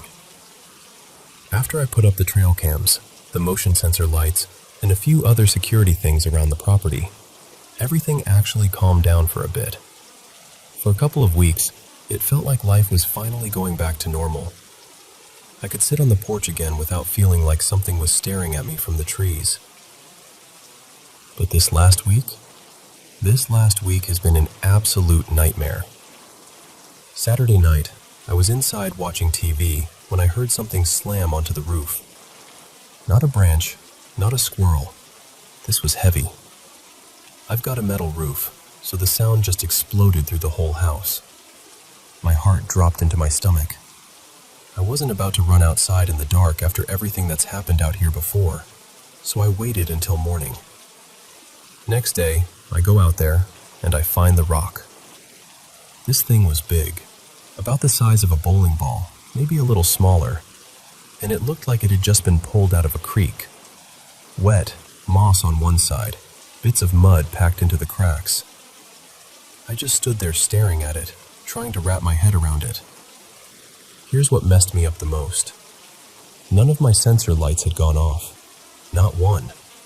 So whatever threw that rock had to be standing just far enough back in the tree line to stay out of the light, but close enough to hit the roof. That's not a kid messing around. That's someone, or something, who knows exactly where the edge of the light is. The following night, Sunday, was dead quiet. Almost too quiet. No rocks, no sounds, nothing. I tried to convince myself maybe it was just some punk teenagers passing through, a one-time thing. Then Monday happened. I decided to go back into the woods and have a look around. I wanted to see if I could find footprints, broken branches, anything that might explain who was throwing rocks at my house. I walked maybe 10-15 minutes into the trees when I smelled it. That sickly, heavy, rotten smell. I knew it wasn't just an old log or something dead for months. That kind of smell is fresh. I followed it and found a carcass. This time it was a coyote, or at least, that's what it used to be. Its hind legs were snapped and bent underneath it at these horrible angles, like someone had twisted them around and just left them folded up. I could see blunt force injuries along its side, and the head. The head had been hit so hard the skull was cracked open. Not like something had eaten it, more like it had been smashed. I looked around for tracks. Nothing. No boot prints, no paw prints, no drag marks. The ground was disturbed, sure, but it was like whatever did it barely touched the ground at all. The longer I stood there, the worse I felt. My chest got tight, and I had that feeling like when you realize you're suddenly in the wrong place at the wrong time. I just thought, I shouldn't be here. So I turned around and got out of there. That night, I sat out on the porch for a good while with my firearm next to me. I didn't want to use it. I just felt better having it close. At one point, the sensor light down near the tree line flared on. I snapped my head up, grabbed my flashlight, and shined it toward the woods. Nothing. No movement, no rustling, no eye shine. Just that harsh white light pushing into the trees and stopping, like it hit a wall of darkness. The light went off. I stayed out there a bit longer, listening so hard my ears hurt. Nothing else happened that night. Tuesday came and went without anything strange. Most of Wednesday, too, was quiet. I actually started to relax a little. I remember thinking, maybe whatever it was moved on. Then Wednesday night happened. The hair on my arms stood up immediately. I got that feeling, like someone had just walked into the room and was standing behind me, staring, even though I was outside. I stood up, grabbed my gun in one hand, flashlight in the other, and slowly walked to the edge of the porch. I swept the light along the tree line. At first, I didn't see anything, just trunks and shadows. Then I moved the beam across the bushes directly opposite my driveway. And there they were. Two huge glowing eyes staring right at me. They were higher off the ground than any person I've ever seen, maybe 7-8 feet up, easy. They weren't reflecting like a deer's eyes normally do when you hit them with a light. These were a deep yellow, almost amber, and they didn't flicker or move. They just stared. My mouth went dry. I called out, "Hey, whoever's out there, come out where I can see you. I'm armed." What answered me wasn't a person. I heard this low, rumbling growl, like it was rising up out of the ground. It didn't sound like anything I've ever heard in the woods before. It sounded wrong. Almost like there was more than one voice layered in it, if that makes any sense. Like something out of a movie, but real. I thought about firing. I really did. But the way that sound hit me in the chest, the anger in it, it didn't feel scared of me at all. If anything, it sounded offended. Like I just challenged it, and it was deciding what to do about it. Then, just as suddenly as it started, it turned. I watched those eyes glide sideways, then dip down as whatever it was moved back into the trees. It didn't crash through the brush like a bear or a person would. It was weirdly quiet, just a few soft rustles, and then nothing.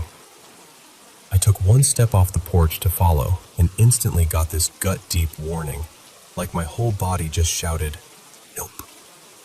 So I listened. I backed up, went inside, and locked every door and window I have. I didn't sleep at all that night. Every time I started to nod off in the chair by the living room window, one of the sensor lights outside would flash on. Not just one either, different ones in different parts of the property. Front yard, side of the house, near the shed. I'd get up, look, shine my flashlight, and see absolutely nothing. This went on at least 3 times. By morning, I felt like I'd been awake for a week. Thursday and Friday were mostly quiet. I did hear one strange vocalization way off in the distance on Thursday evening, kind of like a scream mixed with a moan, but it was so far away I couldn't be sure what it was. Could have been an animal, could have been my nerves. At that point, I honestly didn't trust my own senses. Then came Saturday. Saturday around sundown, I decided I wasn't going to hide inside. I pulled a chair out to the usual spot on the porch, set my flashlight and firearm where I could grab them in an instant, and sat facing the tree line. I told myself I'd stay out there until I either saw something or got too tired to keep my eyes open. For hours, nothing. Crickets, occasional breeze, an owl somewhere back in the woods. It was almost peaceful. Close to midnight, I was just starting to think about going in when I heard movement directly in front of me. Not off to the side, not far away, straight ahead, in the same patch of woods where I'd seen those eyes before. Leaves crunching, something shifting its weight. Slow, deliberate steps. I stood up, grabbed my gun, and pointed it toward the sound, my flashlight ready but not on yet. I didn't want to blind myself in case it rushed me. I waited. My heart was pounding so hard I could feel it in my neck. For a few seconds there was nothing, just silence. Then all hell broke loose. It sounded exactly like a hailstorm, but the sky was clear. I stumbled, almost fell, and that's when I fired a warning shot up into the air. The second the shot rang out, the barrage stopped. For half a heartbeat, everything went quiet. Then I heard it. A scream tore out of the woods, high, long, and absolutely full of rage. I've never heard a human scream like that. I've never heard an animal scream like that either. It was... I don't know how to describe it. It had this feeling in it, like I'd heard its pride more than anything. Right after the scream, something huge took off deeper into the forest. I could hear branches snapping, bushes whipping, heavy footfalls pounding the ground.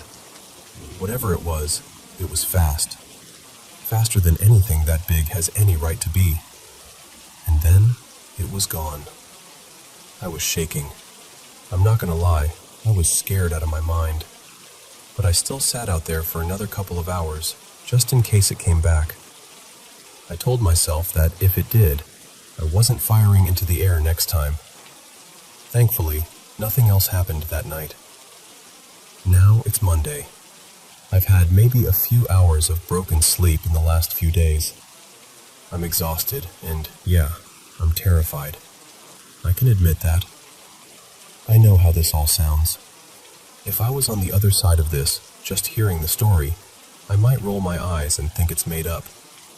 But I swear to you, on my mother's grave, every word I'm telling you is true as I experienced it. The rock, the carcass, the eyes, the growl, the scream, the rocks hitting my house. My buddy Mark told me to come stay with him in town for a while, and honestly, I'm starting to think I should have taken him up on it. But this is my home. I've put everything I have into this place. I don't want to be chased out of it. I'm sharing this because I don't know what else to do. If you know anything about what this could be, or if you've experienced something similar, I'd really appreciate any advice, any tips, anything you've got. Because whatever is out there, it knows my property now. And it knows I know it's there.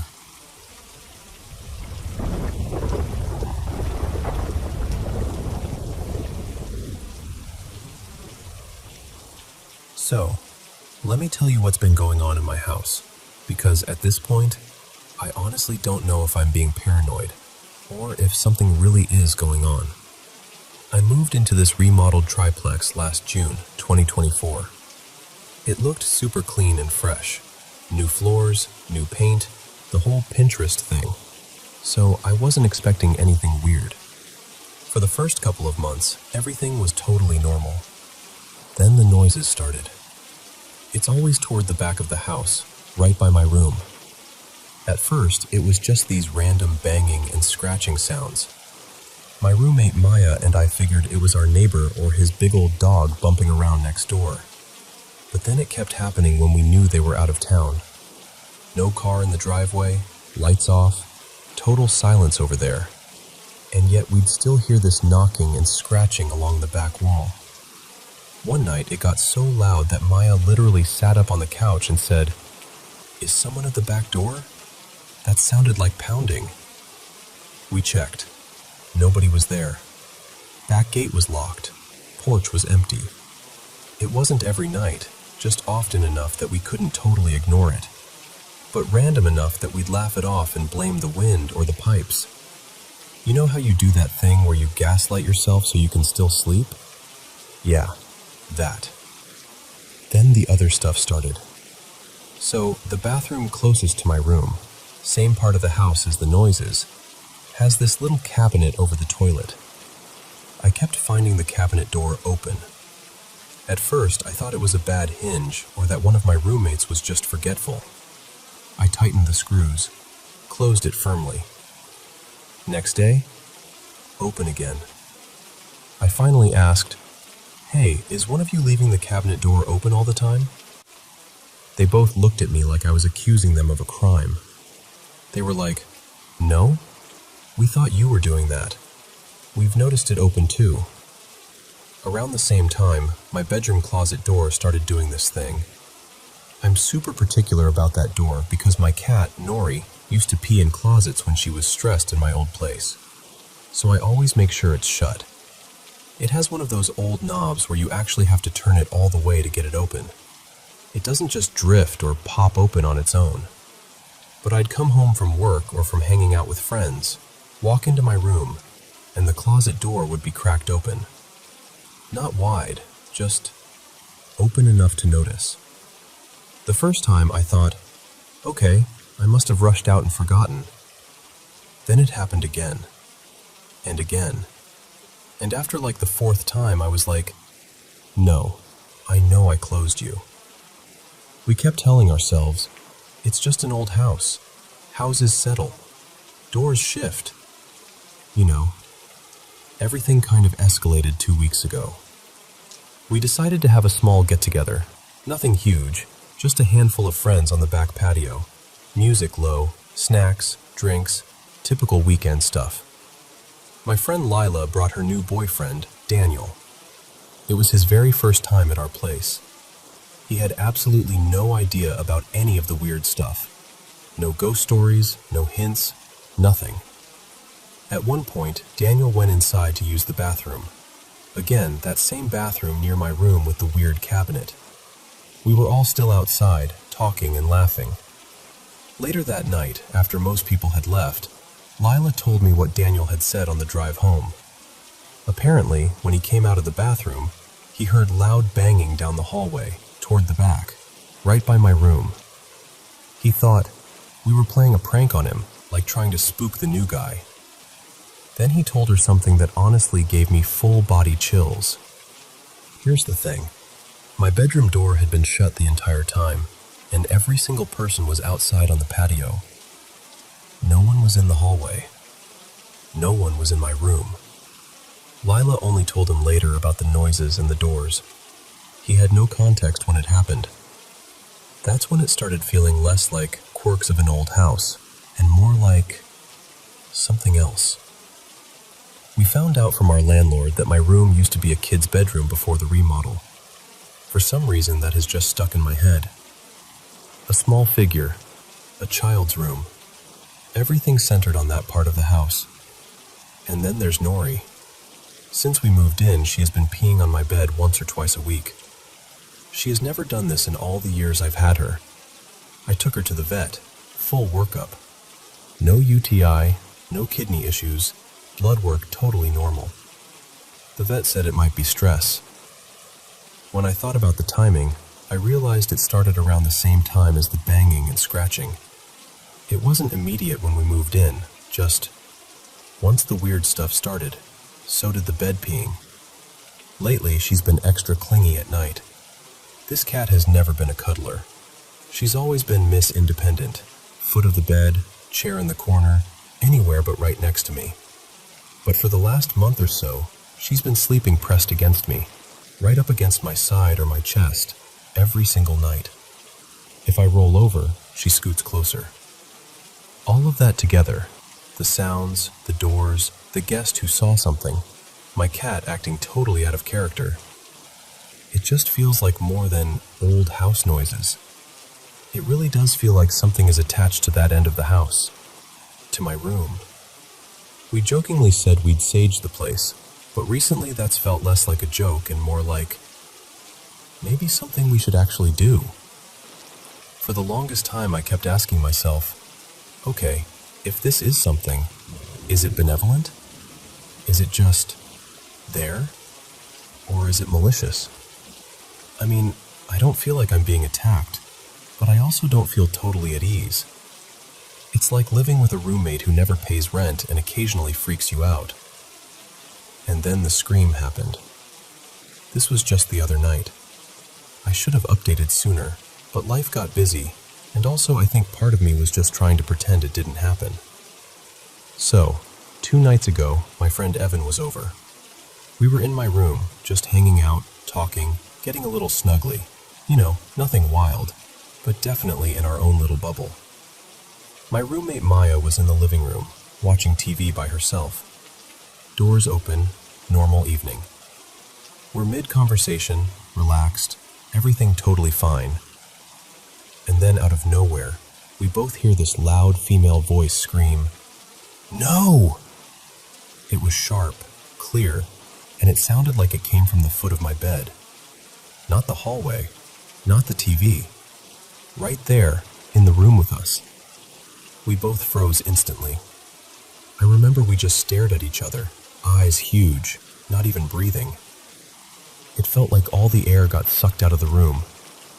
After a second, Evan was like, "Stay here, I'm gonna check." I did not want him to leave, but I also didn't want to walk out there myself, so I just sat totally rigid on the bed while he did a full sweep of the house. He checked the hallway, the kitchen, the bathroom, the back door, everything. Then he went to the living room and asked Maya, "Hey, did you just yell, or was that from your show?" She looked at him completely confused and said, "No? What are you talking about?" He asked, "You didn't hear someone scream no?" And she was like, "No, I didn't hear anything." Here's the important part. The walls in this place are thin. Like, if someone drops a fork in the kitchen, I hear it in my room, muffled, but there. I can usually catch most conversations as this kind of hum through the wall. When Evan came back to my room, he just looked at me and said, "Okay, I definitely heard it. That wasn't just you." We both agreed it was a female voice. We both heard the word no super distinctly. And yeah, that kind of killed the vibe for the night. Afterward, I called another friend of mine, Jess, who's also a vet and pretty open to spiritual stuff. I told her everything, especially about Nori's behavior. She said it's possible my cat is trying to mark the bed as her territory and, in a way, trying to protect me, like she's claiming the space around me as hers. So now I'm lying in this weird in-between space. Part of me is skeptical and trying to keep everything logical, and another part of me is like, something is going on here. The noises, the cabinet and closet doors, the shadow Daniel saw, the way it all revolves around my room. Nori peeing and then suddenly turning into my tiny bodyguard. And now this loud, disembodied scream telling us no, right when things were getting intimate. I don't know if whatever's here is trying to protect me, warn me, or just freak me out for fun. But it definitely feels like things have escalated. We're still talking about cleansing the place. maybe saging, maybe getting someone who actually knows what they're doing to come by. I'm trying to stay respectful of whatever it is, while also reclaiming my space, because it's my home too. So that's where I'm at, sleeping with a clingy cat, listening for bangs in the night, and trying to figure out if the roommate I never invited is actually on my side or not.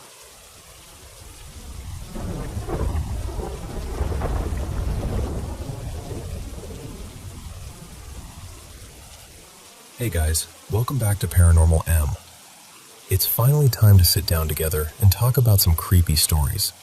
It's been a long day, so let's just relax for a bit. Thank you so much to everyone who sent in their paranormal experiences. And if you've got more stories of your own, don't be shy. Send them my way. Before we jump into today's tales, don't forget to hit that subscribe button and turn on notifications. So, hey, I'm Lila, and since it's October, I figured it's finally time to talk about the house I grew up in. I always feel like I have to start with, I'm not some amazing storyteller. I didn't write this all out as a novel or anything. I'm just going to talk to you the way I'd tell a friend at like 1 a.m. on the couch with the lights off. Most of this happened in the early 2000s, when I was a kid, in my mom's house. From as far back as I can remember, I was terrified of one specific part of that house. My mom's bedroom and the main bathroom next to it. The rest of the place felt fine, but that hallway, I would speed walk past it like it was a cliff edge. At first there wasn't really a reason, it was just this gut feeling, that heavy, watched feeling. Then my stepdad Mark got sick. He had lung cancer. He ended up on hospice in my mom's bedroom, and that's where he died when I was 9. After that, the house just changed. One of the first things that started happening was the back door. When Mark was alive, he had bad insomnia. He'd be up all night, pacing around, going outside to smoke or just get air. His routine was always the same. Door open, footsteps to the yard, a pause, footsteps back, door close, lock. After he died, that exact routine kept happening. I'd be in bed late at night and suddenly hear the back door open, footsteps across the tile, a pause, the back door again. It would close, then that tiny metallic click of the lock. I was 9, absolutely terrified, and there was no way I was getting up to check. I'd just lie there stiff as a board thinking, nope, no thank you, I'm good right here. When I told my mom about it, she'd just sigh and say, "You're hearing the neighbors," or "You're imagining things." But my older sister Jess heard it too. We'd look at each other down the hallway some nights like, "You heard that, right?" And we didn't even have to say it out loud. One night, not long after, I couldn't sleep and decided to crash in the living room. Now this was before smartphones. No scrolling, no Netflix on a tablet, just me, a couch, and the dark. I remember just lying there, kind of staring around, letting my mind wander, when I heard footsteps come up behind the couch. Not from the hallway, from directly behind me. Instant goosebumps. That buzzing feeling under your skin when you know you're not alone. I squeezed my eyes shut and pretended to be asleep, because in my kid brain, if I looked like I was sleeping, maybe whatever it was would, I don't know, go away. Then I heard my name. Lila. Lila. It was my mom's voice. Clear, soft, just above a whisper. She said my name maybe 3 times. I could feel someone behind me, like they were standing over me, staring down. I did not move. I just kept breathing slow and shallow, pretending to sleep until, eventually, I really did fall asleep. The next morning at breakfast, I asked my mom, "Hey, did you come into the living room last night and say my name?" She looked at me and said, "No, honey, I was asleep." I told her it sounded exactly like her voice, and that something was standing behind the couch. She brushed it off, told me I was being paranoid, making things up. After that, I pretty much swore I would never spend another night in that living room if I could help it. My mom is still like that, by the way. Denies everything. To this day, she won't admit that house is even a little bit haunted. She'll just laugh and say we watched too many horror movies. But my sister? Jess had her own stories. One time she was furious and came into the kitchen where my mom and I were. She was like, "Okay, whoever keeps opening my bedroom door in the middle of the night, stop. It's freaking me out." She said sometimes she could feel something tugging at her while she slept, like something was grabbing her feet or pulling at her blanket, enough to wake her up. That's when we really started comparing notes for the first time. I told her that in my room I felt okay, like it was my little safe bubble, but the moment I stepped out, I felt watched, constantly. I would literally sprint back to my bedroom if I had to use the bathroom at night. She told me about this one night when my mom was remodeling the house. I was sleeping over at a friend's, so Jess had to sleep alone in the living room. She said she woke up in the middle of the night to the sound of banging all around the kitchen, like cupboards or drawers slamming. It went on for a bit, then just stopped. When she finally fell asleep again, she had this horrible nightmare. She said in the dream she was being chased around the house by 3 old women, just circling the same rooms over and over, these old women getting closer and closer. Same house, same layout. She woke up terrified. When I was around 11, I had my friend Bree over. My mom wasn't home, and my grandpa, well, we all called him Papa Joe, was supposed to pick us up later so we could stay the night at his place. Bree and I were in my room with the door closed. I was packing an overnight bag, just throwing clothes in, talking about nothing, when we heard it. From the kitchen, this loud stomping. Heavy, fast footsteps. They ran from the kitchen straight down the hallway to my bedroom door, and then stopped. Right outside. Bree and I just stared at each other, eyes huge. I remember whispering, "Nope, we're not doing this." I opened my bedroom window, and the 2 of us climbed out like we were escaping a movie. I called my grandpa from the front yard and asked if he could pick us up earlier. We sat on the porch until his car turned into the driveway, and neither of us went back inside until he was there. Another time when I was about 12, my cousin Tasha came over in the afternoon. It was still light out, around 5. My mom wasn't home again. This is a theme, by the way. And Tasha asked if she could take a shower. I told her, "Yeah, sure, but the extra towels are in my mom's room. You'll have to go in there." Now, I was not going in that bedroom.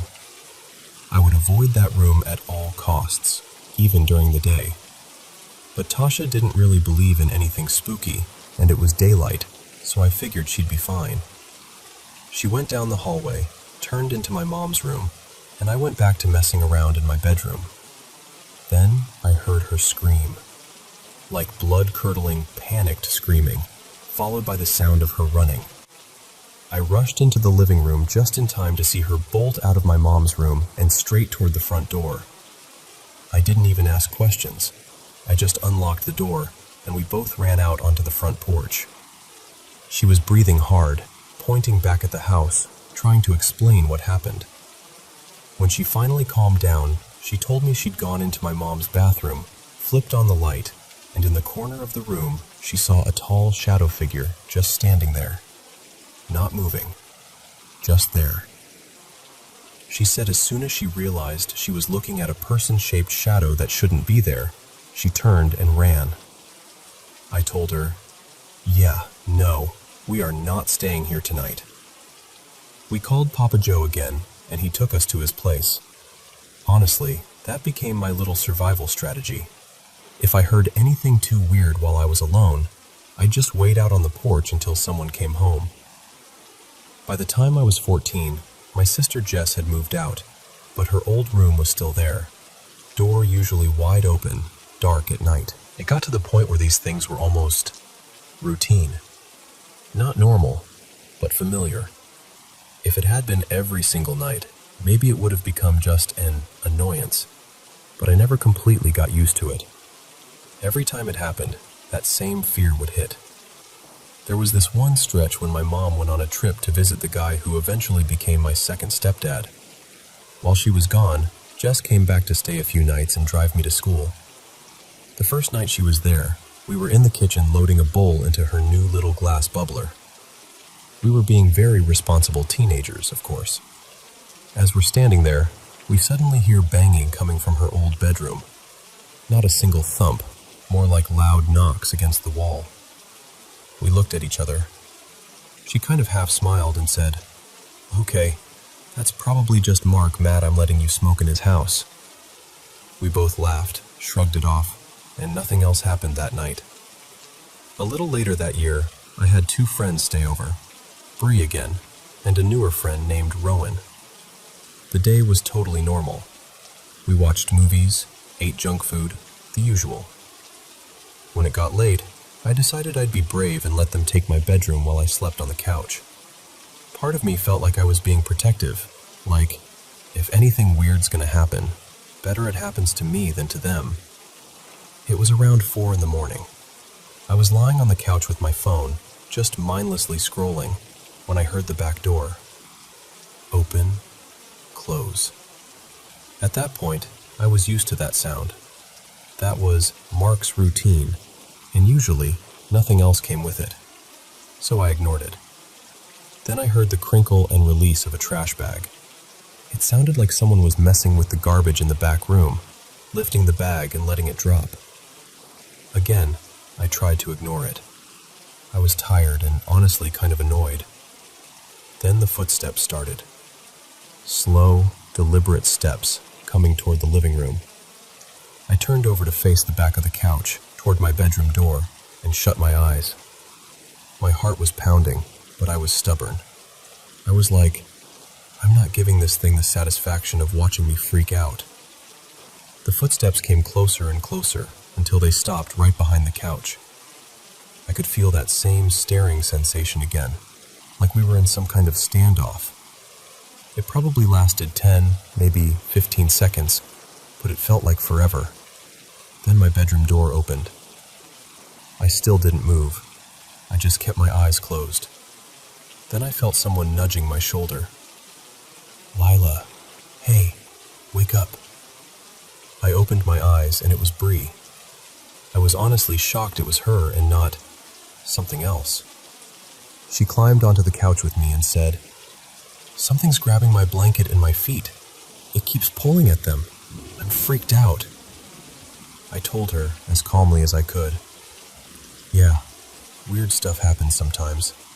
Let's just hang out here. It's usually better when there's more than one person." She said Rowan was still asleep and hadn't noticed anything. I told Bree what had just happened to me with the footsteps and the trash bag, and she got even more freaked out. So we put on Adventure Time and tried to joke a little until the sun came up. The next morning, we asked Rowan if anything happened to her. She said no. Honestly, I got the vibe she thought we were just trying to scare her because she was new. Around that time, my mom let her new partner move in, my second stepdad. Let's call him Eric. He'd been living with us maybe a week when he and I went out to run errands together. We were just driving, listening to the radio, when he glanced over at me and said, "Hey, do you think your house is haunted?" I just about jumped out of the seat. "Oh my God, yes! Did you see something? What happened?" I was so relieved that an adult might actually believe me. I got chills instantly. I told him, "And that is exactly why I avoid that bedroom. I won't go in there alone. There has always been something in there." He told me he'd mentioned it to my mom, and she'd told him he was paranoid, that nothing like that ever happens. Classic. He and I swapped stories the whole ride. Later, after he'd been there a while, he admitted that whenever he walked past Jess's old room, he'd see a shape in the corner of his eye, like a person standing right inside the doorway. Fast forward a bit. I'm older now, but weird things still happen in that house. I refuse, like flat out refuse, to be in there alone. Even when I go over to help my mom clean, I'll do the kitchen, the living room, whatever. But when it's time to clean her bedroom and bathroom, she has to be in there with me. She'll laugh, roll her eyes, say I'm dramatic, but she stays. She sits on the bed scrolling her phone or folding laundry while I do the dusting and vacuuming, and I feel slightly less like I'm going to turn around and see a shadow in the corner. Eric still occasionally tells me about weird stuff that happens when they're there alone. Jess and I still talk about growing up in that creepy house, swapping which memories still make our skin crawl. I know some people don't believe in this stuff, and that's okay. I'm not here to convince anyone. It just felt right to finally say it all out loud, especially in October. So yeah, that was my childhood house, the one I still won't stay in by myself. Happy October!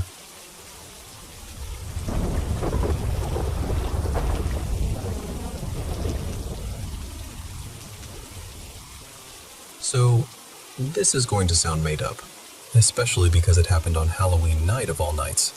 But I promise you, I'm telling it exactly how I remember it. My name's Emma, and my partner, let's call him Alex, and I live together in this lower ground floor flat in one of those classic British Victorian terraced houses. You know the type. High ceilings, slightly crooked floors, and more creaks than a box of old floorboards. Now, I'll be honest, I'm very suggestible. I do believe in ghosts and the paranormal. I love spooky stories. I watch all the haunted house documentaries, probably not helping myself there. Alex, on the other hand, does not believe in any of that. He's the super rational one. Over time, being with him, I kind of trained myself to brush weird things off. Every odd noise, every strange feeling, I just tell myself, it's the pipes, it's the neighbors, it's the wind, calm down. And honestly, nothing truly weird had ever happened in this flat. Just the usual old building stuff. Creaks in the night, radiators making dramatic noises, that sort of thing. So, Halloween night, we stayed up later than we should have. Alex was at his PC with his headphones on, playing some game, and I was curled up on the sofa with a book. We finally went to bed at about 1:30 a.m. because we were both working from home the next day and thought, it's fine, we can sleep in a little. For the past couple of weeks, I've been taking these herbal sleep tablets called Dream Ease to help me get a better night's sleep. They're over the counter, nothing wild, but they do give me some odd, vivid dreams sometimes. Since I struggle to fall asleep and stay asleep, I figured they were worth a try. Not long after I nodded off that night, I got this really strange feeling, like someone was standing over me.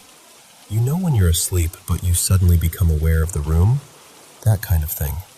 I thought maybe Alex had woken up to go to the loo or get a drink of water or something. So I opened my eyes. At the end of the bed, there was this human-shaped figure, completely dark, like a silhouette cut out of pitch black. It looked tall, taller than Alex, just standing there at the foot of the bed. At first, my brain did the logical thing. Oh, that's just Alex. Maybe he's looking for his phone or something. But as I tried to really focus on it, I realized I couldn't. It was like trying to bring something into focus when you don't have your glasses on. It was there, but not quite solid. And then this horrible, creeping feeling washed over me. Just wrong. Like the air had gone cold inside my chest. I got so spooked that I squeezed my eyes shut, took a breath, and then forced myself to look again. When I opened my eyes the second time, the big figure wasn't there anymore. But I saw these smaller, shifting shadows in the same area, almost like they were breaking apart and fading away. Little patches of darkness sort of dissolving into the rest of the room. At that point, I told myself, okay, Emma, it's the dreamies. It's just a weird, half-awake dream. You're imagining it. I rolled over, pulled the duvet up, and somehow managed to fall back asleep. A bit later, I don't know how long, maybe an hour, I woke up again with that exact same feeling. Someone was in the room. I didn't hear anything. I just felt it. You know when your skin knows before your brain does? That. But this time, I refused to open my eyes. I was scared, and I also didn't want to feed into it. I literally thought, if I don't look, it'll just go away. It's all in my head. So I stayed perfectly still, eyes closed, heart pounding, and eventually drifted off again. So we're in the kitchen making coffee. The kettle's boiling, the usual slow start to a work-from-home day. And Alex goes, totally casually, "I had such a weird night's sleep. I was exhausted and passed out straight away. But then I woke up suddenly because I felt like there was someone in the room." And I just froze. I stared at him and asked, "What do you mean, someone in the room?" He says, "I don't know. It just felt like someone was there, like a presence." I actually sat up and looked around, looked at the door, but there was nothing, so I just went back to sleep. And I swear to you, my whole body went cold. I got full-on chills, because that was exactly how I had felt. So I told him what happened to me. The dark figure at the end of the bed, the smaller shadows, the feeling of someone in the room, and how I'd woken up twice. I also asked him, "Do you remember roughly what time that was?" And he goes, "Not long after we went to bed, maybe a little after 2, which is exactly when it happened to me. At that point, I just looked at him like, "Okay, Mr. Skeptic, explain that." Even he didn't have a neat, logical answer. He tried to. He said maybe we were both half awake and influenced by all the spooky Halloween stuff, or maybe some shared sleep disturbance. But you could see on his face that it unsettled him. To try and comfort me, he said, "Maybe it was just one of our grandparents checking in on us, making sure we're all right." And I appreciated that. I really did. It was sweet. But the feeling I had that night wasn't comforting. It wasn't warm or protective. It felt heavy and uneasy and dark. Not evil necessarily, just wrong. So now we're both a bit freaked out. I'm sitting there like, are we losing it? Is this some kind of sleep paralysis thing? Was it our brains syncing up in a weird way? Or was it something else? I still don't really know. All I know is that 2 people in the same room on the same night both woke up with the feeling that someone was there who shouldn't have been, and one of us actually saw something. And yes, before you ask, I absolutely went out later that day and bought sage. Whether it's for the vibes, the ritual, or just to make myself feel like I'm doing something, I don't know. But that night, I opened all the windows, lit the sage, and gently but very firmly told anything that wasn't paying rent to kindly get out of our flat. If nothing else, it made me feel a little less powerless. And that's the story of our Halloween night, when the shadows came to visit.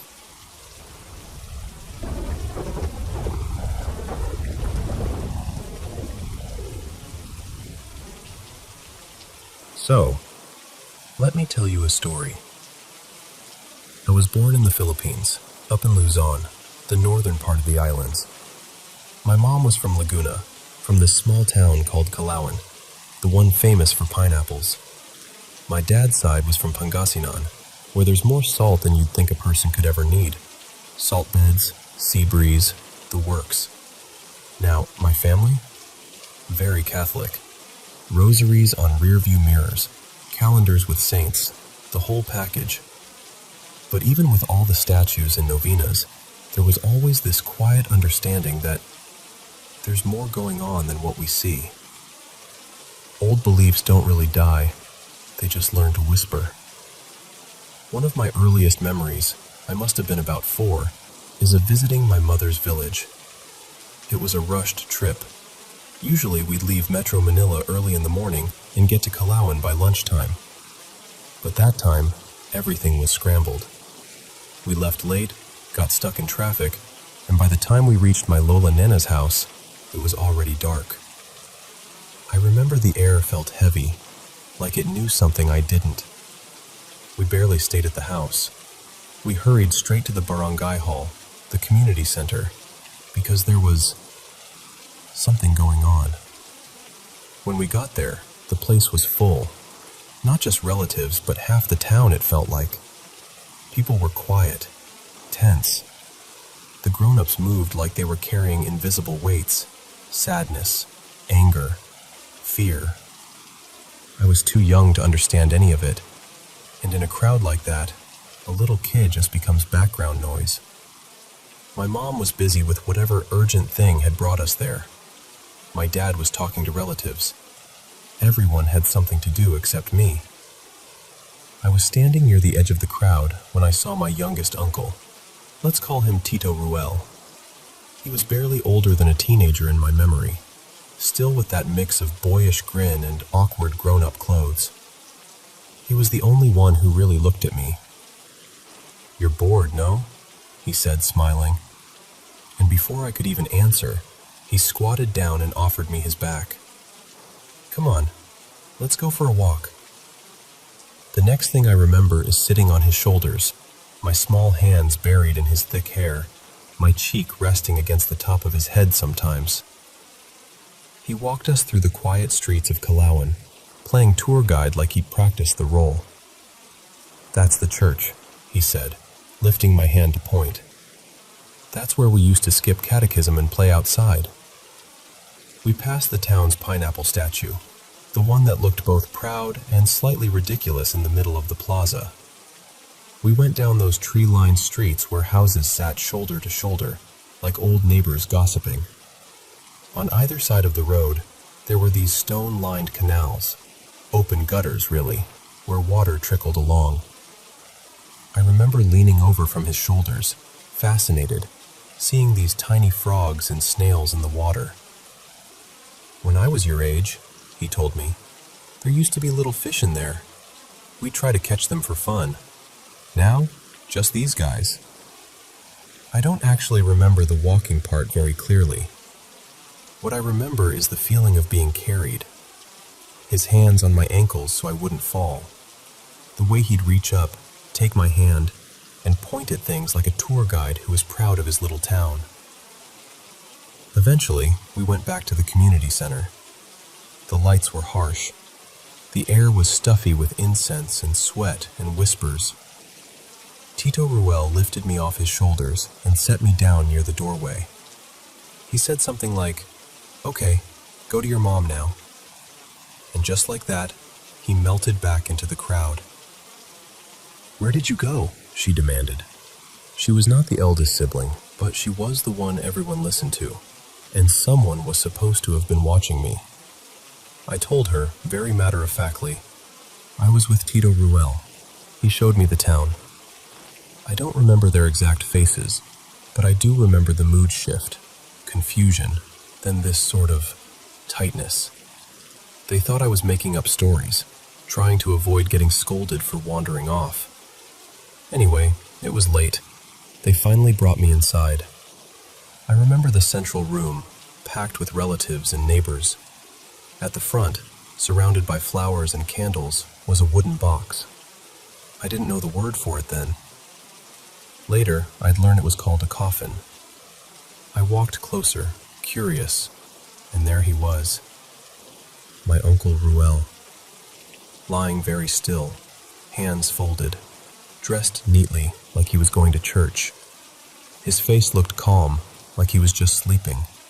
I tugged at someone's hand, I think it was my aunt's, and asked, "Why is Tito Ruel sleeping there? I was just with him." That was the night someone first explained death to me. They told me he was gone, that what I'd seen in the coffin was his body, but that he himself, his soul, his spirit, however they phrased it, was already with God. But all I could think was, he had just walked me around town. He had just carried me on his shoulders. He had just pointed out the church and the pineapple and the frogs in the gutter. Looking back, maybe my little brain just wanted him so badly to still be there that it stitched together something comforting. Or maybe, and I'm just telling you how it felt, maybe he saw me standing alone and decided to give me one last tour. The next day we had the funeral. There was a church service, then a slow walk to the cemetery. It was my first time in a graveyard.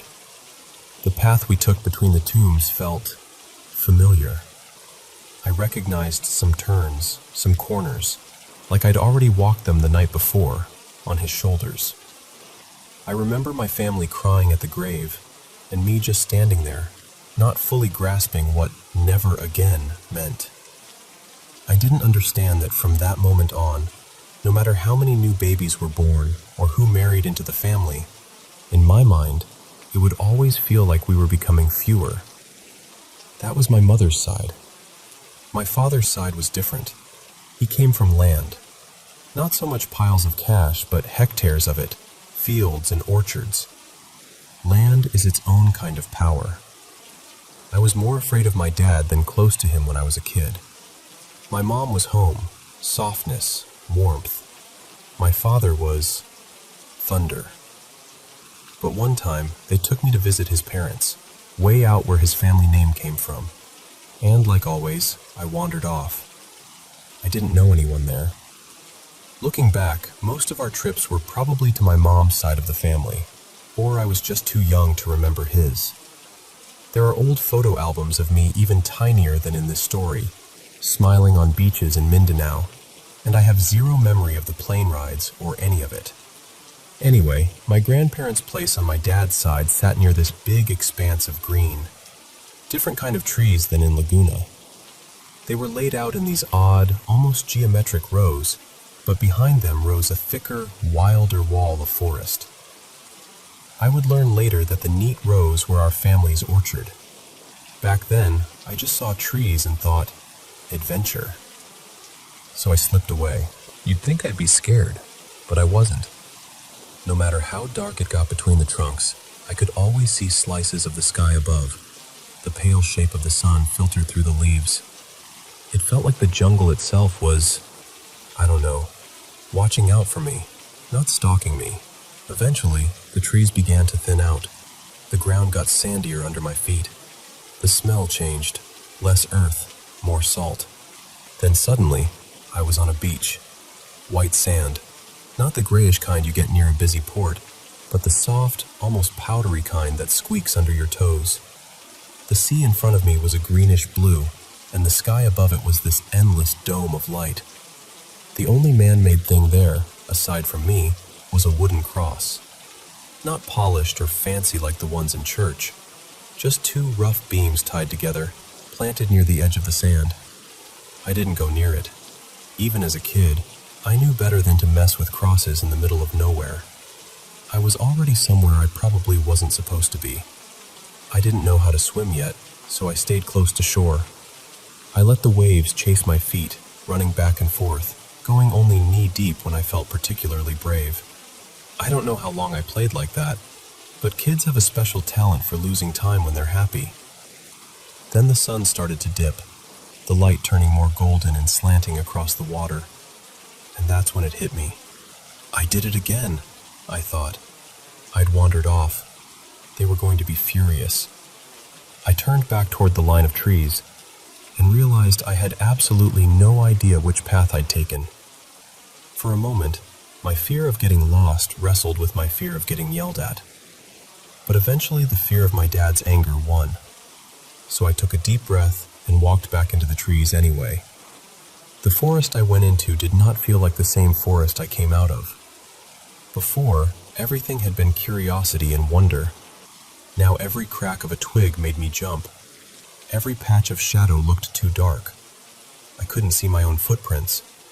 I had no idea where home was from here. But whenever I froze, not sure whether to go left or right, I would get this pull. Not a voice, not a light. Just a feeling that something, someone, further in was saying, this way. So I'd look up. The sun was still up there somewhere, a pale promise through the leaves. I'd look down, and somehow, there was always a thin gap in the plants that could be a path if I decided to believe it was. So I followed those little invitations. Walk a bit. Stop. Feel that tug again. Adjust. Walk some more. Eventually, the wildness softened. Order returned. I stepped out between two rows of trees and realized I was back in the orchard, just a few lines away from where I'd started my adventure. I ran back to my grandparents' house, heart pounding, legs tired, sand still clinging to my ankles. The adults were frantic. Some relatives had already gone out looking for me. My grandmother grabbed me and checked me over, like I might have grown a second head while I was away. I, being a very straightforward little kid, blurted out, "I didn't know we were so rich we had our own beach." They just stared at me. The next day, we piled into vehicles and drove around town. They wanted to show me where the family name came from. I pressed my face to the window, looking for that quiet beach. There wasn't one. We drove further north and finally hit the real coastline. There were boats, people, houses, noise. It wasn't empty at all, but the curve of the land, the way the shore bent left and right, felt eerily similar to the beach where I'd been playing the day before. Growing up, I heard classmates and relatives talk about spirits and unseen things like they were always evil. Demons, tricksters, things to be afraid of. And I get it. A lot of people have stories where those things don't feel kind. But for me, as strange as it sounds, I never felt hunted. I felt watched over. If not loved, then at least guided. Years later, I moved to America. The landscapes changed. Pine forests instead of jungles. Mountains and lakes instead of rice fields and mango trees. Every now and then, out on a hike or sitting alone in some quiet park, I'd feel a familiar presence in the rustle of leaves or the way sunlight found me through branches.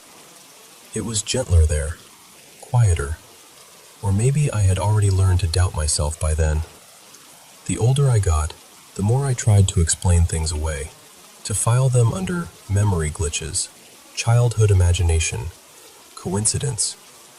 It felt safer to trust logic than to admit that maybe, just maybe, something had reached out to me in those in-between spaces.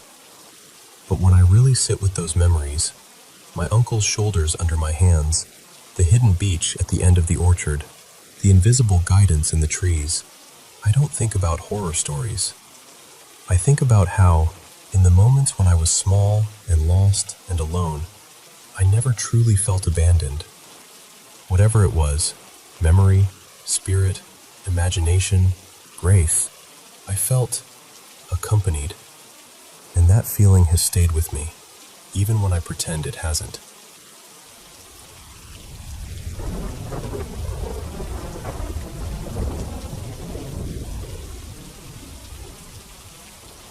Okay, so, let me just tell this to you like I would if we were sitting on the couch together.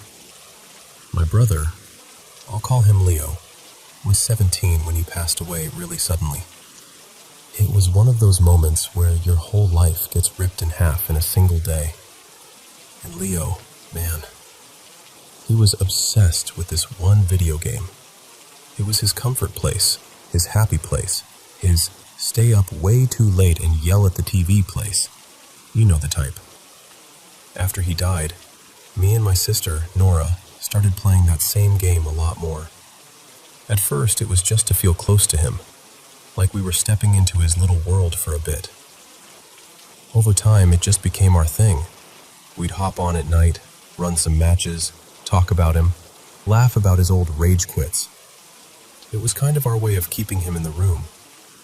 So, last night, we were playing duos, that's teams of 2, and we'd only been in the match for maybe 2 minutes. We dropped way out on the edge of the map, deliberately away from everyone else. It was super quiet. No footsteps, no shots, nothing. Just us. And then we start hearing this sound. It was like this relentless buzzing and slashing, kind of like someone revving a chainsaw and swinging it over and over. At first, I thought maybe it was some new item or a glitch, but it just would not stop. Over and over and over, this loud slash. It was so out of place because there was supposedly no one anywhere near us. So naturally, we're laughing and confused, like, "Do you hear that?" "Yeah, where the hell is that coming from?" We start searching. We check behind rocks, around buildings, inside rooms, out in the field. Nothing. No footsteps on the visual radar, no shots, no enemies. Just this looping chainsaw swing sound that seemed to be right on top of us and nowhere at the same time. Later, when we watched the replay, we figured out there was someone. They were literally standing on the roof above us, on the very top edge, just hacking at the air with this saw-type tool. Perfectly still, just swinging, not moving, not looting, not doing anything that made sense. But in the moment, we had no idea. All we knew was creepy noise, nowhere to be found. This went on for, I swear, close to 10 minutes. 10 minutes in an online match is a long time to just stand there and swing a tool. Most people would get bored or third-partied by then. Finally, out of nowhere, this boy character jumps down off the roof and lands right next to Nora. Doesn't attack, doesn't build, doesn't shoot. Just stands there, facing her, like he'd been trying to get our attention the entire time. And of course, her reflexes kick in. She freaks out and blasts him because, you know, we're in a match. This is what you do. As soon as she does, we both just kind of go quiet. And then we start joking, trying to shake it off. Watch that be Leo, trolling us from the afterlife. Yeah, that would be exactly his sense of humor. Because here's the thing. Ever since he died, weird stuff has been happening around us. Lights turning on by themselves, especially in his old room. Random things getting knocked over with no one nearby. Cereal boxes, stuff off shelves, little things that make you stop and go, okay, that's odd. We've always half joked, half believed it was him messing with us. Like he never really stopped being the little brother who loved to startle us for fun. I went to check the player's profile. And that's when my stomach dropped. The username included my brother's first name. Not something super common either.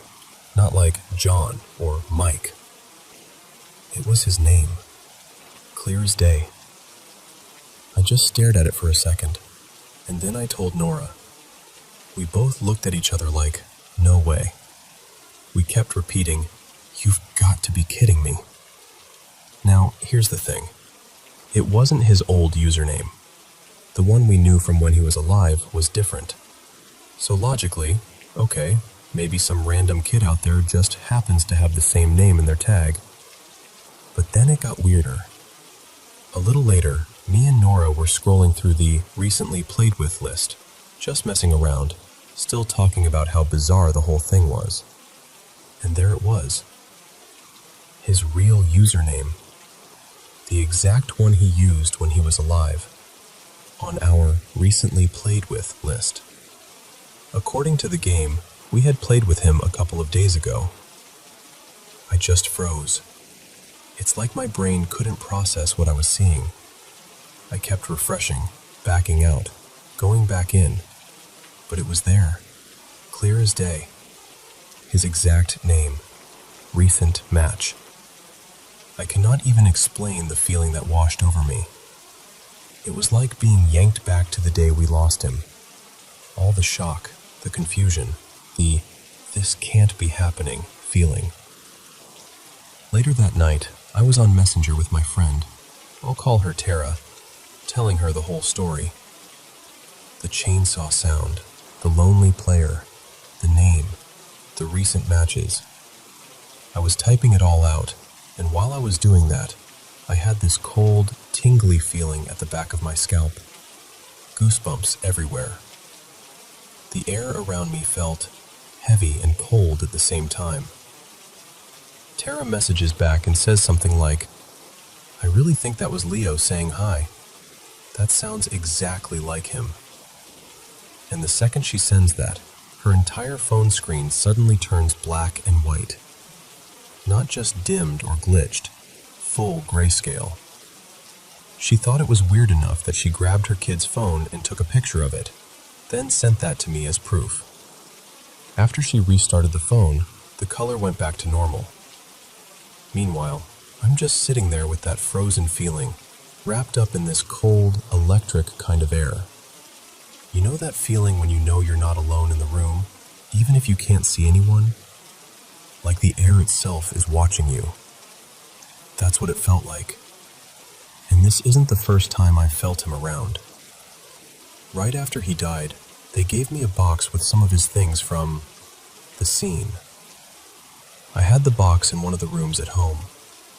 That night, I started hearing noises in there. Soft shuffling, like someone moving around, things lightly brushing or being nudged. At first, I told myself it was the house settling, or the heater, or something stupid and normal. But the sound kept going. Then the dread kicked in. Not just fear, dread. Like this heavy, panicky feeling that wasn't even mine. It was almost like I could hear his thoughts in my own head. Stuff like, "Oh my God, what happened? This can't be real. This can't be happening to me." It felt like I was suddenly sharing his shock and terror from the moment everything went wrong. It was so intense that I could not stay in the house. I grabbed my keys and left, and stayed somewhere else that night because I just couldn't handle being there with that box and those feelings. Look, I'm not saying I have the answers. I know there are rational explanations. Accounts can be hacked, usernames can glitch, data can get weird. I even contacted the game company before, asking about how usernames work. They told me usernames can't just be reassigned, deleted, or reused after inactivity. They're basically locked once they're taken. So yeah, technically, maybe someone got into his account somehow. But think about it. This is one of the biggest games on the planet, with thousands and thousands of people online constantly. The odds that, out of all the people playing at that exact moment, we'd end up matched with an account that has his exact old username, and another one with his actual name in it, while joking about him, while hearing that weird sound, while being totally isolated on the map. I don't know. It feels like too much to chalk up to coincidence. So I keep circling back to the same question in my head. Was that our brother, just dropping into our match to say, "Hey, I'm still here. I'm still playing with you"? I don't know for sure. But I'll tell you this. The way the air felt, the timing of everything, the names, the phone glitch, the recently played with list, it all felt like him. And honestly, even if I never get a logical explanation, a part of me hopes it was Leo. Because the idea of him logging on one more time just to mess with us, just to make us laugh and freak out and feel him close again, that actually brings me a weird kind of peace.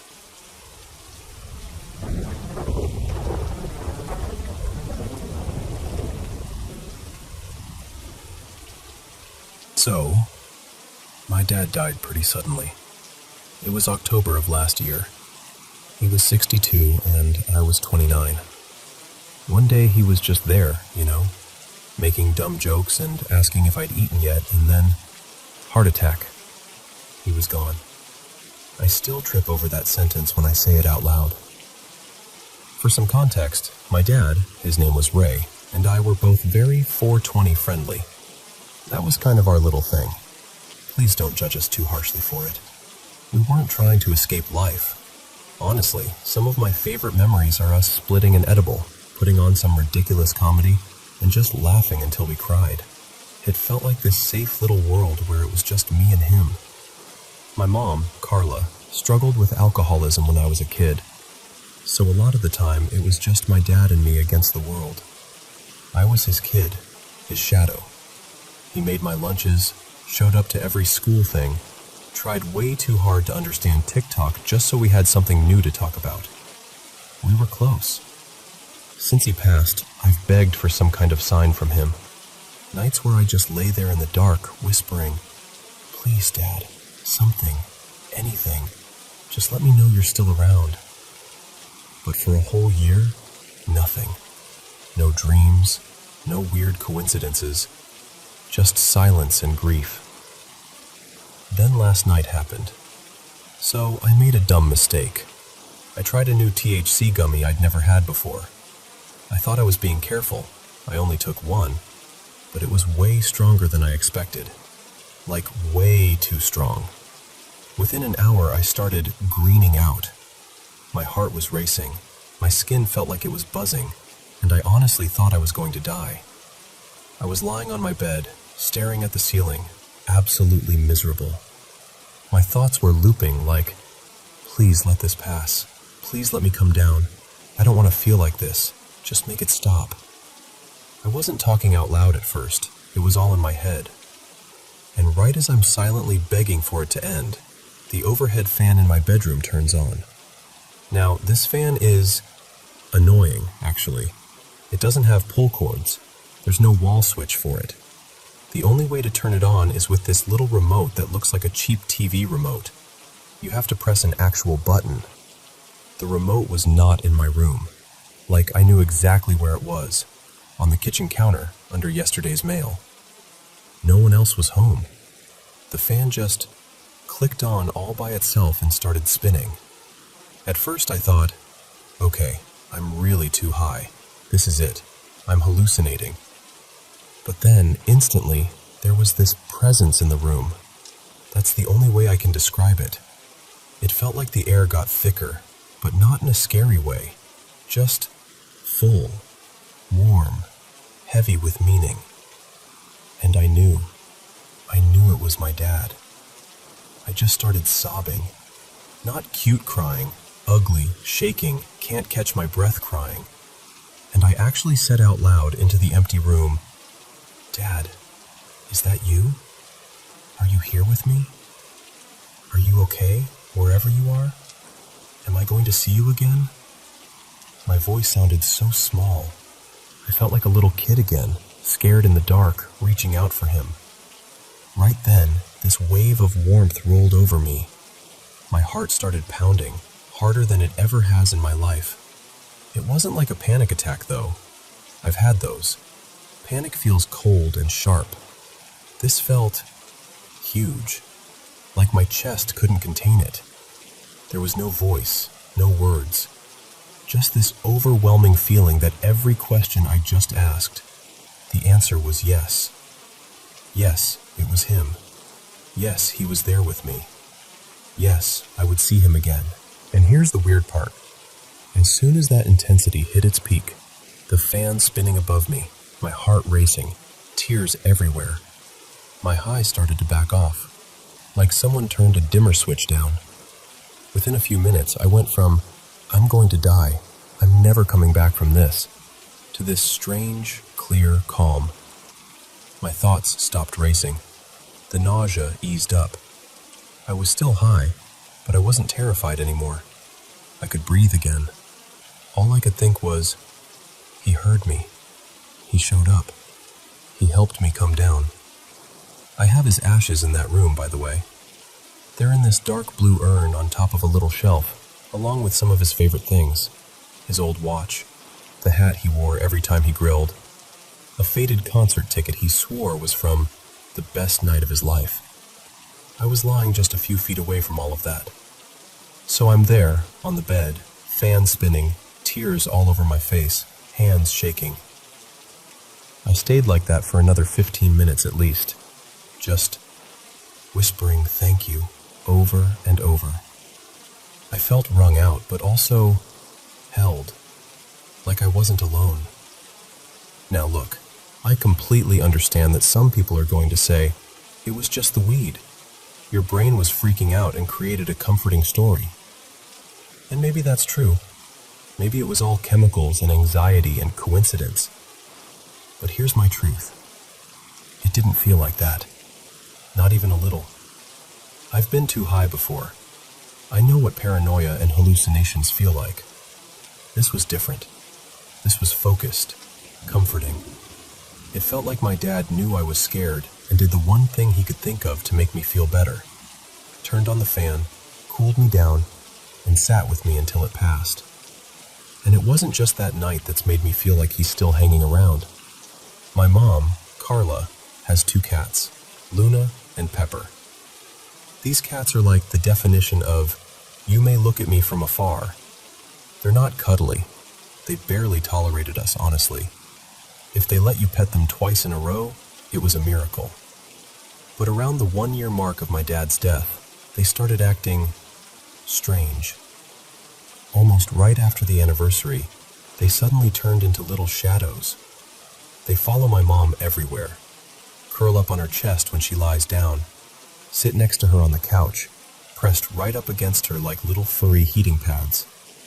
This is not normal behavior for them, at all. My mom keeps saying, half joking, Ray must have told them to keep an eye on me. And every time Luna curls up on my lap too, something she never used to do, I get that same little feeling in my chest. Like he's nudging them toward us, like, go on, they need you. Take care of my girls for me. Maybe it's just grief making patterns out of nothing. Maybe the cats are just getting older and softer. Maybe the fan glitched. Maybe the remote got bumped somehow. But I know how that moment felt. I know how suddenly the fear drained out of me. I know how I went from spiraling to safe, just like when I was a kid and my dad would sit on the edge of my bed, rub my back, and tell me everything was going to be okay. Before last night, I wasn't sure what I believed about the afterlife. I kind of floated in that space of, I don't know, I hope there's something.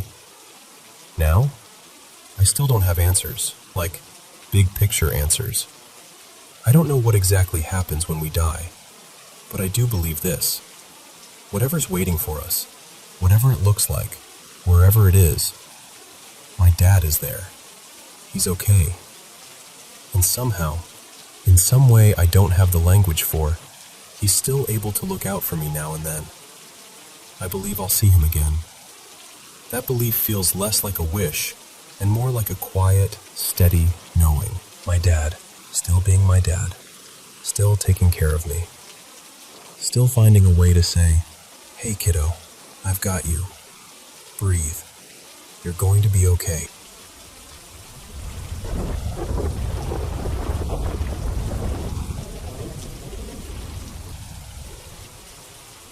You know, I'm still not totally sure how to explain this, but I'm pretty sure I met an angel once. So last September, I moved to Maui completely on my own. No grand plan, no safety net. I'd been living in Chicago, working this corporate marketing job that looked good on paper, but made me feel empty.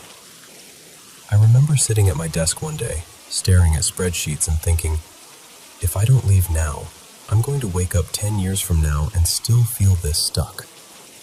So I did it. I sold most of my stuff, packed what was left into 2 suitcases, and moved to Hawaii. I only knew one person on the island, an old coworker who had moved out there a year before. That was it. The transition was rough. There were days I'd wake up in this ridiculously beautiful place and still feel so lonely and scared. I'd walk along the water at sunrise and wonder, what am I even doing here? What am I looking for?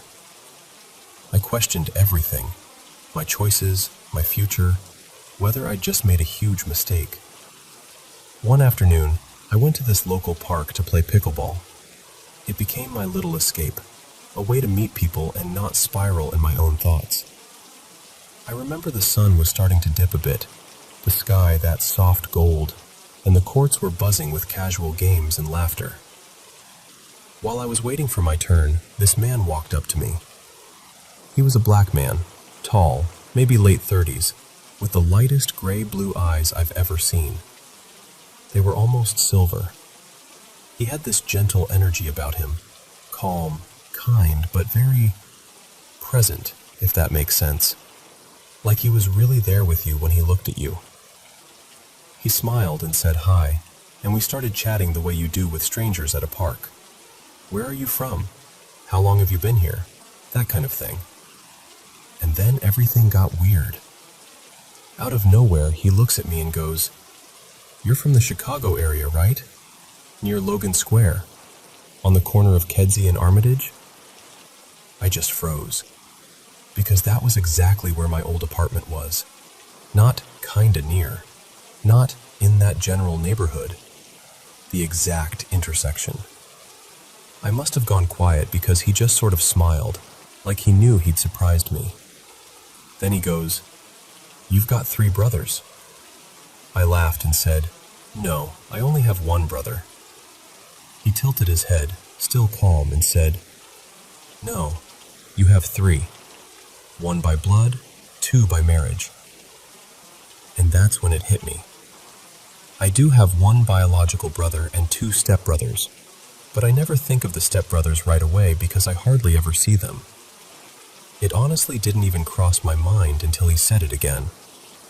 I remember this little chill going down my spine. I hadn't told him anything about my family. Nothing. Then he looks at me and says, "You're Polish, right? Very close with your mom." And that part? That made my chest tighten a bit.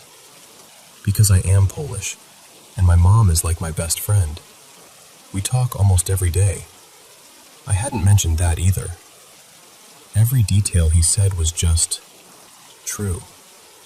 There was no vague guessing, no fishing like psychics sometimes do. It was specific, precise, too precise. For a second, my brain went to the weirdest places. I thought, is this guy a stalker? Did he somehow look me up on social media? But I couldn't make any of it make sense. There was nothing about our short conversation that could have given him that much information. He must have seen the confusion on my face because he kind of chuckled softly and said, "Don't worry, I'm not following you. I just get these things. I have a sense about certain people. You were meant to talk to me today." And the wildest thing was, I believed him. At that point, I hadn't told him that I'd quit my job, or that I was quietly panicking about money, about my future, about whether I'd completely sabotaged my life. I was carrying all that around in my head, but I hadn't said a word. And then he keeps going. He says, "You're going to meet your person soon. You'll be married at 27. You'll have 3 kids, 2 girls and a boy." For context, I'm 24, and I'd been worrying about all of that. Love, marriage, whether I'd ever find a partner, whether I'd even want kids by the time I got there. These are the things I was staying up late at night thinking about, turning over and over in my mind. But hearing it from him, I don't know. It didn't feel creepy. It didn't feel like someone trying to mess with me. It felt calming. Almost like someone had quietly opened a window in a stuffy room. I didn't feel afraid of him at all. Instead, I felt this deep sense of peace settle over me. Like, for the first time in months, I was exactly where I was supposed to be, standing next to this stranger on a random pickleball court in Maui. We talked a little longer. I asked him what his name was, and he said, "My name's Micah." When it was finally my turn to play, I thanked him and started to walk toward the court. As we wrapped up, he said something like, "I'm always around. You'll see me again." I remember those words so clearly. I'm always around. I walked maybe 10, 15 steps away, and then I got that feeling. You know, when you suddenly want to look back, just to make sure something actually happened.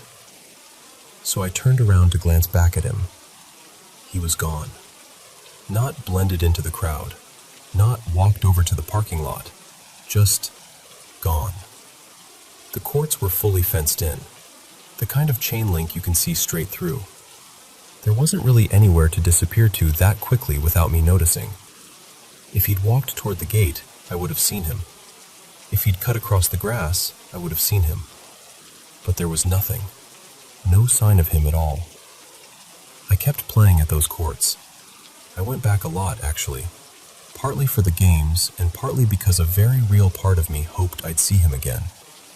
I'd catch myself scanning the people as I walked in, looking for those silver blue eyes, that calm energy, that gentle smile. I never saw him again. To this day, it's one of the most surreal, unexplainable moments of my life. I still think about it all the time. Whenever I start doubting myself, or my path, or whether I'm doing life right, I remember standing on that court with Micah, feeling completely seen by a stranger who knew things he shouldn't have been able to know. And whether he was an actual angel or just a human being with a strange gift, I don't know.